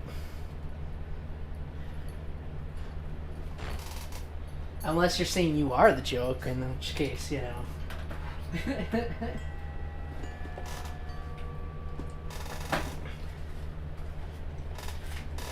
I can hear a lot of people talking far away. Where am I? I'm at a desk? I raise my head slowly to find myself at the same old desk with the setting sun filling the room. Man, my mind isn't thinking straight. Wait, what was I doing? Shoot, did I doze off? I should hurry home and get to work. Yep, my doggy's all good. I had a stretch. Got some food.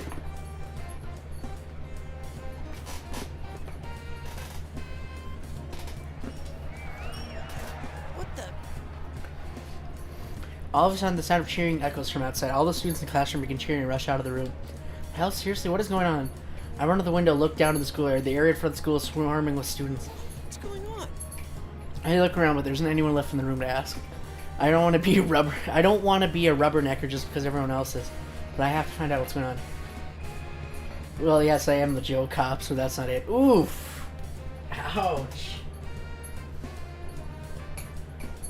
Wow.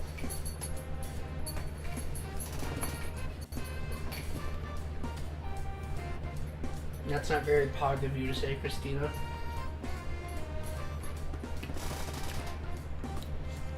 After some internal debating, I decided to take a look.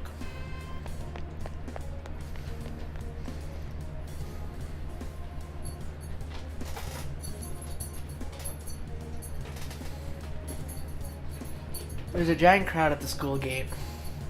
The gate itself has some funky decorations and a big ass sign. You won Grand Prix? I've seen those words somewhere before, but where was it? Where did I see it? My mind's all hazy. I can't think. Whoa, now what? Do you think it's funny causing a commotion like this at school? I better see everyone involved in this heading home right now. I turn around to look at where that whistle came from and see a female student standing there holding a megaphone. She has a long ponytail and strong-willed eyes. Damn, she's really hot. Of course.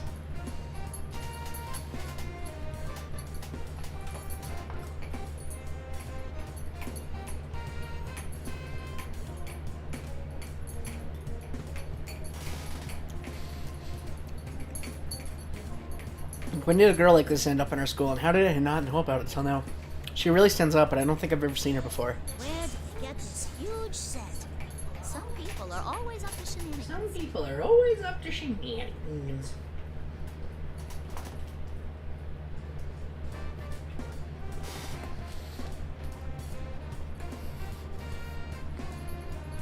I can almost see the anger baking off of her. She definitely has a lot of spirit, and yet none of the other students have so much as turned around. She gets ready to blow her whistle again when her eyes meet. Hello. Oh, it's you. That Grand Prix contestant, Yosuke-kun. I mean, Captain Ressentiment. Captain Ressentiment.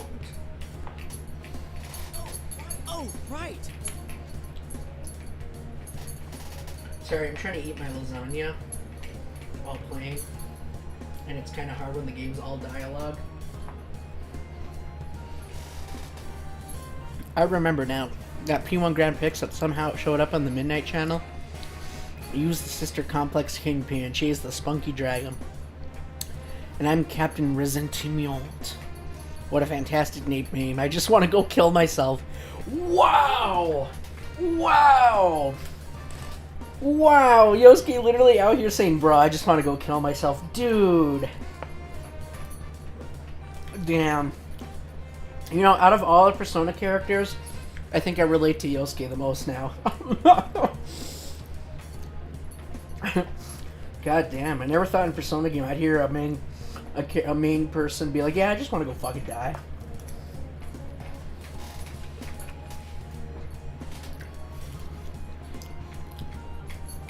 Who the hell came up with this crap? What the heck is the P1 Grand Prix anyways? Don't tell me it's being held at school. You're fussing up to being part of it, huh? Well, listen up. You better cut this crap out quick. The student council didn't approve this. Huh? Student council? Come on. Don't tell me you don't remember who your student council president is.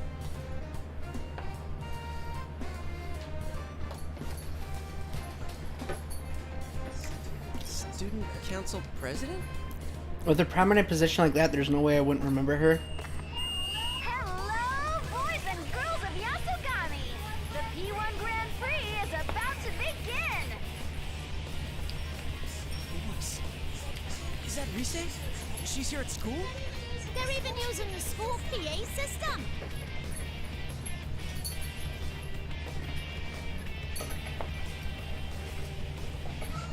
How many times do I gotta repeat myself? This is your last warning. Stop this at once. Oh no, it's Miss Sourpuss. She's trying to stop our fun. Everyone, get her out of here!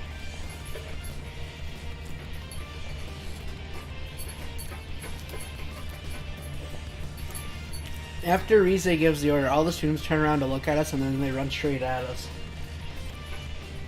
Jeez, not a single one of them gave a damn about the president up until now. Huh? Hey, you're kidding, right? Dude, Rise, do something about this.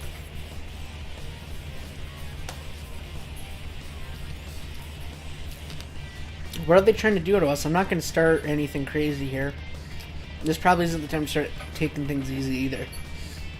At the very least, I should get this girl to safety. I turned toward her. Surprisingly, she's standing her ground in the face of all the students. She is definitely staring back at them. I warned you all. President tosses her microphone aside and lightly taps one of the charging students and he slams to the ground as if a truck had hit him. The other students soon meet the same fate. It's like they didn't expect her to do anything. Finally, the student president is the only one left standing. That's amazing. So much for that. Then how about this? Oh no.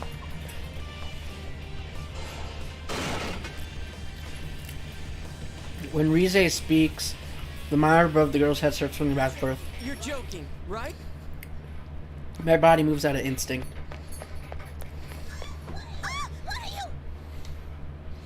I yank her side and shove her behind me to protect her. I look up and the giant monitor is right in front of my face. Oh shit!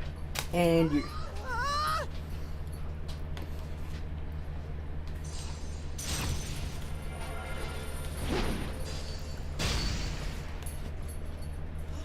Huh? Am I dead? What was that you did?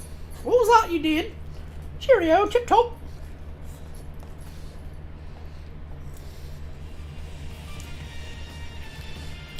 I slowly open my eyes to see someone I know very well standing for us. The other me, my persona, Jiraiya. The monitor was cut right in half and two pieces in line on either side of us. I was able to summon my persona? Huh, wait, isn't this Yasogami High? I can only summon personas inside the... Hey, that's right, oh yeah. I finally remember everything. I jump inside the TV with you and the others, but wait. Then who is this girl? What the heck is our school doing inside the TV world? I'm sitting there confused when Rize's voice comes in from the PA system. You should have just died. Ouch. What? You aren't worth anyone's efforts. You just get in the way and cause trouble for people around you. That's pretty shitty, fake Rize.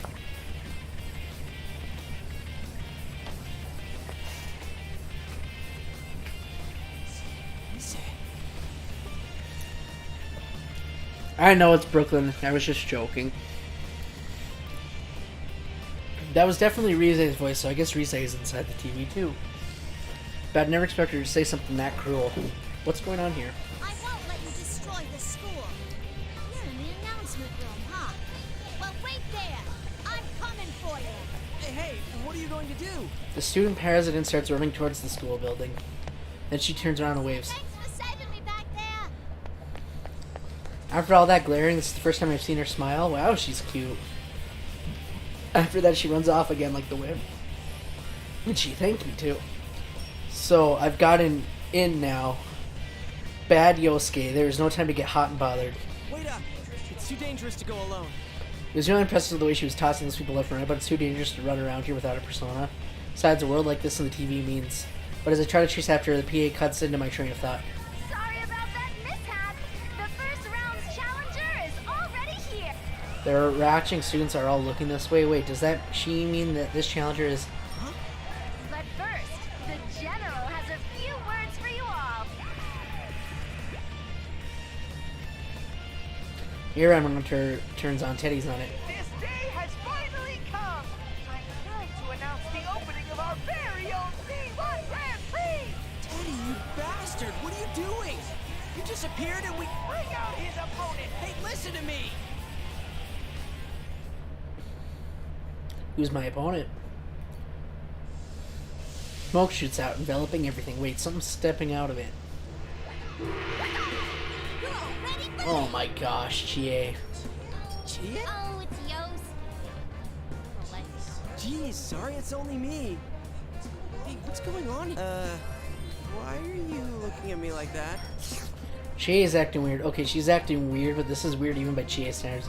Her eyes are glittering and she's, what the hell? Why is she licking her lips like she's staring at me? Hey, Yosuke, can I eat you? Huh? Sure. Wait, what? Would it be better to fatten you up first? I'm not a fan of straight. What the fuck? What are you talking about? What are you saying? I mean, seriously. Wait a second. Maybe it's just a figure of speech or something more intimate. Whoa, whoa, whoa, whoa. There's no way she'd have the guts to say that right in front of everyone. As I panic, Chie starts a kung fu pose and makes a forceful declaration. You want to hear the reason I eat? Because it's there! So that is what you mean. And why are you saying that like you're quoting someone? Yosuke, don't worry. It'll be painless. No, nuh-uh. There's no way it won't hurt. You'll continue to live inside me. Forever! Yeah, in your stomach. Thanks for the food! Persona! Okay. She summoned her persona? Is she serious? Like, is she seriously gonna nom down on Yosuke Filet? What the hell? She has gone bye-bye. Damn it, I gotta fight. I need to fight for my life. There's no way I'm gonna be her 3-course meal. That was a weird fucking conversation. I mean, I know he's horny and all, but god damn.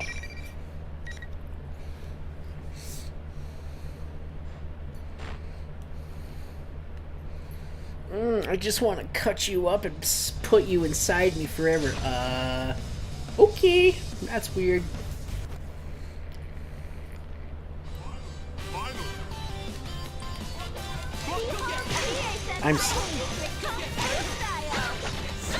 Oh god. Yosuke, I don't understand your moveset. I don't understand his moveset. It doesn't make sense to me.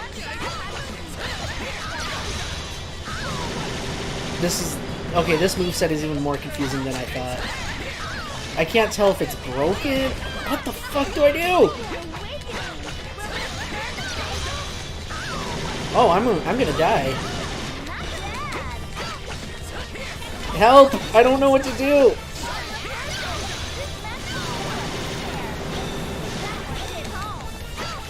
Oh my god, I almost died.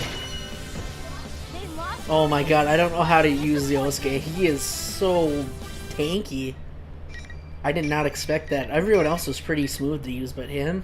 Mm-mm. And then his weird base ultimate, you can move like the tornado. I beat her. What the hell was with her? Not even a Shadow Chie was that cracked up. What's the matter with Chie? Does she go bonkers when her state gauge reaches 0 or something? She groans and stares from the ground. Oh, she's waking up. I hope she's not going to start talking about eating me again. I hope you've learned your lesson and never even think about attacking your friends again. Quickly put some distance between us and yelled from a ways away. I think my voice shook a little. But can you blame me? I was really scared. First you insult me, then you kick my ass. Oh, you moron! Insult you? What did I say? All I remember about her was the fight. Was her eyes cold and sinister like a tiger stalking her prey. I'm getting goosebumps just thinking about it. You went on and on about how I'm a coward and a brat. When did I have time to say anything like that? You were about to eat me. What? Eat you? That had better not be a crude innuendo. I meant it exactly how it sounded. I was scared to death of you, stupid Chie. What? You're stupid for calling me stupid, stupid Yosuke. See, that's something a brat would say. There you go again. You're the brat for calling me that.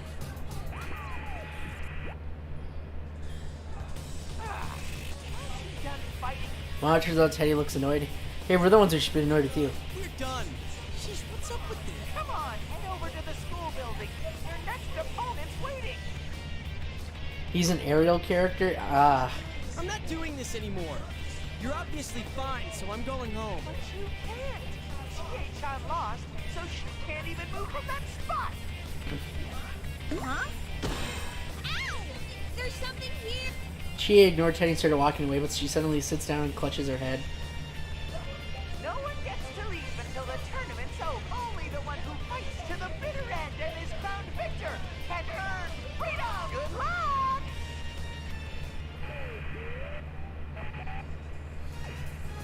The camera randomly zooms in on Teddy giving a thumbs up, and then the monitor turns off. Damn that, Teddy. You have to actually do stuff before you start with the fancy camera work. Stuff like, oh, I don't know, explaining what the hell is going on here. While I'm staring at the monitor, I can hear Chie yelling in the background. What's she doing? Chie's doing jump kicks, but every time does she stops in midair before she lands. What the? That's a neat trick. Is it like pulling punches but in midair? Whatever it is, she's pretty good at it. She notices that I'm staring at her and turns towards me. There really is a wall. A wall? I try walking through the spot where Chie keeps getting stuck. Nothing. Chie looks surprised and tries to follow me, but wow, it looks like she really can't pass through. Is this what Teddy was talking about? Only the victor can go on or something? Since when could he do fancy stuff like this? And he said that nobody gets to leave until this tournament is over, huh? So we don't have a choice but to go along with this. Well, guess I'll be going then. There were 4 of us who came in here, so at most I need to fight 2 more battles, right? Are you gonna fight Yukiko and Yukon then? Of course not.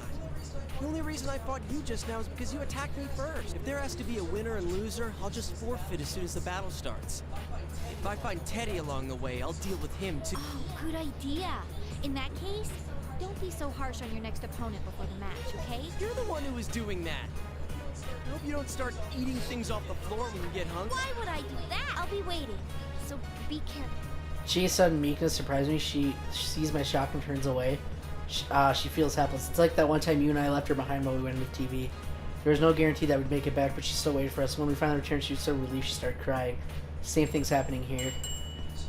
Chie. I pinch her nose. You got a really small nose, you know that? Just get out of here already. Chie boots me in the ass and I head over to the school building. Oh, they flirted a lot. She just doesn't know how to handle being teased by a guy. Still, with that look on her face, there's nothing else I could do. I'll hurry up and finish this Grand Prix. I pick up my pace, but I notice them. There's students peeking out at all the windows at me. No, they're not students. I take a closer look at them. There's something else taking the shape of students. I guess they popped into their true forms while we were fighting for some reason. They look like silhouettes. Are they shadows? But they don't really look like monsters, and I don't feel like they're actual hostile. I mean, they're not particularly doing anything either. They're just standing there. Menacingly! Are they just extras Teddy made for drama of his? They're not in any danger, then I guess I really don't have to figure them out. Still, threat or not, they're still pretty damn creepy. There are things like shadows around here. This is definitely inside the TV. What's going on? Why is it a school? Damn it, I don't get this at all. I have doubts, but I keep on running.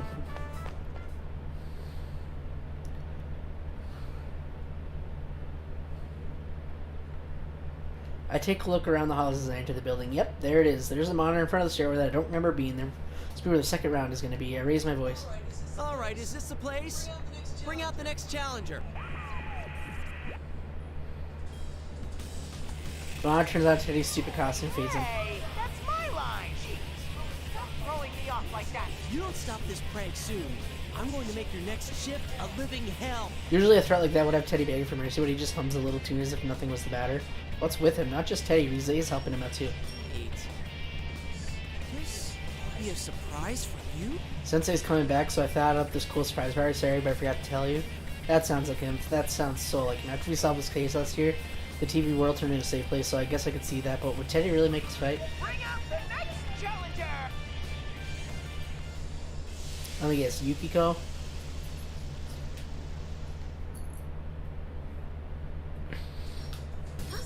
Yosuke-kun. Alright. Hey, Yukiko, I want to ask you something. Is this some kind of surprise party? You guys didn't tell me anything about. This is walking toward you. She only holds up her fan. What's that stench? Huh? I thought there was a wet dog here. Does she mean me? I take a couple whiffs of my shirt, but I don't notice anything odd. I get all sweaty from the fight with Chase. Still being told right to my face I stink really hurts. And compare it to a wet dog. Sorry. So Yukiko-san, they're calling this a Grand Prix and making us fight to see who the winner is. Apparently we can't leave until... You're talking too much. I have about as much interest in what you're saying as I do in plankton. Plankton? You can't even see those without a microscope. Yukiko is actually even stranger than Chie. Well, not crazy strange. She acts more like Yukiko than ever, but she'd never come out and say something that big. Anyway, back to the topic at hand. Yukiko, this isn't a welcome back surprise for you. No, it's a Grand Prix for you, and given what a goddamn pain in the ass it's been so far, I can't wait till it's over. Dude, what's with the language?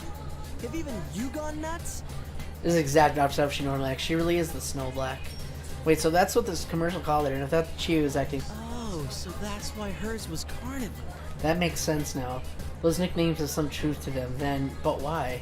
Because Tag told them to act that way? They're not all crazy, are they? But the Grand Prix for me? Now you're ignoring me? Even if this is all an act, it's still soul-crushing. Hey, listen. We can't leave here until the Grand Prix ends, so let's just half-ass this.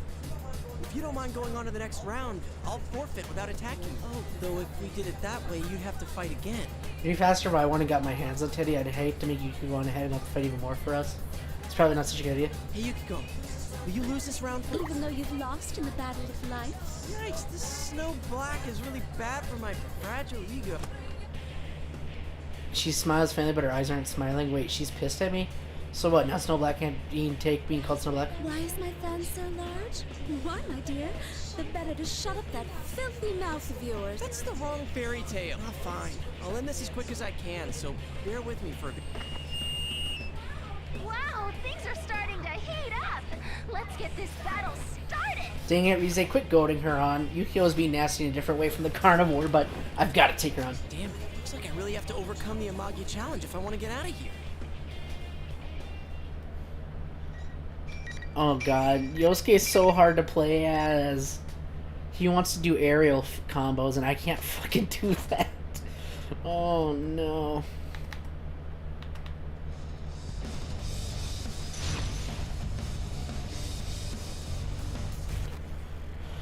Oh boy. Finally.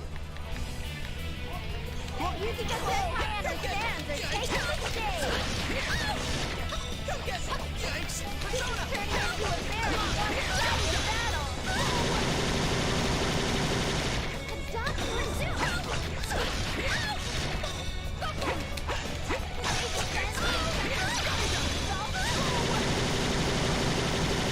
That's the battle awakening. This won't be that easy. We've lost. All right, announcement over. Until next time. Well, that went a little bit better. I don't think it went too much better, but it went better-ish. She almost fucking killed me. She came to senses when I beat her, so what about Yukiko? I'm still scared out of my wits, but I'll try to talk to her. Yukiko? Are you alright? Oh, thank goodness. You've gone back to your usual self, Yosuke-kun. What? Oh, are you back to normal too? But you just seemed so eager to fight no matter how I tried to stop you. You said things like, I was taking the easy way out. I was sure that you just weren't in your right mind. You noticed that Tere and Rise-chan are acting strange too, right? I think maybe they're under the enemy's control. That doesn't sound good. Crap, so this isn't an act? They're being mind controlled or something? That explains a lot, actually. Damn, it's some surprise party. Still, Teddy's controlling people? Or is Teddy being controlled by somebody else? Control? Who could make them act that weird?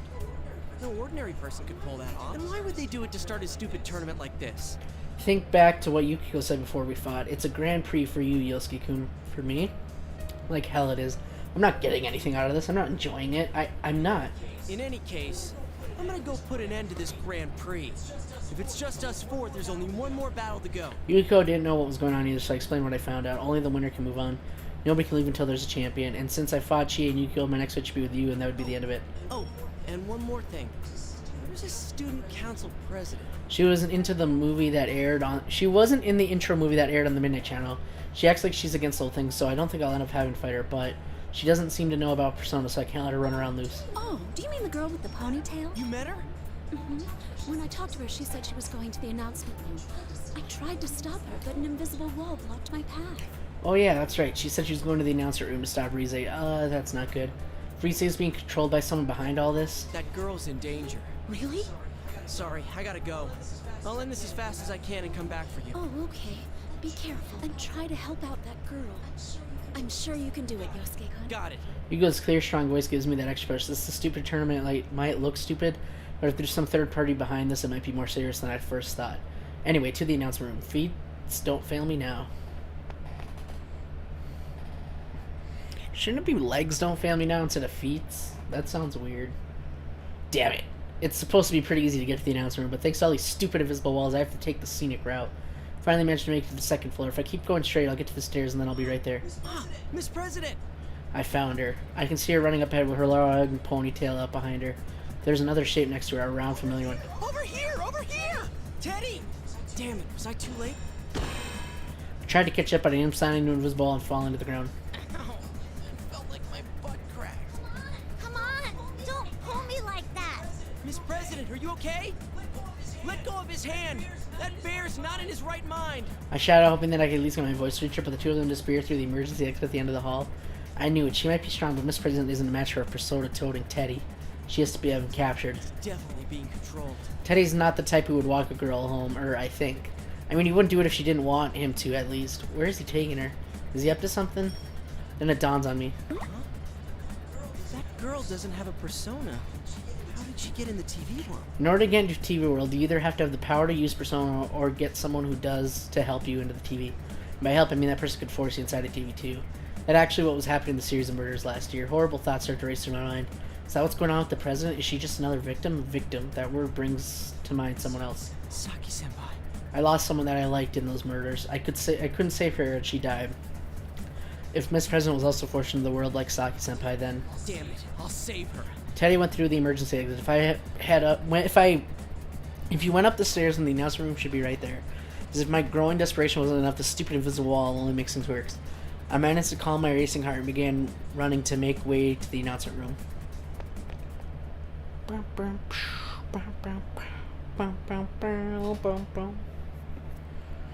Hey, the music room. This is where Yu is, and he's supposed to beat me. While avoiding the walls, the next stop I managed to make it was to the music room. Damn it, I want to go up, not down. There's a familiar monitor hanging from the ceiling, so this is where the next fight's going to be, huh? Hello. Looks like you're on a roll. Teddy, what did you do with Miss President? Oh, how nice of you to worry about someone else. Let your guard down in this battle. Come on, bring out the next challenger. Smoke begins blowing out as Teddy makes his announcement. Silhouette appears. I can tell it was already. There's no way I could mistake the chip. Besides the process of elimination, there's only one person it could be. Well, that's the first thing you say. Ah, I knew it would be you.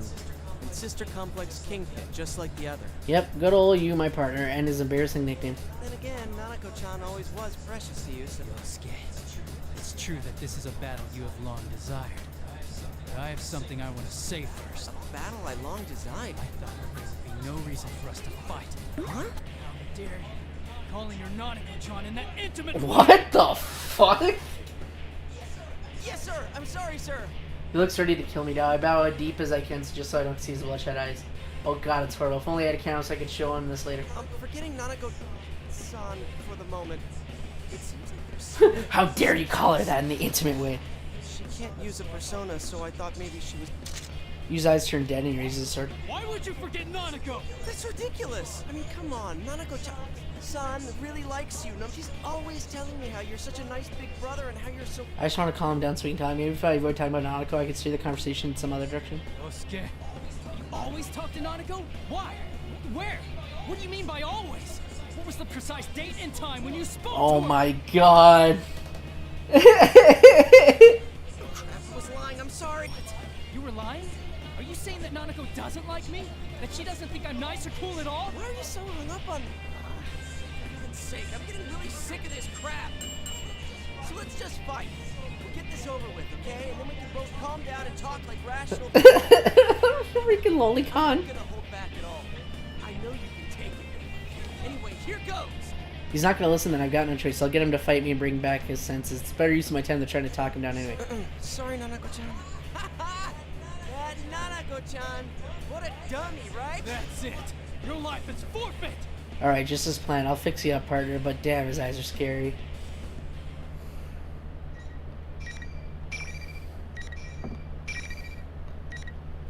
Where was the exact date and time that you spoke to Nanako? Oh god, I don't think it's I don't know. I would assume they're not making a reference to him being like in love with her, like Lolicon. Just like that he's obsessed with okay, I don't know. It's just weird either way.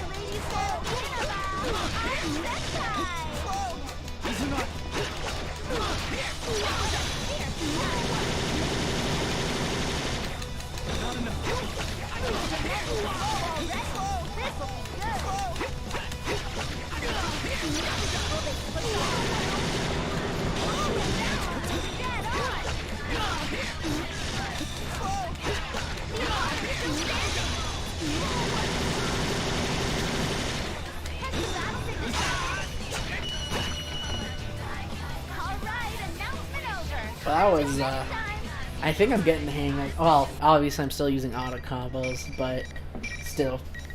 At least it's working out, kinda, sorta.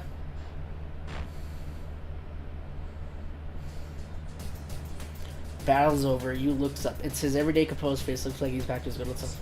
Yosuke, are you back to your usual self? That's my line, damn. Wait, that's right. Did I seem strange to you? You know what? You know Yukio said the same thing. Oh wait, so did Chie. Something's not right. Carnivore Chie, Snow Black Yuko, Sister Complex hitting you. I was wondering who would be more powerful enough to brainwash all three of them into acting all weird, but is that what's really going on? None of them remember what they said to me before our matches. Hell, they seem to think I'm the one acting all weird, so maybe it's not the case that they're being controlled. What if I was the one being tricked here? Well, that means I'm the one who needs to wake up. I heard they started rubbing my eyes. Maybe I'm still being fooled. I know I'm acting crazy. He opens his mouth to sit up. You said that it wasn't your partner, so that was a surprise. I'd ever say that. Yeah. Oh good, he's relieved. It doesn't show on his face, but I can tell. I guess we're okay now.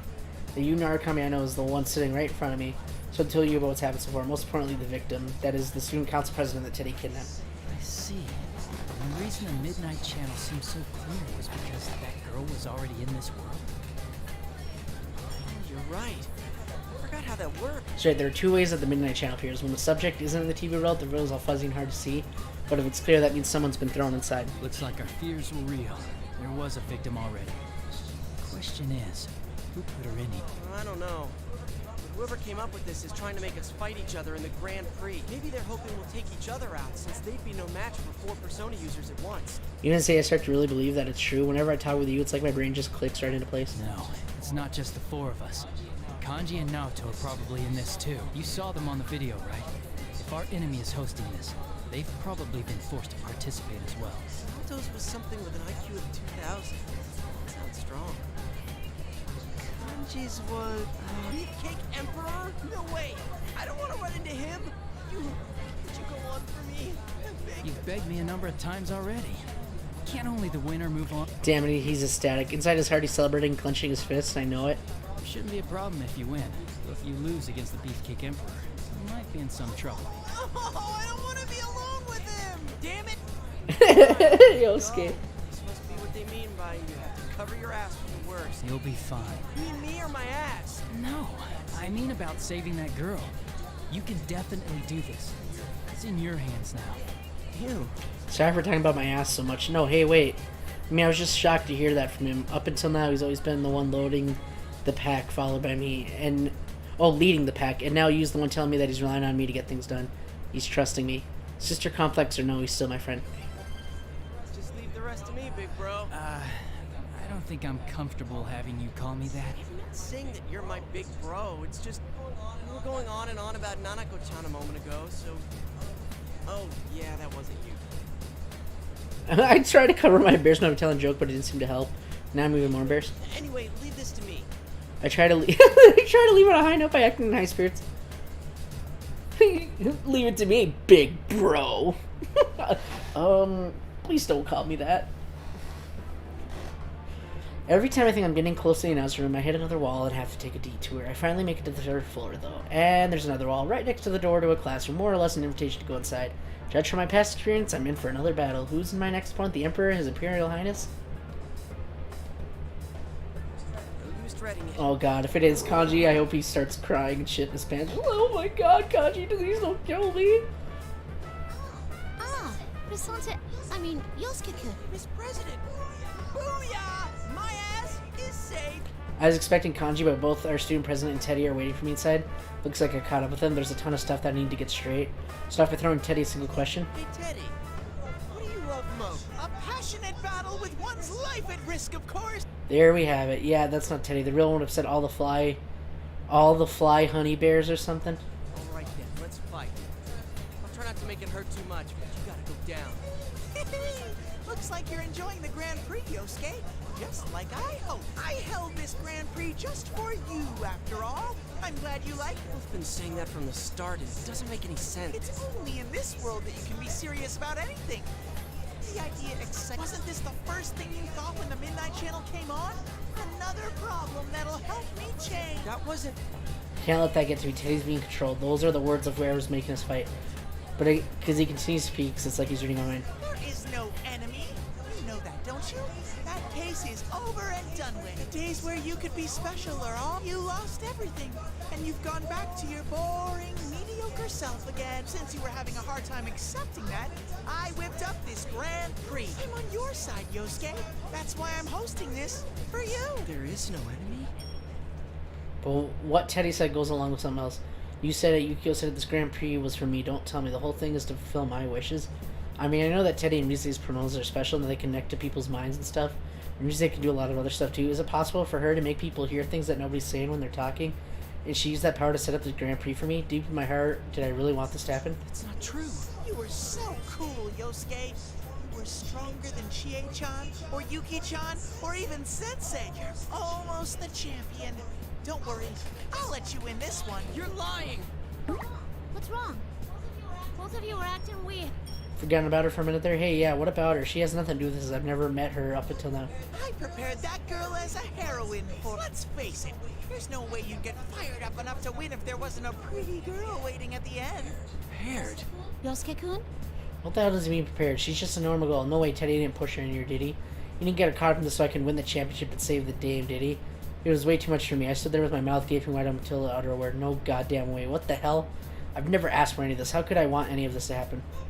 That preview on the Midnight Channel was pretty good, huh? It's no surprise since you came up with it. My body suddenly froze. That's right. I felt it when I saw the ad on TV, didn't I? That it was the beginning. That's something I've been waiting for. Something that would change me. It's come again. No, that's not true. I tried to clear that thought out of my head by shouting, but now the suspicion has snuck in its way into my mind, and I know that it's stuck for good. Do I really hate this crazy situation? Can I also say that I'm not enjoying it? No, that's not it. Shut up. You're being controlled. I'll help you come to your senses.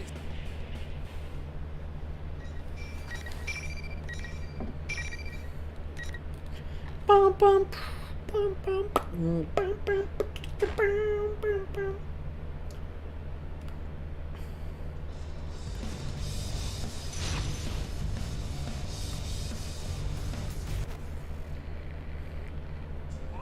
Finally!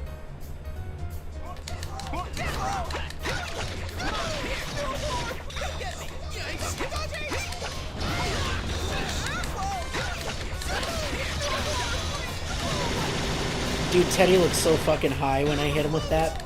His eyes, when they bulge out, kind of look creepy.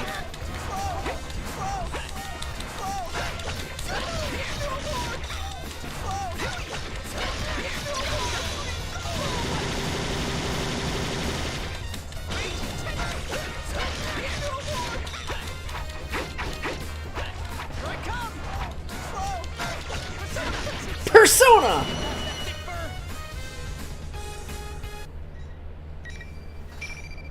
Sorry, Teddy, but you had to take that L.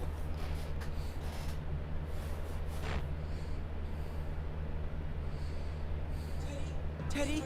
Miss President? Yeah, I'm alright. But what was that all about? Aren't you two friends? I can't bear the look she's giving me, not confused but not judging, so I turn away.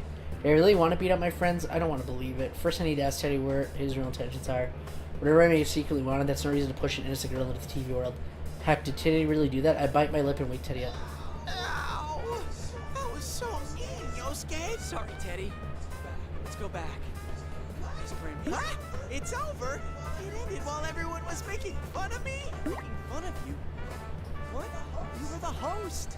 You had on these weird clothes. That wasn't the real me! Yosuke, even you thought that was me? We sleep in the same futon every night, yet you couldn't tell a beast like that apart from me. You don't sleep in the same futon? Wait. Does that mean it's someone else doing this? I wasn't too sure of him either when I first came across him. I mean, what are the odds there'd be two with someone that crazy looking? I keep telling you, can't you tell just by looking at me? I'm much more adorable than that jerk. Check out the fur. I don't want to break it to him, but I honestly can't tell the difference. Wait, back up, huh? That Teddy on the monitor is a fake? I calmed Teddy down to get him to explain things to me. Seems that the general some copied Teddy in the TV world was like this when Teddy got here. What the hell? There is no enemy in my ass. Oh, yes, there is. Anyway, the reason he's with the president isn't because he captured, it's because she thought he was the bad guy and was chasing after him. But when she caught up with him, Teddy had begun thinking of himself as her knight in shining armor, so he was going with her to the announcement room.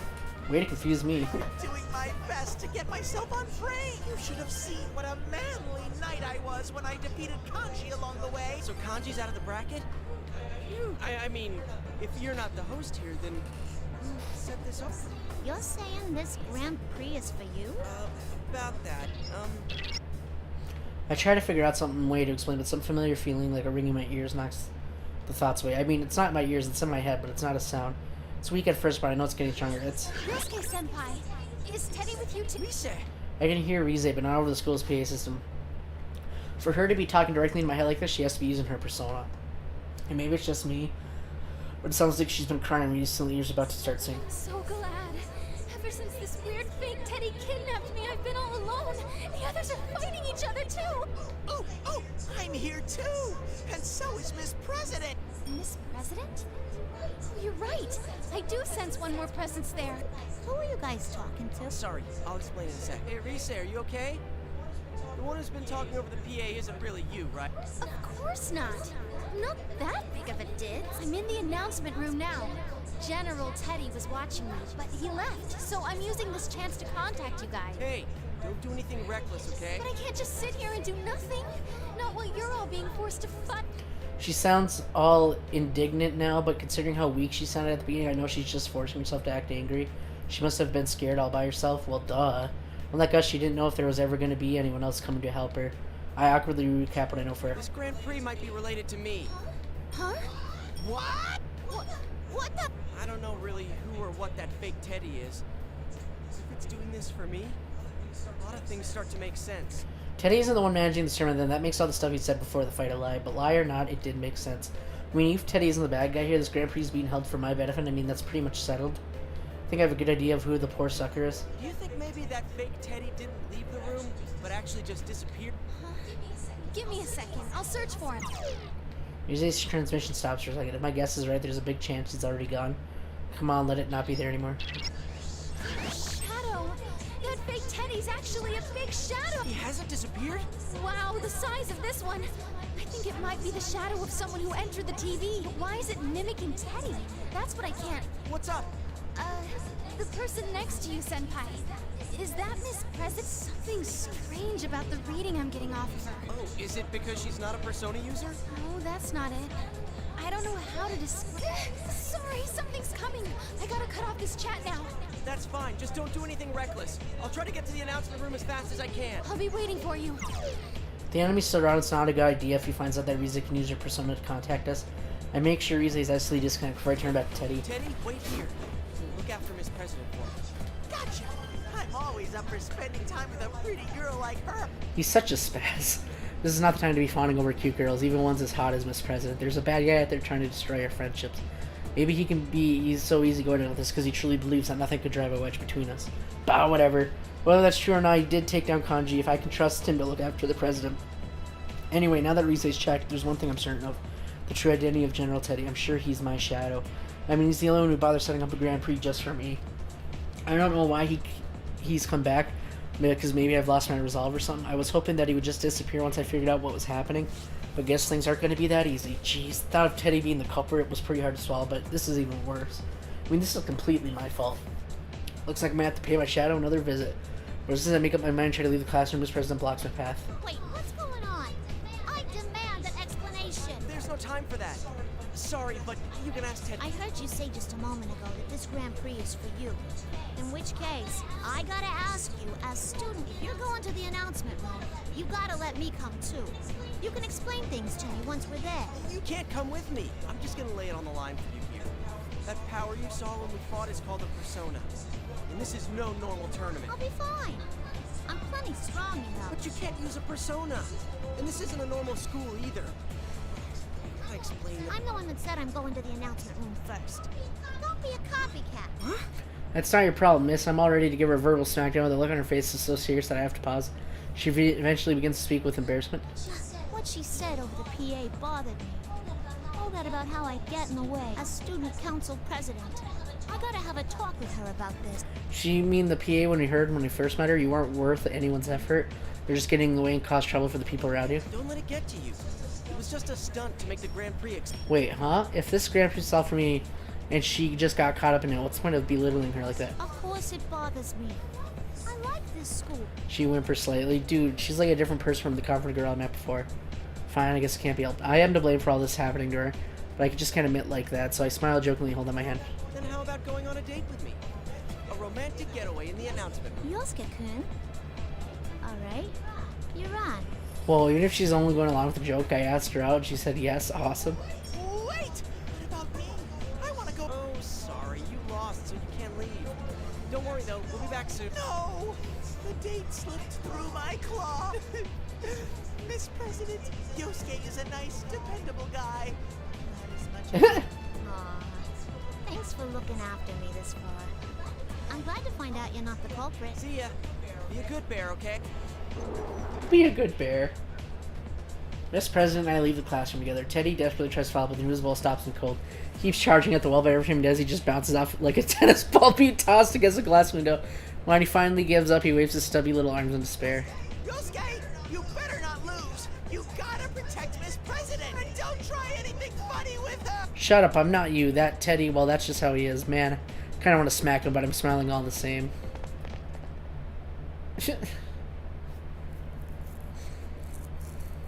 The invisible walls block the way as usual. I'm starting to feel really anxious, but can't let it show. I know that it would make Mr. President here worry. We're making progress slowly but surely. I have to keep trusting that we'll get there. I really like this school. That was unexpected. Well, I'm not surprised, since you ran for student council president. Good job winning that, by the way. My name? I mean, I can't call you Miss President forever, right? I guess your name was on the posters around school during elections, but I tend to ignore them. She climbs up, start to try to get her to open up a little more, but what she says next? My name? I don't know. Huh? I can't remember it at all. I've been trying all this time. But I can't even remember what I was doing before now. Same goes for my name. I completely forgot that I must have a real name too. Until you asked me. That ain't normal, is it? I wonder why that's happening to me. It's probably because you've been in here for a long time.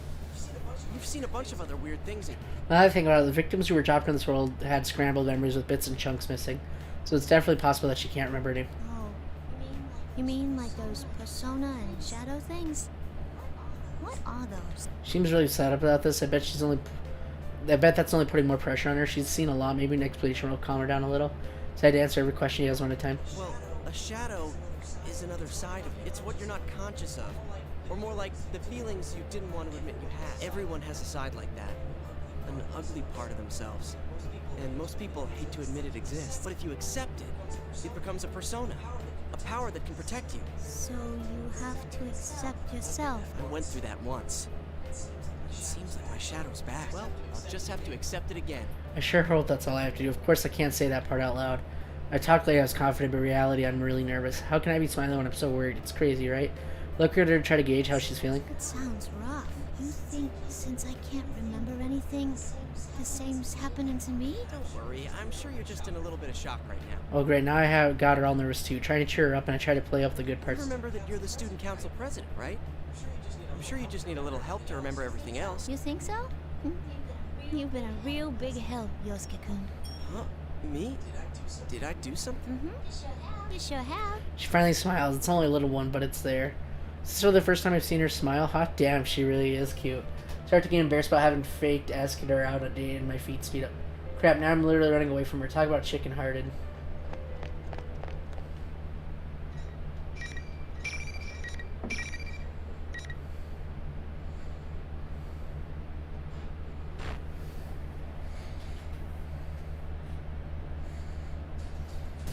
Finally, I do mean finally, we stand in front of the announcement room.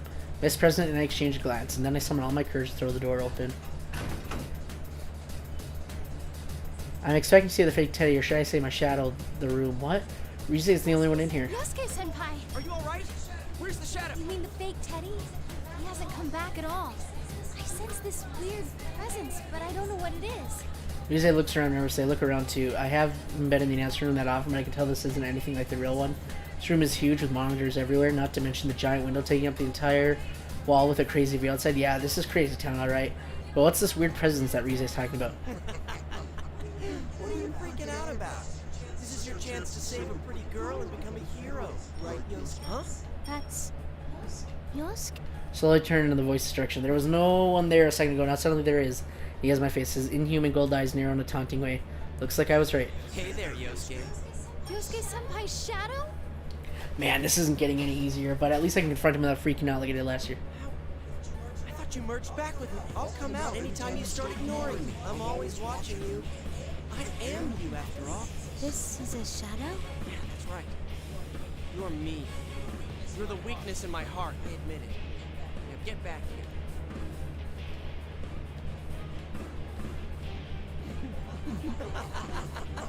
Not bad, but that's exactly what I mean by ignoring. You haven't changed at all since then. You just cover up whatever you don't want to see and paper over it. That's why I've returned. I'm not your persona anymore. Don't tell me. Does that mean forget logic, etc.? Jiraiya!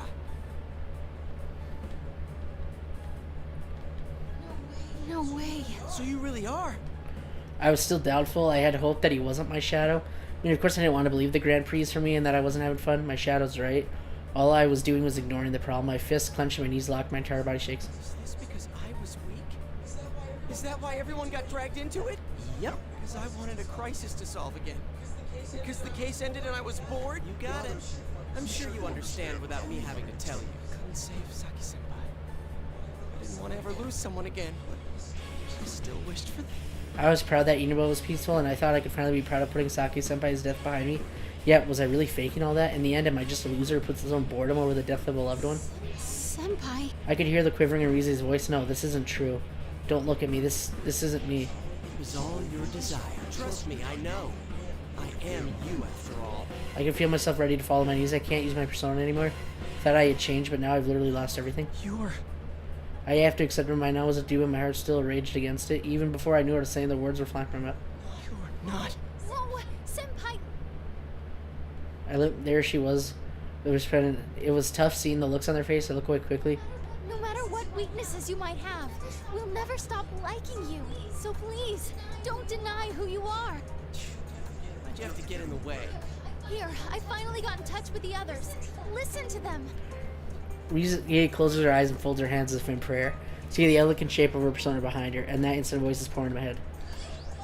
Moron, what are you saying? Who do you think we are? Yosuke-kun, we heard everything, but there's nothing for you to be afraid of. I don't really get what's going on, but if it's gonna keep showing up, it's gotta beat the crap out of it every time. We're all with you, Yosuke. You can rely on me too, you know. Anyone can fall prey to the same troubles and insecurities. It's not just you, Senpai. It's true for all of us. Everyone. My vision suddenly clears. I haven't realized that I was squeezing my eyes shut. Naoto? How come you're here? That's... well... Who cares why? There's more important stuff at stake here. After Chie, the clearest voice of all. You won the battle against yourself back then, but you can't do it this time? Yosuke, believe in us. When I hear my partner's voice, I draw a ragged breath. I take deep breaths, now noticing till now just how much I tensed up the last few minutes. Rize, the bringer of these voices, turns to me. With a smile on her face, I know that she expects me to feel better now. Even though she has to be scared right now, she cares enough to smile for me when I'm feeling down. That's right. I finally realized the simplest truth. The biggest difference between the person I was last year person I am now. Now I have friends that accept me even when I doubt myself. How could I not believe in myself? How could I be too weak to stand up? They're all believing me. I'm not alone, not anymore. I'm such an idiot, aren't I? A grade A moron. Raise my head and look straight at my shadow, and any trace of the fear I had is completely gone. I thought I overcame my weakness and I was done with it for good. Dude, how naive was that, right? What's weak? I'll probably always be weak. That doesn't mean I need to run away. I'll keep fighting my weakness.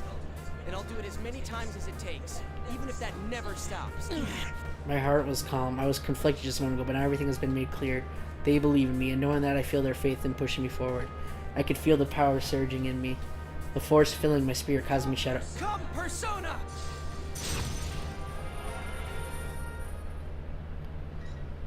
Aww. Yosuke.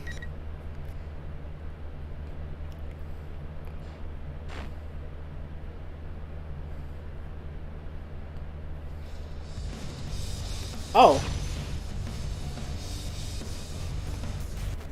I'm fighting my dark self. Oh yay, it's the good music. Do do do do do do do do do do do do do do do do.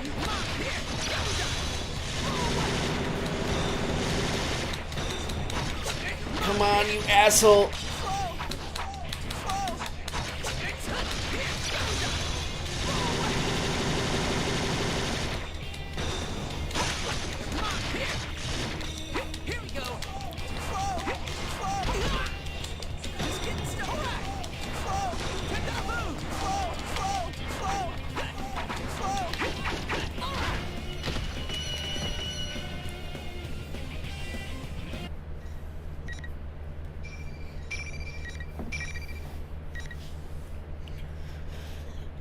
Go Yosuke.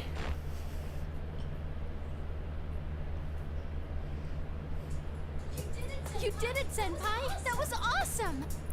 I let Rize's audulation wash over me, but there's something bugging me, something that could be really bad for me. About my conversation with my shadow. I hijacked the school PA system. I knew it. Everyone had been backing me up because they've been hearing everything I said leading up to it. Only you saw my shadow last time. Now everyone got to listen in? So late. That's not true. You were really cool, Senpai. Thanks. This president looks like she's having trouble finding words for this. Damn, she's horrified by me. Can't blame her. She was left out of the picture, but, well, explaining it to her can wait. I need to do something about my shadow, but when I turn around, my shadow isn't there. Where did he go? If he disappears, won't my persona... Wait. Something's not right. I used my persona during that fight, but my persona is my shadow, so if the shadow left me, how could I have used my persona? As I'm struggling with resistance. Something's not right. Her voice is firm. Did she just think of the same conundrum that I did? No, that's not at all. There's an eerie presence all around. Even I can feel it. It must be hitting Rize like a jolt of electricity. I can't let my guard down yet. Yeah. Rize, Miss President, stay close. Right at the moment, the lights go out and darkness covers the room. What the hell? I can't believe you've made it this far. They repeatedly suffered the pain of fighting their friends, but they still didn't lose heart. The light comes back on. When they do, the fake Teddy standing there. Why is it looking like that now? Wait, was it the one talking in that weird voice? Fake Teddy ignores me, looks back. No one can understand you after all. What a shame. Who are you? You weren't my shadow? I want to make people fight. I especially want friends to fight against each other. Then maybe they'll understand how I feel. That was your wish. What are you saying? What does it mean this was my wish? And what's with that voice? Wait a minute, it's not talking to me. Then you mean... Senpai, get back! This shadow's reacting to Miss President. It was really her shadow! What? I can feel my brain cracking open like a dropped watermelon. That's Miss President's shadow, but it just said it was my shadow. But now that I think about it, this General Teddy has always been hostile to her, even since we met outside the school. That would explain Rize's voice on the PA system too. Well, duh. If a normal person's in your line, of course her shadow's going to split away from her. Should have known that. After all, that's exactly what kept happening last year. Miss President just looked so healthy that it never occurred to me. This is just as if to mock my astonishment. The shadow keeps talking in General Teddy's shape. I did exactly what you wished. So, how did that work out? They still couldn't understand you. No one can really understand how we feel, can they? Come on. How much longer are you going to keep deceiving yourself? Didn't Didn't you hear them say you shouldn't ignore who you are? Here, I'll show you your reality. That sound, the enemy finally shows its real form.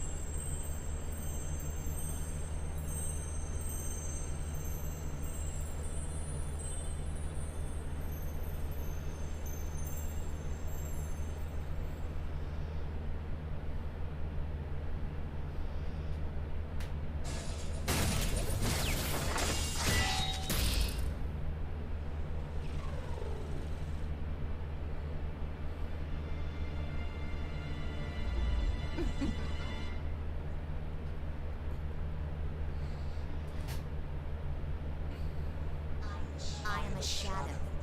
The true self. That's my face. That's all that's the same. Even though her shadow is the same face, her body is warped in metal.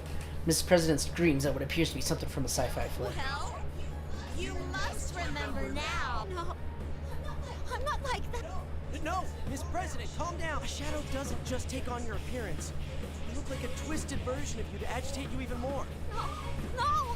Try calming her down, but her words aren't reaching her. She just keeps shaking her head in denial. What's going on here? Shadows are things that exemplify what their originals want to be.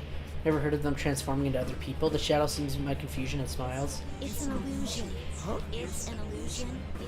Isn't that what you thought when you fought your friend? Your senses were being deceived. Warping what you saw. Twisting what you heard. That's how you made my senpai fight each other.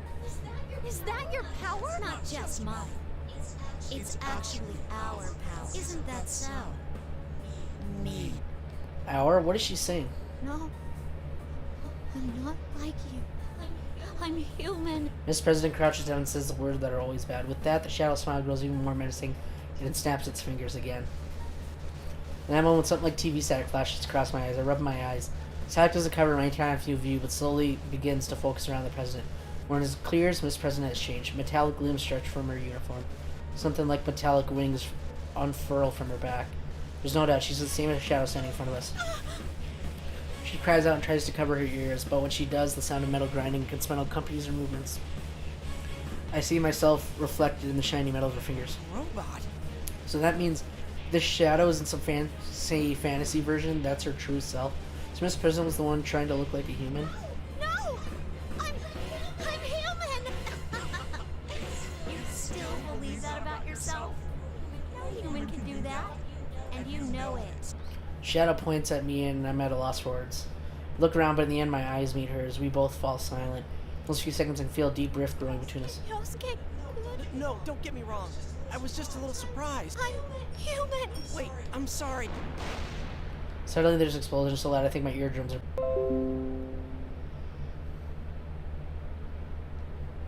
Eventually the smoke clears and a shape steps through the hole. What the? I didn't sense anything until now.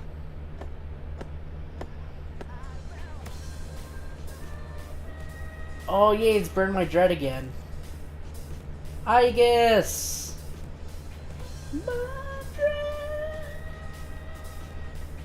I guess. Blonde hair, blue crystal-like eyes. But there are metallic sounds as she walks. So this is where you were. Another robot girl? It's another girl with mechanical body just like Shadow and Miss President. She looks at the trembling president and calls out, You must remember, that is the only way the future will open up to you. You must accept it, no matter how painful it may be. Your true name is 5th generation anti-shadow suppression weapon. Labris. Labris weapon? What? What is going on here? Burn my bread! To be continued. Bum, bum, bum. Naoto's, Mitsuru's, Akihiko's, and Aigus' story are now available. This place exists between dream and reality, mind and matter. Now then, why don't you introduce yourself? Oh, look at how tough he is! he's in college. Okay, so this is like, I guess, a couple years after Persona 4. Harris of the group, member of Seize, which entered the Tsume Port Island incident. Though beautiful and popular, she's aloof. Her persona can freeze opponents to the bone. A combat android built by the Kirijo group. The persona ability is the power to control one's own heart. And the heart is strengthened through bonds. As you form bonds by becoming I gotta go to others, sleep now, your guys. own Yeah. social links will gradually develop. Yeah, he is Power of buff these as social shit. links is what will determine your But person's yeah, abilities. I definitely need to go get some sleep. So, that was fun. I'll definitely try to stream more tomorrow. But thank you guys for coming out and watching. It was a lot of fun. We'll continue more Persona 4 Arena tomorrow. So, I hope you guys enjoyed, and I'll see you guys tomorrow. Good night, everyone.